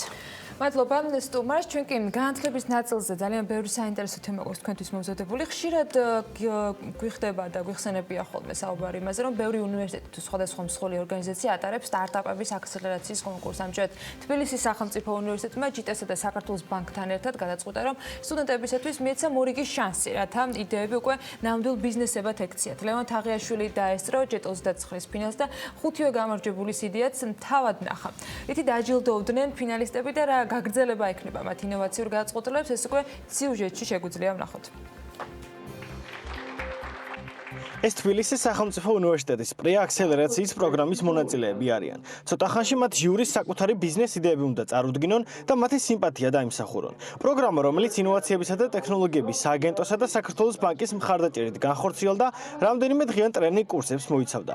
მათ შორის ყველაზე განსხვავებული და საინტერესო ეგრეთ წოდებული elevator pitch-ი იყო, სადაც სტუდენტებმა გენერალური რეპეტიცია გაიარეს და ეცადნენ საკუთარი იდეები მენტორებისთვის მოკლედ და კონკრეტულად გაეცნოთ. დღეს უკვე ოფიციალური ჟიურის წინაშე დგანან. ცოტას ნერვიულობენ, მაგრამ წამყვანი მათ გამხნევებას აქტიურად ცდილობს. ხელოვნურ ინტელექტზე დაფუძნებული დამხმარე არქიტექტორებისთვის. ბოთლი, რომელიც წყალს ყოველთვის მოიტანს. კომპიუტერული თამაში ქიმიის სასწავლებლად და კიდევ მრავალი სხვა. აი ის იდეები, რაც სტუდენტებმა მოსამზადებელი პერიოდის განმავლობაში ჩამოაყალიბეს და ახლა მზად არიან ნამდვილ ბიზნესად აქციონ. ძალიან პოპულარული გახდა სტარტაპ ევროპა სტუდენტებში, დავიწყებ ამით, უფრო ძალიან ბევრი სტუდენტი არის სურვილი, ბევრი ჩართული და არც ისე განებივრებული ჩვენი სტუდენტობა ესეთი წვრთნებით, რომელიც ჩატარდა, მრავალდღიანი წვრთნები, ძალიან კარგი გუნდი მუშაობდა. რაც შეეხება თვითონ ამ pitching-ი, ეს elevator pitching-ი რაც არის და პირველად ეწყობა მეგონი საქართველოში, King David-ში ერთი ლიფტი გამოიყო სპეციალურად, 30 წამიანი pitch-ი უნდა გაკეთდეს, უნდა დაარწმუნო შენ მომავალი დამფინანსებელი შენი იდეის CDADS-ში და ეს არის ძალიან ასე ვთქვათ კარგი ფორმატი იმისათვის რომ მაქსიმალურად შეძლო მინიმალურ დროში მაქსიმალური ინფორმაციის გადაცემის უნარი უნდა გქონდეს. ახალგაზრდებს სტუდენტებს აქვს ყველაზე საინტერესო და ასე ვთქვათ გაბედული ინოვაციური იდეები, რომელსაც ჭირდება მხარდაჭერა უნივერსიტეტის წიაღშივე. ჩვენ პრეაქსელერაციის პროგრამის ფარგლებში დახმარება გაუწიეთ და მათ კურიკულუმი გადავეცით, რომელიც არის ესტონური აქსელერატორის კურიკულუმი. მენეჯმენტმა შეძლო რომ უფრო კრეატიული მიდგომები დაენერგა, თუ როგორ უნდა გამოხატონ სტარტაპებმა თავიანთი ინოვაციური იდეები, როგორ უნდა იფიქრონ თუნდაც სწრაფ სტრესულ გარემოში და შესთავაზონ ინვესტორს თუ დაინტერესებულ პირებს თავიანთი ინოვაციური იდეა და ვფიქრობ, რომ სწორედ აი ასეთი პროგრამები წაახალისებს კიდევ უფრო მეტ კრეატივს, კიდევ უფრო მეტ ასე ვთქვათ გლობალურ გადაწყვეტებს. კითხვები საკმაოდ კონკრეტული და სერიოზულია. არის თუ არა გამართული ბიზნეს მოდელი? რამდენად მზადაა გუნდი იმისთვის, რომ საქმე ბოლომდე მიიყვანოს? სამწუთიანი პრეზენტაციები დასრულებულია. ახლა უკვე დროა ჟიურიმ ობიექტურად შეაფასოს თითოეული მათგანი. ეს ის შემთხვევა, როდესაც წინადადება ყველა მონაწილე გამარჯვებულია სიმართლეს შესაბამება. ჯეპრამ, რედბერიმ, საქართველოს ბანკმა, ჯიტამ, თითოეულმა მათგანმა სტარტაპერებს ჯილდოების საჭიროებისავე შეურჩიეს. რაც მთავარია, 5-ვე გუნდმა მენტორობა, სხვადასხვა ღონისძიებაზე დასწრების უფლება და საკუთარი იდეის რეალიზაციის შანსი დაიმსახურა. გაპირობებული ვყავს ქიმიური რეაქტივები და დაახლოებით Mortal Kombat-ის სტილში ვაკეთებთ ფაითინგ ვიდეო თამაშს. თამაში იქნება მობაილ პლატფორმებზე, რადგანაც ყველასთვის ხელმისაწვდომი იყოს. დროებით დაველოდებით როგორ გამიმთარდება მოვლენები, მაგრამ Kickstarter-ისთვის ალბათ 1-3 კვირაში ვიქნებით მზად. ჩვენ გავხდით Redware-ის რჩეული, რომელიც არის სარეკლამო კომპანია, იმედია ჩვენ შორის შედგება რაღაც თანამშრომლობა, რომელიც ჩვენს და მათ რაც სარგებლოს მომიტანს. ჩვენ გვინდა შექმნათ ციფრული სივრცე, აი კულინარიული მასტერკლასებისთვის, ის იქნება ისეთი გამორჩეული და ინოვაციური, როგორიც წიწაკისა და შოკოლადის გაერთიანება. ჩვენი მომხმარებელი იქნება კულინარიით დაინტერესებული, ასევე საქართველოს მოქალაქეები, ასევე ის ტურისტები, რომლებიც დადიან სოფლიოს გარშემო და ეძებენ კულინარიულ გამოცდილებას. მათ ექნება საშუალება, მაგალითად, როცა მოვლენ ჯავახური მაკარონას გადმოსამზადებლად, თავი ირდონ ჯავახეთში. ჩვენ გავხდით საქართველოს ბანკის რჩეული, ძალიან დიდი მადლობა მინდა ამ შესაძლებლობისთვის გადავუხადოთ ჯეტოს და 9 აქსელერატორის ორგანიზატორებს. კარგია, რომ საკუთარი იდეის განხორციელების და მასზე ფიქრის შანსი სტუდენტებს უკვე სწავლის საწყის ეტაპზევე აქვთ. სწორედ მათი აქტიურობის და წარმატების შედეგია, რომ საქართველოში მსოფლიოში ერთ-ერთი ყველაზე ცნობილი აქსელერატორი 500 Startups-ი შემოვიდა. ორგანიზაციის დამსახურებით აქ მიღებული გამოცდილების გამოყენება სტარტაპერებს უკვე რამდენიმე მილიარდიანი კაპიტალის მქონე ინვესტორებთან შეეძლებათ. მთავრობის რეკომენდაციით ხალხურავალი ღონისძიებები დროებით გაუქმდა, ხელისუფლება ინდივიდუალურად თან ერთად კომპანიებს უფრო მეტი მობილიზაციისკენ მოუწოდებს და ჰიგიენური ნორმების დაცვისკენ. სკოლებისა და უმაღლესების გარდა დეზინფექცია უტარდება. საზოგადოებრივ ტრანსპორტსაც რა სიხშირით მოხდება დასუფთავება და დეზინფექცია, რა მასშტაბებზეა საუბარი, ამაზე ბექა ბაციკაძე სტუმართან ერთად გააგრძელებს საუბარს. გრიგოლ ხუცურავული თბილისის სატრანსპორტო კომპანიის დირექტორი ექსპლუატაციის საკითხებში შემოგვიერთდება პირდაპირ ეთერში.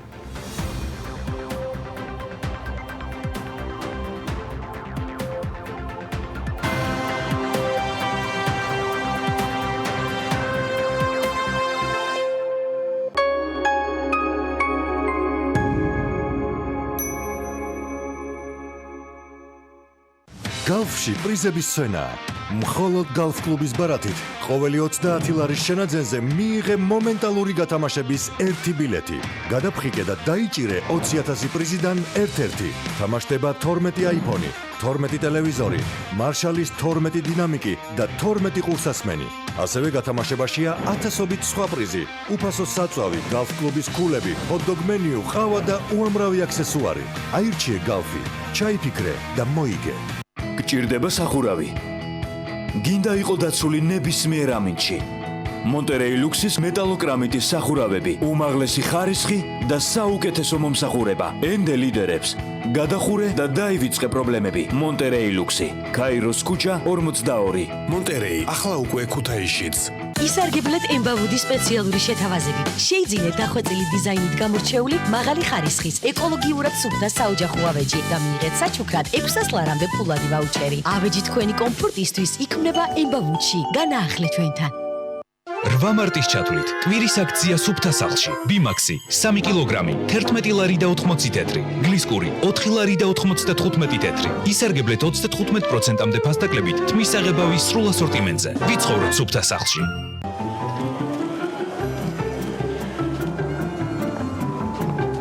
ლიას თავის საყვავილეში უკვე შესაძლებლობა აქვს გაატერმინალოს თავისი ტელეფონი.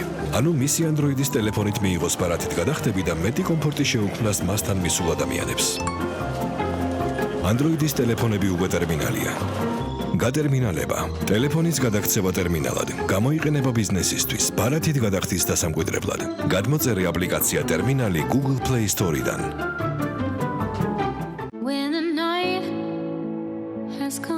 ბილეთები? მაჩუკა და მალე მივფრინავთ. მანიკა, გადასაღებ მოედანზე. გადაღება მოიცდის ყავადაბლიოთ და მომიყევი.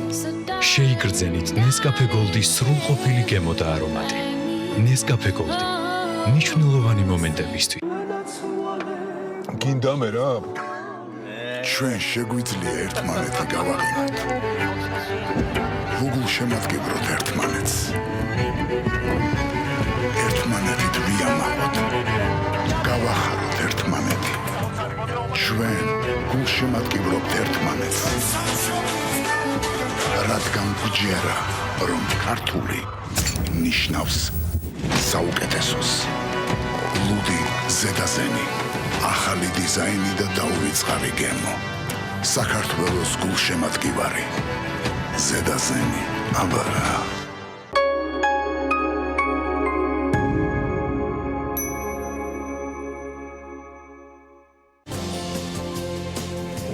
რა პრობლემებს ქმნის ფსიქოლოგიური სტრესი და ვინ არის ამ დროს ყველაზე მაღალი რისკის ქვეშ? რამდენად ამწოვებს რესპირატორულ ინფექციებს შიში, რჩევები და რეკომენდაციები ქრონიკული დაავადებების მქონე ჯგუფისთვის?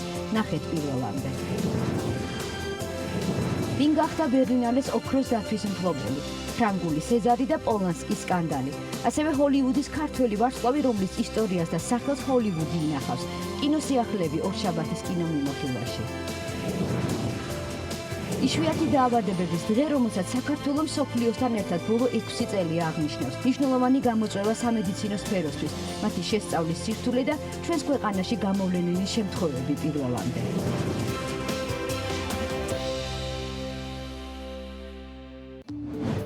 ჯანდაცვის მსოფლიო ორგანიზაციის რეკომენდაციები. კორონავირუსები. კორონავირუსები წარმოადგენენ ვირუსების ოჯახს, რომელთაც შეუძლიათ გამოიწვიონ როგორც ნაკლებად მძიმე დაავადება, მაგალითად, ჩვეულებრივი გაციება. ასევე უფრო მძიმე დაავადებები, მათ შორის მძიმე, მწვავე რესპირატორული სინდრომი.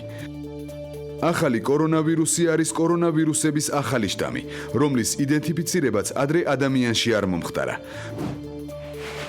კორონავირუსი გადაეცემა ადამიანიდან ადამიანს, ძირითადად ინფიცირებულ ადამიანთან ახლო კონტაქტის შემდეგ.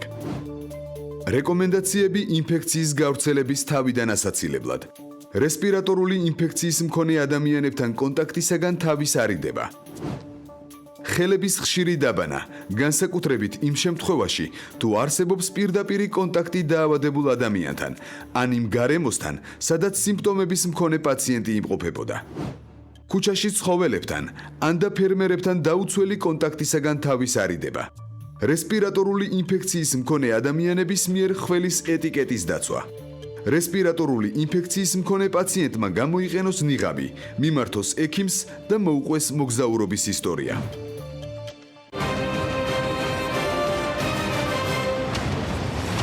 ეს რეაქცია, რომელსაც ყოველ სამშაბათს და ხუთშაბათს წარმოგიდგენთ მე ჟურნალისტი ინგა გრიგოლიანი. პირველი განსაკუთრებულ განრისხებას იწვევდა მასში. ხედავთ რომ ისინი ბიზნესზე მიმდინარეობს ზეწოლა, პოლიტიკოსების მიმართ ხედავთ ტელედაპატიმრებებს.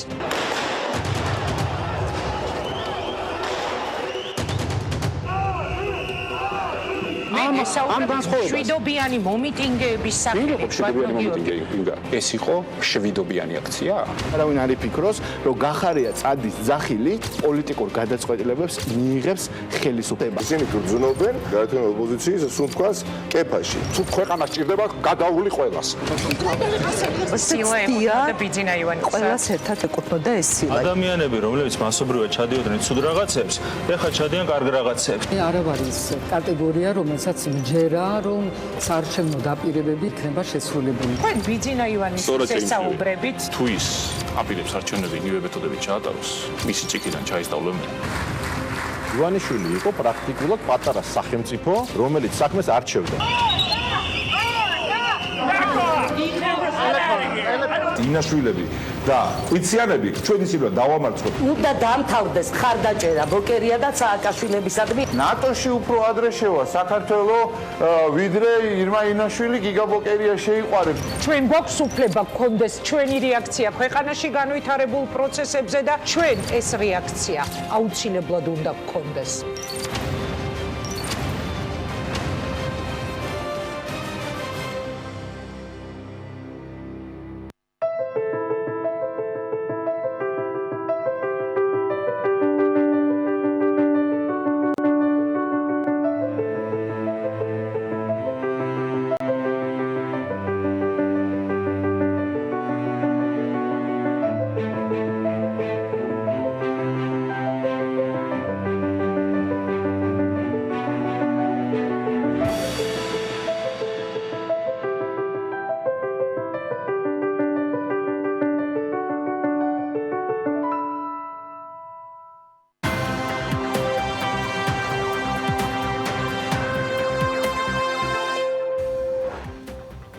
გასული თვის განმავლობაში საქართველოს ეკონომიკის რეალური ზრდა 5.1% იყო, დღეს გადამხდელი საწარმოების ბრუნვა 6.2 მილიარდ დოლარი შეადგინა, რაც 2019 წელთან შედარებით 14.6%-ით მეტია.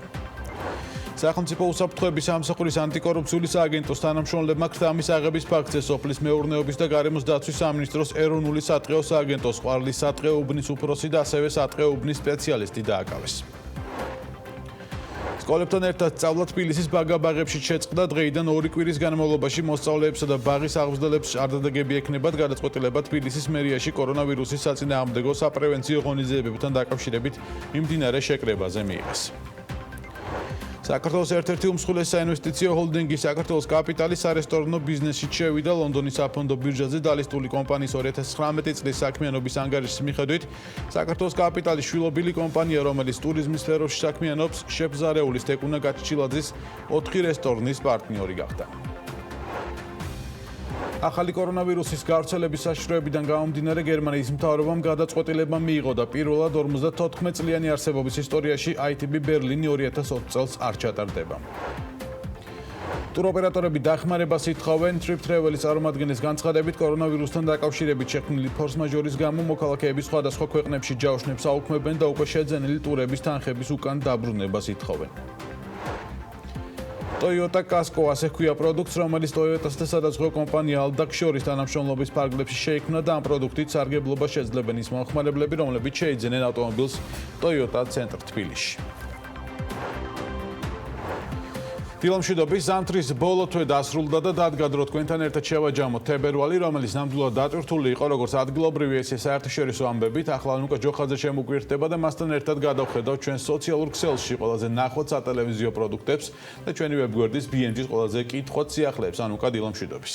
ბექა, დილამშვიდობისა. თებერვლის ყველაზე ნახვადი სატელევიზიო პროდუქტებით დავიწყოთ ათეუს მანენა მანჯგალაძის რუბრიკა საქმიანები ხსნის. გამოსვლა კომფორტის ზონიდან, ანუ სამართალმცოდნის და უფლება დამცველის ნინო ფრუიძის ისტორია. სიუჟეტმა ჩვენ სოციალურ ქსელში 24,000-ზე მეტი ნახვა, 58 გაზიარება და 299 მოწონება დააგროვა. BMG-ის მხოლოდ ქართულის რუბრიკის გურული გმირი არის შემდეგი რეიტინგში, რომელმაც მსოფლიოში ანალოგი არ ჰყავს და შექმნა ისეთი ქართული პროდუქტი, რომელიც მსოფლიოს სხვა ბაზრებზე ვერც მოიძებნება. გურული window ინოვაციური ფანჯარაა, რომელიც ქვიშის საათის პრინციპითაა შექმნილი. სალომე ჭიპაშვილის სიუჟეტმა 30,368 ნახვა, 197 გაზიარება და 329 მოწონება დაიმსახურა. გურულ ამბებთან ერთად მხოლოდ ქართულის რუბრიკის ობიექტივში გორში არსებული წითელი და შავი ხიზილალის მოებაც მოხდა. კომპანია ალგის ისტორიას ჩვენ სოციქსელში 33,651 ნახვა, 221 გაზიარება და 692 მოწონება აქვს. ახლა კი დაუბრუნდეთ დედაქალაქში. თბილისის მერიისა და სიტი პარკის დავის ისტორია. საარბიტრაჟო დავა და გრძელვადიანი სასამართლო პროცესისგან თავის არიდება თბილისის მერიას 4,300,000 დოლარი დაუშვა. დავა სწორედ გასულ კვირას შეწყდა, დეტალები საქმიანი დილის მაყურებელს ნინი ლონგურაშვილმა გააცნო. სიუჟეტს 34,909 ნახვა, 6 გაზიარება და 55 მოწონება აქვს. რეიტინგში შემდეგია BMG for Startup-ის რუბრიკის მორიგი ისტორია წერტი, ტრადიციული ბიზნესი არატრადიციული ხედვით. გონაშვილების სტარტაპით BMG-ს 37,500-ზე მეტი მაყურებელი დაინტერესდა, უფრო მეტიც 150-მა ის გააზიარა, ხოლო 573-მა ის მოიწონა. ტრადიციულად უნდა მოვიკითხოთ რუბრიკა საქმიანების ადგილი ჩვენს რეიტინგში, რადგან თვიდან თვემდე ამ რუბრიკის გმირები BMG-ის რეიტინგში საპატიო ადგილს იკავებენ. ბექ არ შემიძლია არ დაგეთანხმოს, სწორედ ამ რუბრიკის გმირია შემდეგი ჩვენს რეიტინგში. ისტორია, რომელიც გასულ თვეს სოციალური ქსელი მოიცვა, ის კაცია, რომელსაც ცხოველები ყოველთვის ძალიან უყვარდა და ახლაც მათ სამსახურშია. თბილისის ზოოპარკის დირექტორი ზურა გურიელიძის ისტორიას 44,400-ზე მეტი ნახვა, 87 გაზიარება და 591 მოწონება აქვს. რეიტინგში კი შემდეგი ლევან თაღიაშვილის ავტორობით მომზადებული სიუჟეტია, მუშაობს თუ არა ჭკვიანი კამერები, რომელიც საქართველოში რამდენიმე წლის წინ დამონტაჟდა. აღმოჩნდა, რომ არასამთავრობო ორგანიზაციები მათი გამართულობის საკითხს ეჭქვეშ აყენებენ. ეს პრობლემა კი განსაკუთრებით რეგიონებში დგას. სიუჟეტს 51,456 ნახვა, 90 გაზიარება და 100-ზე მეტი მოწონება აქვს. ნინი ლონგურაშვილის კიდევ ერთი საინტერესო სიუჟეტი ხდება ჩვენს რეიტინგში, რომელიც ასევე ჩვენს დედაქალაქს ეხება, სადაც ბოლო დროა სკუტერების ქურდობა გახშირდა. პრობლემის მასშტაბებზე იწერება სოციალურ ქსელშიც, იწერებოდა განცხადებები შინაგან საქმეთა სამინისტროს სახელზეც, თუმცა რეაგირება მათი მხრიდან მინიმალურია. სიუჟეტი მეხუთე ადგილს რეიტინგში 155,370-ზე მეტი ნახვით, 155 გაზიარებითა და 283 მოწონებით იკავებს. ანუკა, კიდევ ერთი თემა, რომელიც თბილისს ეხება, ავტობუსების საკითხია, რომელზეც ასე მონდომებით საუბრობს თბილისის მერია და კახკალაძე, თუმცა მიუხედავად იმისა, რომ სატრანსპორტო პოლიტიკა ჩვენი ადგილობრივი ხელისუფლების პრიორიტეტია, მაინც პრობლემები რჩება. დარწმუნებული ვარ, ამ თემაზე მომზადებული სიუჟეტით საპატიო ადგილს დაიკავებდა ჩვენს რეიტინგში. ბექა ნამდვილად. შემდეგი ჩვენს რეიტინგში სწორედ ეს თემა მოდის აუდიტის სამსახურმა ავტობუსების მძღოლების ზეგანაკვეთურ სამუშაოზე ანგარიში გამოაქვეყნა, რომლის თანახმადაც მძღოლების უმეტესობა შრომის კოდექსით გათვალისწინებულ 48 საათზე მეც მუშაობენ. ექსპერტების თქმით, დღიურად 13-14 საათიანი მუშაობა ავტოავარიების რისკს დის. სიუჟეტით 57,350-ზე მეტი ადამიანი დაინტერესდა, 66 მაისს გააზიარა, ხოლო 250-მა კი მოიწონა. და ბოლოს 2020 წლის თებერვლის ყველაზე ნახვადი სიუჟეტი უცხოურ ამბებს დაეთმო. ვიზუალ კაპიტალისტმა იმ ქვეყნების სია გამოაქვეყნა, სადაც მოქმედი კომპანიების უმეტესობა 4 დღიან სამუშაო კვირაზე გადავიდა. მაგრამ ადამიანის ავტორობით მომზადებულმა სიუჟეტმა ჩვენი მაყურებელი განსაკუთრებით დააინტერესა. სიუჟეტს 117,490 ნახვა, 2000 გაზიარება და 1200 მოწონება აქვს. ეს რაც შეეხება სატელევიზიო პროდუქტებს. ახლა კი მოდით ჩვენი ვებგვერდის BMG-ს თებერვლის ყველაზე ნახვად სიახლეებსაც გადავავლოთ თვალი. 2020 წლის თებერვლის მონაცემებით BMG-ს ყველაზე კითხვადი სიახლეებია. მანქანიდან ნაგვის გადაყრაზე ჯარიმა ორმაგდება. გარემოს დაბინძურებისთვის სანქციები მკაცრდება. სიახლეს ჩვენს ვებგვერდზე 10719 ნახვა აქვს და თებერვლის ყველაზე კითხვადი სიახლეების ტოპ 10-ში მე-10 ადგილს იკავებს. მე-9 ადგილი საქართველოში ყავის კაფსულების წარმოება დაიწყო. 100 მილიონი ლარის ინვესტიციით გახსნილი მიამას საწარმოს გეგმებით 11144 ადამიანი დაინტერესდა. ფრონტერას აღმასრულებელი დირექტორი ამბობს, რომ კომპანიის მიერ მიკვლეული გაზის საბადო ავტორიტეტული ამერიკული ორგანიზაციის მიერ არის შეფასებული და დადასტურებული. ინტერვიუს 12716 ადამიანი გაეცნო. დიდი ბრიტანეთი 2035 წლისთვის აპირებს ბენზინსა და დიზელზე მომუშავე და ასევე ჰიბრიდული მანქანების გაყიდვა აკრძალოს. მიზანი ჰაერის დაბინძურების დონის შემცირებაა. სიახლე რეიტინგში მე-7 ადგილზეა და 15826 ნახვა აქვს. თავრობამ შემიქმნა ვალები, ვიზიარი არ მაკმარა რაინიერით შემომიყვანა. Georgian Airways-ის დირექტორის განცხადებას BMG-ს 16427 მკითხველმა გადაავლო თვალი. 16850 ნახვით ხუთეულს მიკროსაფინანსო ორგანიზაციების რეიტინგი იკავებს, რომელიც წმინდა მოგების მიხედვით არის შედგენილი. კორონავირუსის გამო მსოფლიო უნდა მოემზადოს შესაძლო პანდემიისთვის. ჯანდაცვის მსოფლიო ორგანიზაცია ქვეყნებს მზადყოფნისკენ მოუწოდებს. სიახლეს ჩვენს ვებგვერდზე 18523 ადამიანი გაეცნო. საკმარისია მხოლოდ სკოლა გქონდეთ დამთავრებული. ილონ მასკი კადრებს ეძებს. საქმიანი შეთავაზებით 23860 ადამიანი დაინტერესდა. ამ მაჩვენებლით კი სიახლე საერთო რეიტინგში მე-3 ადგილზეა. თითქმის 27000 ადამიანი გაეცნო ინფორმაციას იმის შესახებ, თუ ვის ეკუთვნის ქართული კომერციული ბანკები. სიახლე რეიტინგში მე-2 ადგილს იკავებს. და ბოლოს 2020 წლის თებერვლის ყველაზე კითხვადი სიახლე რაჭაში სათხილამურო ტრასის შესაძლო მოწყობას ეხება. 40 კილომეტრიანი ტრასა რაჭაში, რომელსაც ერთდროულად 10000 მოთხილამურის მომსახურება შეეძლება. სიახლე რეიტინგში პირველ ადგილს იკავებს და 28811 ნახვა აქვს.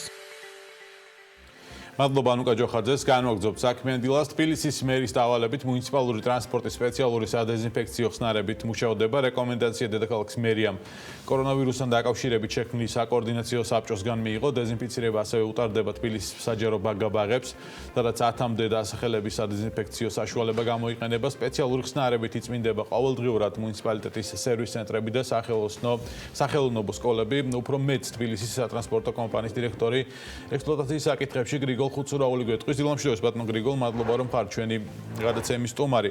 პირველ რიგში რა ინტენსივობით ხდება სადეზინფექციო ხსნარებით მუნიციპალური ტრანსპორტის დასუფთავება და სუფთავდება თუ არა ყველა მუნიციპალური ტრანსპორტი, ავტობუსები, მეტრო და ასე შემდეგ.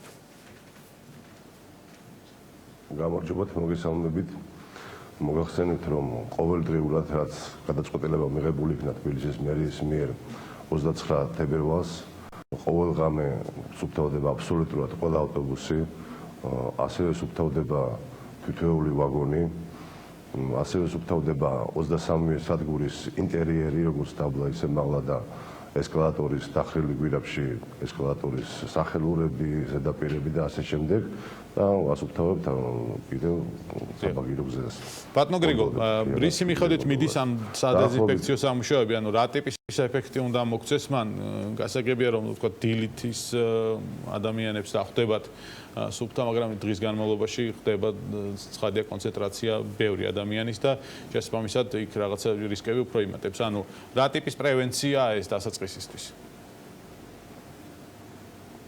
დასაწყისისთვის მოგახსენებთ, რომ რამდენიმეჯერ შეიძლება მოხდეს მატარებლის შესვლა დეპოში, თითოეულ შესვლაზე აქამდეც როგორც ავტობუსები, ისე მატარებლები, ვაგონები სუფთავდებოდა სველად, დამატებით თითოეულ შესვლაზე უტარდება დეზინფექცია. აღნიშნული პრევენცია იმედია, რომ მოგცემს გარკვეულ შედეგს და შეამცირებს რისკებს. დიახ, როდემდე გაგრძელდება ეს სადეზინფექციო სამუშაოები, თუ არის ვადები ასე თქვა? რამდენი ხანის ასე კონკრეტულად ვადები ჯერჯერობით არ არის დაზუსტებული, მაგრამ რამდენი ხანით საჭირო იქნება კომპანიას სულიად ზადყოფნაშია, რომ შეასრულოს აღნიშნული სამუშაოები. ხო, ჩვენ გვინდა რომ ცოტა ხანი გაგრძელდეს, იმიტომ რომ რაღაც რისკები შემცირდეს ისედაც ბუნებრივად კორონავირუსის, მაგრამ ყოველ შემთხვევაში ეს სამუშაოები ალბათ დამოკიდებული იქნება იმაზე, რამდენად გაგრძელდება, ასე ვთქვათ, კორონავირუსის საფრთხე ქვეყანაში. თქვენ ხომ არ გაქვთ ბატონო გრიგოლ ინფორმაცია მიკროავტობუსებთან დაკავშირებით, ისინი გადიან თუ არა რაიმე ტიპის, ასე ვთქვათ, სადეზინფექციო პროცედურებს? ნამდვილად არა მაქვს რამე თუ მიკროავტობუსები ჩვენ კომპანიაში არ შემოდის, მაგრამ მე როგორც ვიცი, მერიდან შესაბამისი მითითებები მიიღეს უკვე. დიახ, ანუ შესაძლებელია რომ მათაც ასე ვთქვათ გაუკეთონ დეზინფექცია, ანუ რა ტიპის მითითებები არის გაცემული. ამ შემთხვევაში გასაგებია რომ ის კერძო კომპანიაა, მაგრამ შეუძლია ალბათ ამ საბჭოს რეკომენდაციები გასცეს, რომელიც თქვენც მიიღეთ მათ შორის. რა თქმა უნდა, რა თქმა უნდა. დიახ. კიდევ ერთი საკითხი ბატონო გრიგოლ, მე მინდა რომ კითხოთ, შესაძლებელია თუ არა ეს პრაქტიკა, ასე ვთქვათ, დაინერგოს მომავალში, ანუ თქვენი შეფასებით როგორია, შესაძლებელია თუ არა სველი წესის გარდა, ვთქვათ, მომავალში დამუშავდეს მეტროსადგურები ასეთ ინტენსივობით არა, მაგრამ ეს დეზინფიცირება ჩაუტარდეს. თუ ხდებოდა იყო ასეთი პრაქტიკა? არ არის გამორიცხული, თუ საჭირო იქნება, აუცილებლად გაკეთებული იქნება დეზინფექცია შემდგომში. ეს პრაქტიკა აქამდე იყო თუ არა ბატონო გრიგოლ? მითითებები, რეკომენდაციები არა, ნამდვილად არ ყოფილა აღნიშნული პრაქტიკა. დასასუფთავებელი ხსნარებით სუფთავდებოდა მხოლოდ სპეციალური ხსნარებით. დეზინფექცია არ გავიკეთებია, მაგრამ კონკრეტული შემთხვევიდან გამომდინარე, მობილიზირებულია მთლიანად სამსახურები შესაბამისი, შეძენილია სპეციალური ხსნარები, აღჭურვილობა და 2 დღეა უკვე ინტენსიურად მიმდინარეობს დალაგება.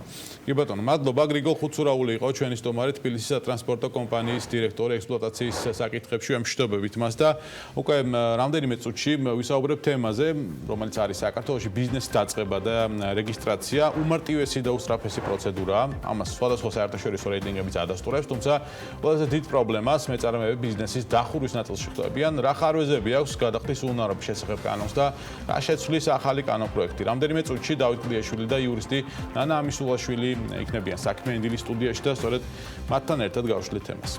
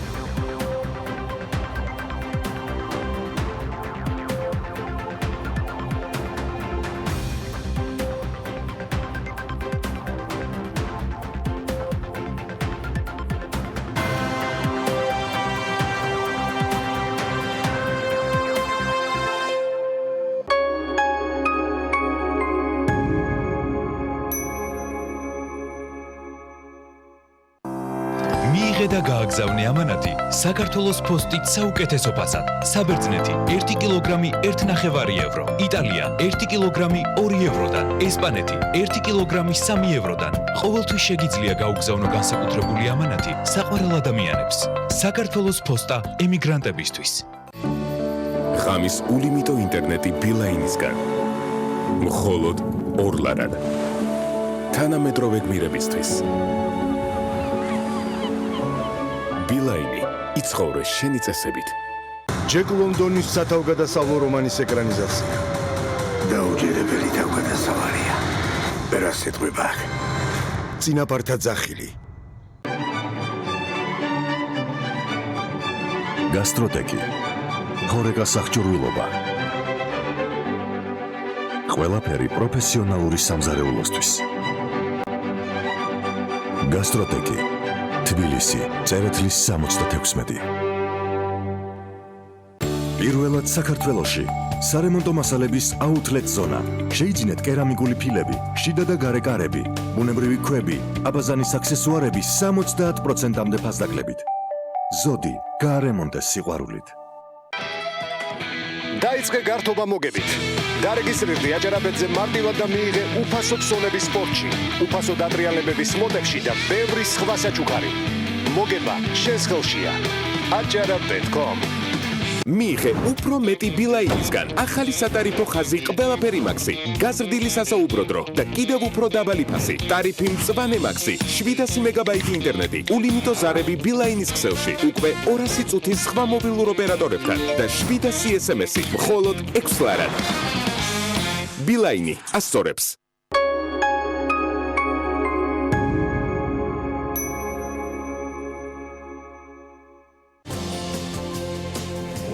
რა პრობლემებს ქმნის ფსიქოლოგიური სტრესი და ვინ არის ამ დროს ყველაზე მაღალი რისკის ქვეშ? რამდენად ამწოვებს რესპირატორულ ინფექციებს შიში, რჩევები და რეკომენდაციები ქრონიკული დაავადებების მქონე ჯგუფისთვის? ნახეთ პირველამდე.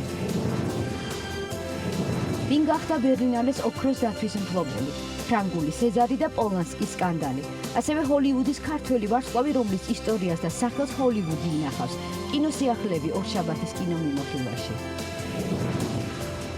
იშვიათი დაავადებების დღე, რომელსაც საქართველოს მსოფლიოსთან ერთად ბოლო 6 წელია აღნიშნავს. მნიშვნელოვანი გამოწვევა სამედიცინო სფეროსთვის, მათი შესწავლის სირთულე და ჩვენს ქვეყანაში გამოვლენილი შემთხვევები პირველამდე.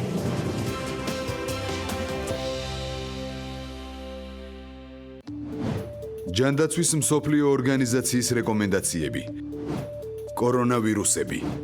კორონავირუსები წარმოადგენენ ვირუსების ოჯახს, რომელთაც შეუძლიათ გამოიწვიონ როგორც ნაკლებად მძიმე დაავადება, მაგალითად, ჩვეულებრივი გაციება. ასევე უფრო მძიმე დაავადებები, მათ შორის მძიმე, მწვავე რესპირატორული სინდრომი. ახალი კორონავირუსი არის კორონავირუსების ახალი შტამი, რომლის იდენტიფიცირებაც ადრე ადამიანში არ მომხდარა. კორონავირუსი გადაეცემა ადამიანიდან ადამიანს, ძირითადად ინფიცირებულ ადამიანთან ახლო კონტაქტის შემდეგ. რეკომენდაციები ინფექციის გავრცელების თავიდან ასაცილებლად. რესპირატორული ინფექციის მქონე ადამიანებთან კონტაქტისაგან თავის არიდება. ხელების ხშირი დაბანა, განსაკუთრებით იმ შემთხვევაში, თუ არსებობს პირდაპირი კონტაქტი დაავადებულ ადამიანთან, ან იმ გარემოსთან, სადაც სიმპტომების მქონე პაციენტი იმყოფებოდა. ქუჩაში ცხოველებთან, ან და ფერმერებთან დაუცველი კონტაქტისაგან თავის არიდება. რესპირატორული ინფექციის მქონე ადამიანების მიერ ხველის ეტიკეტის დაცვა. რესპირატორული ინფექციის მქონე პაციენტმა გამოიყენოს ნიღაბი, მიმართოს ექიმს და მოუყვეს მოგზაურობის ისტორია.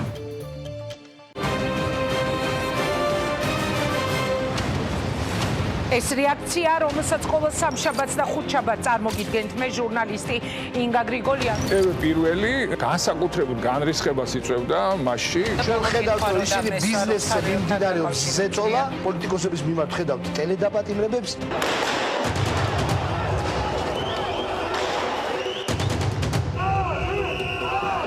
მე ვესაუბრებ შვიდობიანი მომიტინგეების ინგა, ეს იყო შვიდობიანი აქცია? არავინ არ იფიქროს, რომ გახარია წადის ძახილი პოლიტიკურ გადაწყვეტილებებს მიიღებს ხელისუფლება. ისინი გრძნობენ გაერთიანებულ ოპოზიციის სუნთქვას კეფაში. თუ ქვეყანა სჭირდება გადაული ყველას. ყველას ერთად ეკუთვნოდა ეს სილა. ადამიანები, რომლებიც მასობრივად ჩადიოდნენ ცუდ რაღაცებს, ეხლა ჩადიან კარგ რაღაცებს. არ არის კატეგორია, რომელსაც მჯერა, რომ საარჩევნო დაპირებები იქნება შესრულებული. თქვენ ბიძინა ივანის ესაუბრებით თუ ის საარჩევნები ნივე მეთოდებით ჩაატაროს, მისი ჭიქიდან ჩაისწავლემენ. ივანიშვილი იყო პრაქტიკულად პატარა სახელმწიფო, რომელიც საქმეს არჩევდა. ინაშვილები და ყვითიანები ჩვენ ისინი დავამარცხოთ. უნდა დამთავრდეს ხარდაჭერა ბოკერია და სააკაშვილებისადმი. ნატოში უფრო ადრე შევა საქართველო, ვიდრე ირმა ინაშვილი გიგა ბოკერია შეიყვარებს. ჩვენ გვაქვს უფლება გქონდეს ჩვენი რეაქცია ქვეყანაში განვითარებულ პროცესებზე და ჩვენ ეს რეაქცია აუცილებლად უნდა გქონდეს.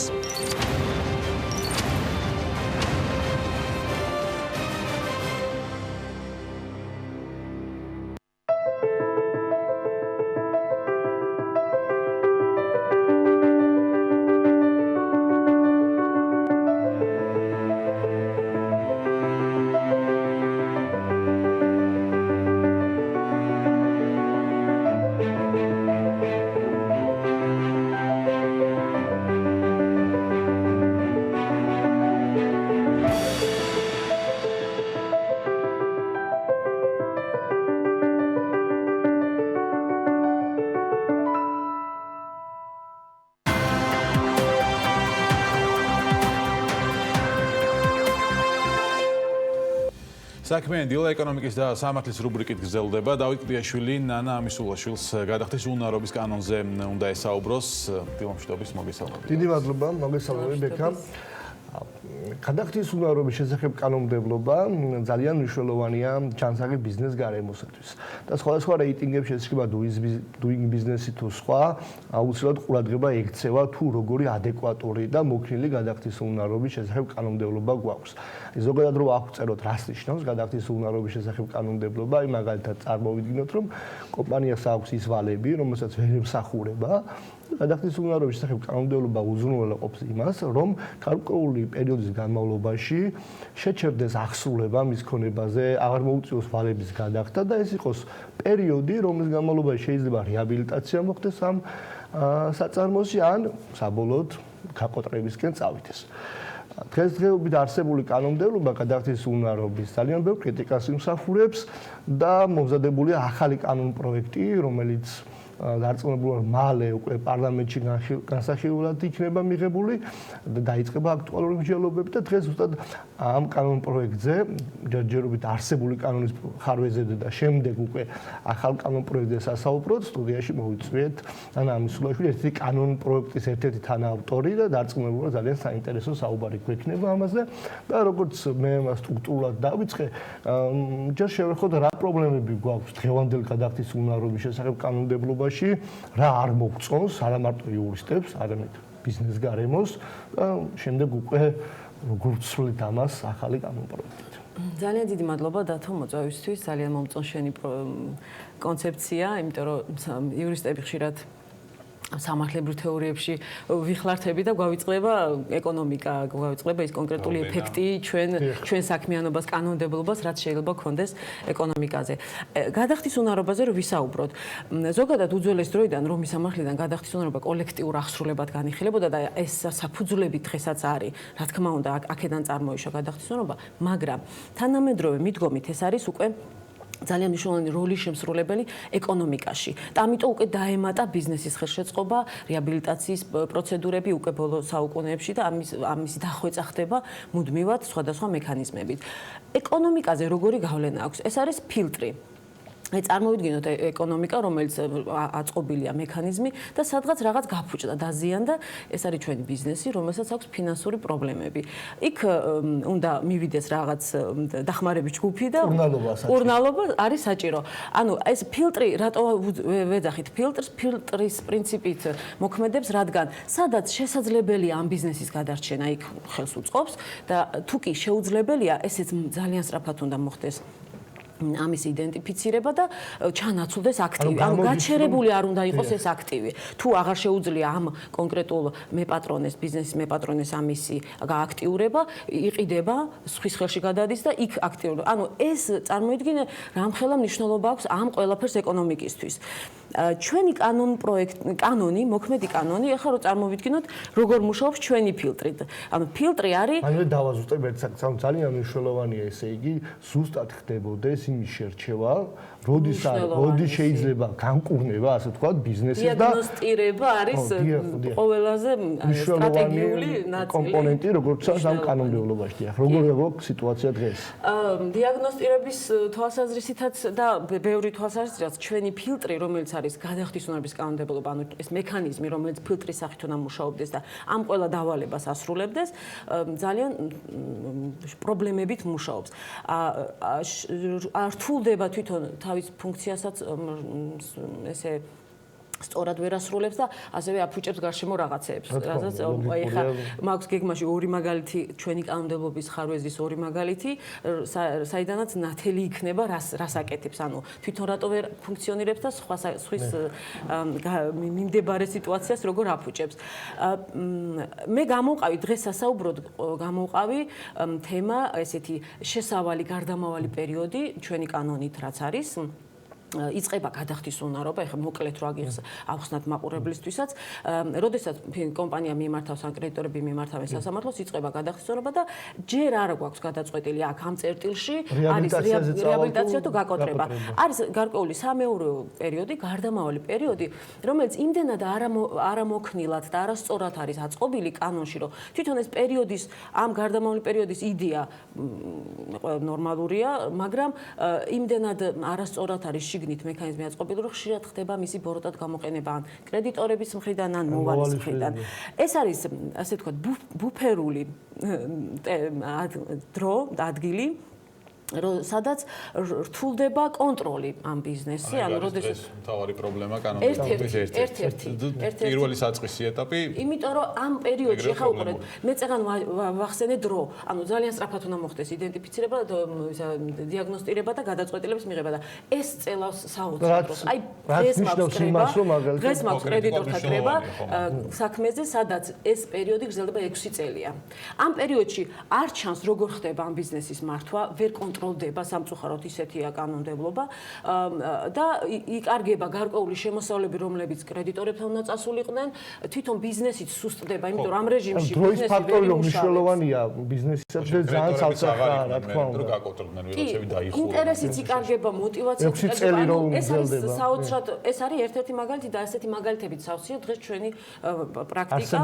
კი ბატონო, 4 წელი, 3 წელი არის ძალიან ჩვეულებრივი. როცა უნდა იყოს მიმდინარე ან დასრულებული ან დასრულებული რომელიც საქმე არის მიმდინარე დასრულებულიც შეგვიძლია ხო არის კი მიმდინარეც არის თქო აი მიმდინარე დღეს მაქვს კრება სადაც მე ვარ როგორც ერთ-ერთი მონაწილე ჩართული ბიზნესი რომელიც 6 წელი აი ამ გარდამავალ რეჟიმში იმყოფება ეს ქონება აქტივი ანუ საბოლოო ჯამში აქვს ესე 6 წელი ვერ გადაწყვეტეს ეს კომპონენტი არ გადაწყვეტილი რეაბილიტაცია წავიდეს თუ გადახდისუნარობა ნაწილი აქტივის არის გაჩერებული როგორც ვიცით თუმცა დაზუსტებით ესეც არ შეიძლება, იმიტომ რომ ყოველდღიური კონტროლი ვერ ხორციელდება, შეუძლებელია ამხელა რესურსის გამოყოფა, ჯერ არ არის არაფერი, ვიღაცამ ხომ უნდა გადაიხადოს ამ რესურსისთვის, ამ მუშაობისთვის, ხო?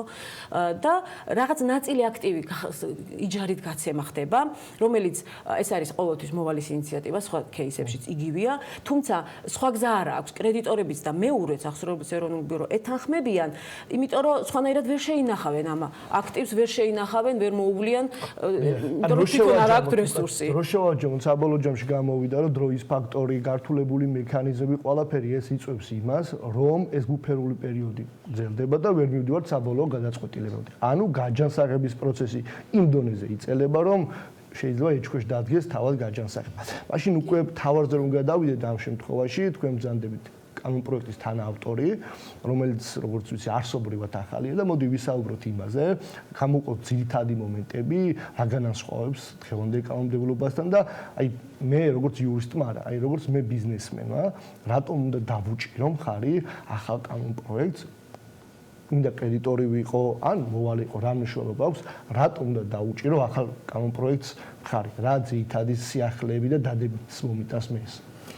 ახალ კანონპროექტთან დაკავშირებით შემიძლია დაუსრულებლად ვისაუბრო და შემიძლია სიამაყით განვაცხადო, რომ ეს ყველა პრობლემა არა მარტო ეს ერთ-ერთი პრობლემა იყო, უბრალოდ ფორმატის გამო, დროის სიმცირის გამო შეუძლებელია ყველაფერზე საუბარი. ყველა პრობლემის იდენტიფიცირება მოხდა თავიდანვე და ძალიან ბევრი მსჯელობა და აი ამ მაგალითი როგორ გამოსწორდება ახლა კონკრეტულ პრობლემაზე, ამ კონკრეტული პრობლემის მაგალითზე ვისაუბროთ ახალი კანონპროექტი აქვს ორი მექანიზმი კანონპროექტში, რომელიც დაეხმარება, რომ ეს სიტუაციები აღარ გაჩნდეს საერთოდ ჩვენს პრაქტიკაში. პირველი არის, რომ განცხადებით უკვე მოითხოვება ან რეაბილიტაცია ან გაკოტრება, აღარ გვაქვს საერთოდ ბუფერული ზონა აღარ გვიქნება. საერთოდ მოხსენით ბუფერული ზონა და ამას რა თქმა უნდა ამაზე ბევრი ვიმსჯელეთ და თან ამისი პლუსი ის არის, რომ მოვალესაც ვავალებთ უფრო მომზადებული მოვიდეს. ესეც პრობლემაა ხოლმე. მოდიოდნენ უბრალოდ შემოაგდებდნენ განცხადებას და მე ელოდებოდნენ სხვები როდის ვარი მაქვს უკვე წერდნენ განცხადებას. კი და აქ არის ჩამოთვლილი კონკრეტული დოკუმენტაცია, კონკრეტული ინფორმაცია რა უნდა მოიტანოს და მოსამართლე თავიდანვე აფასებს ამას. არის თუ არა გადახდისონება და უნდა დავიწყოთ გაკოტრება თუ რეაბილიტაცია და ეს არ არის ძალიან ზოგადი ჩანაწერი კონკრეტული ტესტი. მოსამართლე წყვეტს თუ კრედიტორთა კრება ამ შემთხვევაში თუ მოსამართლე გადაწყვეტს. მოსამართლე, იმიტომ რომ საერთოდ თელ სოფლიოში თანამედროვე მიდგომა არის ეს, რომ მოსამართლეს უნდა ქონდეს ეს კომპეტენციაც, რა თქმა უნდა. ანუ ჩვენ აქ წყვეტთ ეს აქ ამაში აღარ დაიკარგება დრო, რომ დავიწყოთ გამოკვლევა. გვაქვს ძალიან გონივრული ვადა და ამ ვადაში უნდა მოხდეს ამისი გადაწყვეტა და მეორე ძალიან მნიშვნელოვანი ფაქტორი, რომელიც ასევე სხვა პრობლემასაც, სტიგმის პრობლემასაც უკავშირდება და ვიტყვი ამასაც, ეს არის ჩაკეტილი ვადა. ჩაკეტილი ვადას არ გულისხმობ მე რომ თქვა კანონში წერია რომ 3 თვეში უნდა მოხდეს ესეთი ამ დღევანდელ კანონშიც გვაქვს 3 თვეში უნდა მორჩეს ის ბუფერული ზონა, მაგრამ არ ხდება. ჩაკეტილი იმიტომ არის რომ ჩვენ ვეუნებით მოვალეს, მოდიხარ ბიზნესის რეაბილიტაციის სურვილით, 12 თვეში თუ ვერ შემოიტანე შენ ისეთი გეგმა, რომელიც კრედიტორებსაც მოეწონება კანონთანაც. მოვალეს ვავალებთ ამას. არა, მოვალე მართველი ყველა არის ჩართული. ეს არ არის ესე თქვი სასარჩელო წარმოება, სადაც დაპირისპირებული მხარეები არიან. პირიქით ეს ერთად უნდა იმუშაონ, რომ შედეგი მიიღონ და ეს განსხვავდება ამ სპეციფიკა ამისი და შესაბამისად 12 თვის მერე მაქსიმუმია დამატებითი ვადებით 12 თვის მერე თუ არა გვაქვს დამტკიცებული გეგმა ავტომატურად გადადის გაკოტრებაში არ ჭირდება ამას არ განცხადება არც გადაწყვეტილება მოსამართლის ავტომატურად გადადის გაკოტრებაში ანუ ეს არის ეს ძალიან მნიშვნელოვანი მექანიზმი რომ мотиваცია მივცეთ ბიზნესს და ძალიან სწრაფად მოაგვაროს ეს საკითხები ძალიან დიდი მადლობა. ეს უბოდიში სტიგმასაც ვიტყვი, სტიგმასაც უკავშირდება, იმიტომ რომ 12 თვის მერე თუ გეგმა დამტკიცდა, გადახდისუნარებას ფორმალური ნაწილი წდება, გამოდივართ სასამართლოდან, გეგმა არის ახალი გარიგება კრედიტორსა და ბიზნესს შორის და იწყება ისევ ჩვეულებრივი ცხოვრება ამ ბიზნესისთვის და ის აღარ არის გადახდისუნარო. ეს არის ძალიან მნიშვნელოვანი შეთავაზება. შევაჯამოთ, პროცედურები დამარტივებულია, ვადები შემცირებულია და უფრო მეტი შანსია, რომ ბიზნესი გაჯანსაღდეს დროის მოკლე პერიოდში. რეაბილიტაციას და გაკოტრებას ერთად ახალი პროცედურაც გვაქვს დამატებული, რომელსაც ალბათ ცალკე უნდა მივუძღვნოთ დრო ძალიან გადაცემას მივუძღვნოთ კიდევ ამ თემას, იმიტომ ძალიან საინტერესო და პრობლემურია დღესდღეობით და იმედია ახალ კანონპროექტის პირობებში უფრო ვთქვათ ხო, თავარია რომ კანონპროექტი რომელიც არის ახალი, ამან რეალურად იმუშაოს, იყო საუბარი მათ შორის რომ რაღაცებს შეიცვალა გადახდისუნარების შესახებ კანონში, სანამ ახალი ინიციატივა იქნებოდა იმისთვის რომ რაღაც რეიტინგებში გამოსწორებულიყო მდგომარეობა მაგრამ ეს არ არის ამ შემთხვევაში ყველაზე მნიშვნელოვანია რომ ბიზნესებს ქონდეთ კონკრეტული სამართლებრივი პერკეტები რომ მათი საქმიანობა გააგრძელონ ან დაასრულონ ყოველ შემთხვევაში ვიღაცის სასარგებლოდ და ეს იყოს ჯანსაღი პროცესი. მადლობა დავით. ეკონომიკა და სამართალი იყო რუბრიკა საქმიანი დილის ბოლო ბლოკში დავით კლდიაშვილმა იურისტ ნანა ამიშულაშვილმა სპინძლა მადლობა ნანას საინტერესო საუბრისთვის. ვასრულებთ საქმიანი დილას ამით საქმის კურსს ეთერებში ხვდებით ერთმანეთს დღის განმავლობაში.